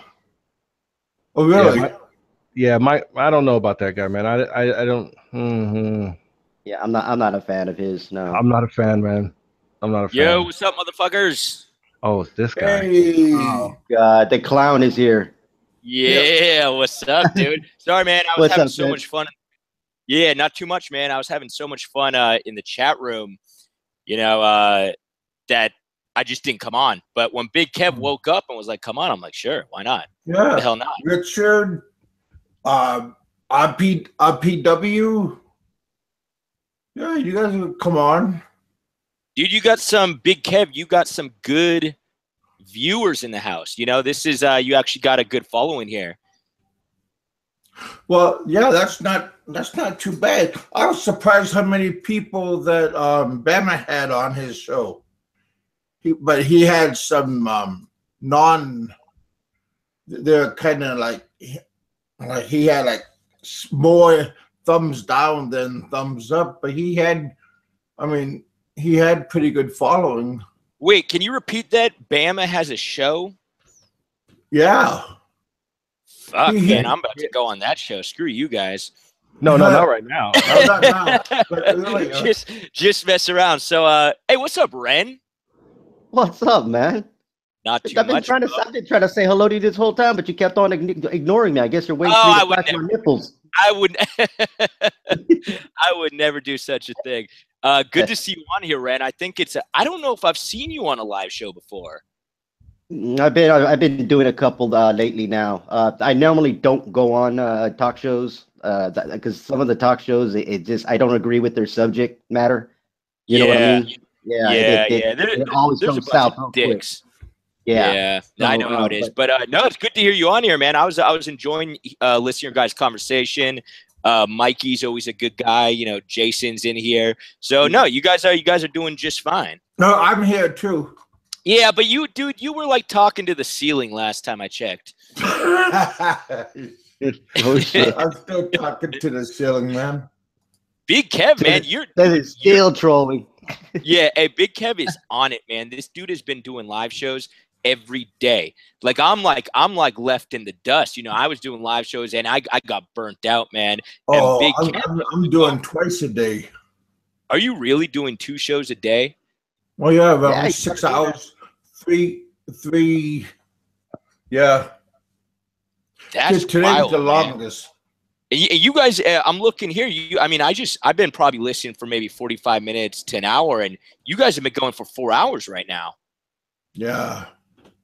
Damn. So, what's new, Ren? What's going on? Not much. You already see what's happening on my channel. That's what we're doing. We're just pumping out videos and just trying to keep our subscribers entertained. You're in Cebu still, right? Yes, sir. I was I was on Dave's show the other day, and Barry came on. It was the first time that I've never really interacted with Barry that much. I like the dude, but I never interacted with him that much. Yeah. And he came on. His connection was shit, so I couldn't really hear him. But I was asking Barry, I was like, hey, there's a lot of people in Cebu now, a lot of YouTubers. So you got the Sentai 7 team, you got Barry Jordan, you got Johnny Warrior, you got Chris in Cebu, you got Amazing Philippines. You got a lot of YouTubers in Cebu. So what I was asking Barry is, like, do you guys all get together and kind of like, have a little chit chat or hang out? And Barry was saying no. Well, I regularly get with Johnny Warrior. Johnny's a good guy. Yep. Okay. So have you met Real Deal? No, I've never met Real Deal. Jay. No. Yeah. Yeah, Jay. Yeah. I was out there, and I got to come back out there because there's a lot of people out. Hey, Chris in Cebu's a good guy. What I would want to do is I would want to get all those YouTubers together, man. But supposedly, what Barry was telling me is, no, I couldn't tell what he was saying, but from what I understood, he was saying there's like some kind of beef. I don't know. I could be wrong. No, there's no beef that I understood. No. I think what it is like all these radio talk shows now that a lot of his name comes up a lot because he's like a #1 like subject to talk about. Him and the Hawaii Five. So he's now his vlogs are turned into like he's basically attacking other people because he thinks everyone's talking behind his back. So if anyone has it ain't us. No, nobody has any beef with him. No. Got it. Yeah, that makes sense. You know what? I do hear his name come up a lot. Like, for example, we're talking about him right now. We're not talking any shit. Like I said, I like Barry J. I think he's a funny ass dude, and that's why I met the guy. I wanted to. Oh yeah, that's right. You did meet him. I saw that video where you guys met at Jandy's bar. Jandy's, that's correct. Yeah. So yes, I mean, you even know more than most people. I was actually laughing at that video because if I remember correctly, you kind of called his ass out. You were like, I don't believe the shit come out of your mouth. That's right. Oh man, that was like at the height of the drama. There's always new drama, but I remember that was like at the height. Pretty funny. But no, I honestly I think it would be cool. Like if I can get my ass out there to Cebu, I'll make it happen, man. I'll get all of us together because I think that shit's cool, man. I would just do it because I think it's cool meeting people from all over the world, you know? That's right. Man, that'd be awesome. I'm down. Yeah, so we'll see what happens. I was supposed to go to Cebu. I'm going to be honest with you, Ren. I was supposed to go there for a couple months, and I got so busy in Angeles that I decided I was like, I can't even leave this place. But why were you busy in Angeles? And was it it was definitely the Lady Boys, right? Just busy, you know, with Lady Boys. What the hell else would I be doing? No, man. I actually my business, Angeles based, like right now. Well, I got 2 projects going on, but one of them is I got to be in Angeles City basically to launch it. So yeah, that's what I was doing. And what I realized is if I went to Cebu, I could still do the work because it's all online, but my network's in Angeles City, so it was a better place to stay put. And that's what I ended up doing, man. I ended up just staying there the whole time. I didn't travel. I didn't do anything. You know, I was basically just working the whole time. It's Burger King then, right? It's actually a Burger King which only employs Lady Boys. Oh, see, that's exactly what we were missing. I can do that, Seth. I don't mind to interrupt my show, but I could do that. I could work there. Yeah, you'd be my #1 Lady Boy employee, Kev. Just throw a wig on, man. You dude, you're like I got man boobs. I mean. Exactly, Kev. You're already ahead of the game. You already got the. I don't know if I could get one of those spandex suits, but just use duct tape. Yeah, you got the man titties. You got the looks, Kev. Now, now you just got to tape your dick to the side of your leg, and you're all good. Do I really got to do that? I don't know. It sounds like a good idea to me. Because I could be like the enforcer. I mean, I could do it all. You know, it says what we were talking. What you were talking about it earlier. I don't think anybody has a real. I mean, there is some problems with Barry. There is some problems with Barry's, but it's not like people will still talk to him. It has nothing to do with that. It's just the things that he's doing. Yeah, I mean, I'll be honest with you. I mean, I would never get on YouTube and, you know, and just start asking, hey, you know, I need help and I need to get home. That's just not me. I would never do that. But yeah, he definitely fucked up in that aspect. But he knew he fucked up because I remember seeing a video of him saying like, yeah, I fucked up. I should have never done that. So in that aspect, I'm like, all right, well, the guy, yeah, he screwed up. He realized his mistake. But if he's screwing up again, I don't know. I don't know. What's this whole Burger King thing? I keep hearing you guys talk about Burger King, and I know nothing about it, man. I haven't kept up as much as I would like to with the whole drama. So what's that all about? There's more that needs to be flushed out. What it is so far. There's a Glenn, a Canadian guy. Is he in Barry's videos? No. No, he don't want to be. He won't show his face. He won't show his face. Okay, so how do people know about him? Basically, Barry talks about him. Well, Ren, you said you met him, right? Yeah, I met him. Met him at Jandy's. He used to hang out at Jandy's. I haven't seen him lately, but he used to hang out at Jandy's. Well, how did Bama get tied up into it? I don't know. I didn't dig. I didn't dig on that because it was kind of when I was filming at the time. Glenn had walked right past, and I had put the camera on Glenn. I'm about the only one who actually has a picture of him. Just like Bigfoot, huh? Yeah, it was like a blur. It was a blur. It was black and white. But I did film him. And Barry, you'll hear him in the camera where he goes, no, don't, because he doesn't want to be filmed. See, that's we should do that with dude. It's like Barry's silent partner. That's like super odd. I mean, but I mean, I'm gonna play devil's advocate once again. But if you look at the boxing world, there's one major guy that's huge, Al Heyman. Al Heyman, Yeah. you'll never see a picture of Al Heyman. He's in the back, but he is a man that does get it done. That could be the case, but I highly doubt it. Yeah, I don't know. I heard you guys' conversation earlier about actually having to like do work, right? And I think you guys were spot on. It's like you can't just sit around and wait for shit to come to you. I mean, that's not going to work. So if he really does want to start a business or something, he's got to put in the effort, right? I'm not saying he's not going to do that, but I don't know if we've seen that. You know what I mean? Because but you also know this, that I'm sorry for interrupting you, because before I lose my train of thought on that, it takes money to make money.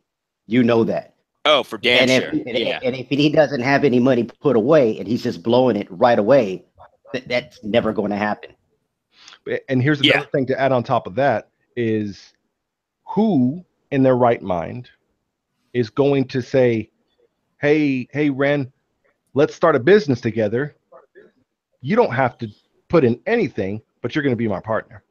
Exactly. Well, that's a lucky guy. Yeah. Well, you know what's funny? I want that kind of luck. Yeah, I haven't had that luck yet. Yeah. I'll be honest with you guys. I come across a lot of people who approach me and say, hey, I want to invest in your business. You know what I tell them? I don't need money right now. What I need is time. I don't take people's money, because I've had a lot of people come up to me and say, hey, says, I got money to invest. Can I invest it like with you? And I just tell them, no, man, like there's nothing to invest in. What I'm doing doesn't take money. It just takes time, and it's going to take my time. So yeah, I've had a You want me to give blood? I can give blood too, you know. There you go. Yeah, what I told people, I mean, I was like, I mean, if you want, like, if you really want me to take my money, take your money, I can do it, but it's not going to do anything for you. You know what I mean? So yeah, I come across a lot of people who have money to spend, but they don't want to do any work either. You know what I mean? They just want to put in money and they expect a return. And that's not, I mean, maybe you could do that in another business, but not in what I'm doing. I work online. It's all about time. It's not so much the you know what? All right. Says there was a comment on a different show that we did with Chris and Sabu. And I have nothing against anybody. I'm an equal opportunist. But the thing is that he said everybody makes it sound easy to work online. What is your take? No, man. What is your take on what is your take online now? And I'm gonna put it to you like this: is it easy? Part one, and the second part to that, is there money online to make? Yeah. Okay, that's a great question, actually. And you know what?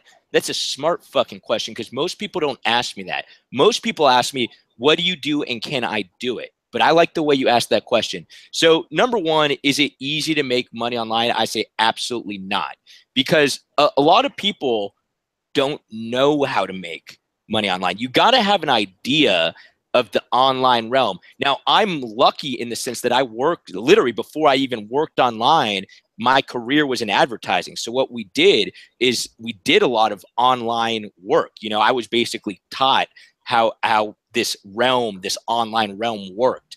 But you can make money online, but it's hard to make a lot of money online. That's for damn sure. And to be honest with you guys, I still haven't figured that out. I'm like trying to grow my income, but I don't make nearly as much money, not even like a fraction of what I used to make when I worked for someone else. But living in the Philippines, though. That's true. That's true. So it's not an apples to apples comparison. That's true. Right. So here, yeah. So to answer your question, no, I don't think it's easy to make money online. I think there are somewhat easy ways to make a little bit of money online. What you guys were talking about, affiliate links. I don't do affiliate links. I'll probably do it in the future once I get one of my sites up and running. I don't really do affiliate because for me, affiliate links, it depends how you go about it, but it can be a lot of time for a little return. It depends how you do it, though. There's so many different ways to do affiliate links. Like, for example, what you were talking about, Jason, if you just put a link in your summary description, that's not a lot of work. No, but you're not going to make a lot of money probably doing that. Now, there's other people who actually. But if you did this, go ahead. If you did this, you say, "Hey, look, I have an affiliate link in there, and they're offering to all my subscribers 5% off, 10% off." Yeah, it wouldn't hurt to do. It wouldn't hurt to do. But unless you have an that's going to start converting. Large following, yeah, it will. You'll make a little bit of cash, but it's not going to be. Like, it's not going to be what you would expect. Like, you're not going to start making like thousands of dollars. You're not going to retire off of it. You're not going to retire off of it. Making a little bit of cash, just off of like these shows and stuff, because you're not getting rich. Oh yeah, for me, YouTube has never been about the money. For me, YouTube it's brought in very little income. Now, let me tell you guys this though, and Mikey 550 touched on this. YouTube is an excellent tool to make money outside of YouTube. I strongly believe in that. But in regards to making money on YouTube itself, I mean, it's like hitting the lottery, man. Some people do it who have hundreds of thousands of subscribers. They make a ton of money. But yeah, I never expected that. And I probably, to be honest with you, I probably will never hit that. I don't expect, I got some subscribers, but it's nowhere near enough to make any like real money. Now, what it is enough to. Oh, sorry about that. What I was going to say is I saw one video that you did that I loved how you said about YouTube. You had touched down on that before. And you had said that YouTube is not a place to make a whole lot of money.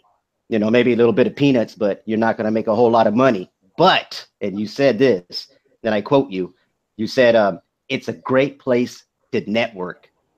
This is where you get connections. Yep, 100%. And I'll tell you, Ren, I stick to that because, for example, one of the projects I'm working on, my business partner, I met through YouTube. And the dude's a fucking genius, man. I mean, honestly, this dude some of his ideas, I'm shocked. I'm like, fuck yeah, man. So it is an excellent networking tool. It is an excellent way. It is basically free advertising, right? You go on your channel, you say, yo, I'm Sentai7. Check out this website that I built. Check out this website where we sell clothes, where Chixie sells clothes. And then you're driving all your subscribers to another place where people could actually shop. You know what I mean? And so, and that's pretty, it's pretty easy to do because if you have a loyal fan base, people are at least going to check it out. And out of the people who check it out, maybe they'll start browsing around and be like, hey, I like that person, I'm going to buy it. So it's definitely a good tool for making money. But going back to your question, Jason, no, I don't think it's easy to make money. I think you got to be really motivated. And I think you got to think outside the box because most people work for someone else, right? At least that's what I think. I mean, I always work for someone else. So to make money online, you're kind of working for yourself, and you really got to be motivated. Like you got to keep on a schedule. Like, hey, I'm going to do. You got to put in the work. Exactly. It's not going to just come to you. It's just not going to happen. So you got to keep on a schedule. You got to keep motivated, and you got to think outside the box and like figure out ways. Now, if you're familiar with like the online world, man, there's so many different ways that one can make money if you know how to work it. So there's a lot of different angles. Right now, for me, I have pretty much 2 income streams, and I'm always looking for more. I'm always looking for more income streams. So you're always hungry. Yeah, I'm always hungry. Man, I'm not going to be satisfied. Like right now, I make enough to live in the Philippines for sure, which is great, man. That's like my goal, right? I want to make money so I can live in the Philippines. I reached that goal. But what I'm not doing is I'm not saving a whole lot of money. It's we're young, so we kind of think day by day, oh yeah, I'm able to live. But in the long run, like when I was working before, I was saving a shit ton of money. Now I just started saving a little bit. So I'm like, yeah, I'm growing the business, right? But I definitely, I need more. I'm not done yet. Akayaro 888 said, it adds up little by little when you're getting a little bit here, a little bit there, a little bit there on the affiliate programs. It adds up, and it could Like you don't have to hit on one thing. Have multiple affiliate programs. Have a multiple of so it's kind of like a ripple effect. Right. Yeah, and you said this before, Jason. You basically said, "Hey, man, if one stream dries up, at least you got another stream," and that's exactly correct. Because if you want to be living in the Philippines and you're not retired or you don't have a pension, I don't think, Ren, you don't have any sort of military pension or anything, right? Nope, never been military. Okay, so you're like myself. We're guys. We need to work, right? Exactly. And so for us guys, it's like you need multiple streams because who knows? Maybe one day one of those streams will dry up, and at least you have a backup then, or else you're going to be caught just kind of like flat-footed, and you're like, "Fuck! Like, what am I gonna do?" Yeah, you get caught with your pants down, and then you start fucking asking. I'm not gonna say any names, but then you start asking like, "Man, I need some money for some flights back home." Yeah, exactly. So, yeah, man, it like if you got, and it sounds like all of us on here, like it sounds like Ren, Jason, we're all smart individuals, moderately smart individuals, right? Well, don't forget me. Yeah, well, I left you out. Yeah, you're not moderately. Well, I mean, this is my show, so I mean, you can at least throw a bone once in a while, you know. but it seems like guys like us, you know, if you got that drive, you can make it happen. For sure. And it's like, you know, Ren, you've already been living out in the Philippines, I think over a year, right? Yeah, exactly. Yeah. So you're making shit work. You've already tried, I think, a few ventures and you're trying more ventures. So that's the way to do it. Yeah. Yeah. You got to keep going. You got to keep, keep looking for it. You know, and I'll never say that it's easy, but there's a key word. There's a key word, and everybody here, everybody in the chat will say, there's a key word: online work. Where's the key in that? Work. You have to put in time. You said it. That's right. You have to put in work. And when you don't put in that work, you're not going to get anything out of it. Yeah. Did you hear what Roberto said already? What'd Roberto say? Remember he said, I keep telling you guys I have money for capital, but nobody's taking me seriously. Well, that's a perfect example, Kev. And Roberto and I have talked. And Roberto's, I mean, a smart dude. He makes good money in the States. But Roberto and I talked, and yeah, he's got money to invest. But I'm not just going to take his money because I can't make use of it, not at least at this point in time. For me, what I'm doing, my online business, it's purely my time. Like, I just got to spend the time to make it work. Maybe down the line, if I want to expand, yeah, then I'll take people's money and be like, all right. But honestly, I'm not just going to take someone's money and be like, good, I need money. I would probably take their money and be like, all right, you need to put in some work too now. Right. And you know what says, you said it, I said it before. And you guys, what a lot of people don't understand and certain YouTubers don't understand is you have a platform. It says how many subscribers do you have? I think coming on like 9,800. Ren, how many do you have? 1,000, almost pushing 1,300. Okay, all right. Let's look at Says just real quick before I get on Ren. If 1%, you say you post an affiliate link, 1% of those people, of your followers, bought from that affiliate link. How many people bought? Let's say you have 9,000. Just 1%. Yeah, then I'm doing the math. I'm doing. So that's what's that? 90 people. That's 90 people. Okay. Yeah, almost 100. And let's say we're really bad at math. We shouldn't have needed like a calculator to do that. Did I say we were moderately smart? I mean we're moderately stupid. All right. So we got 90, just under 100 people, right? And let's say you're making. Hey, you guys, can you guys do me a favor? Yeah. Okay. I kind of want to turn this off and then start back up because I'm at 5 hours. I just want to like turn it off and then turn it back on. Does that sound okay to you guys? Definitely. Wait, hold up. I want to know the thought process behind this. Why do you want to turn it off and turn it back on? Because nobody wants to keep listening for 5 hours. So if I turn it off and then turn it back on, and then Oh, I see what you're saying. Like it would Going start back. a new show. Going Okay.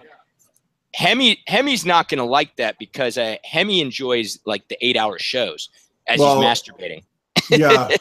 Well, some people might fall asleep and complain because it's too long. I see what you're saying. But Yeah, if yeah, yeah. that's Start cool. do your thing, man. Do your Yeah, thing. yeah. Yeah. Go All ahead. right, I'll just I gotta go take it take a back. piss anyway. What? Yeah, that's a piss break. Piss break, Yeah, everyone.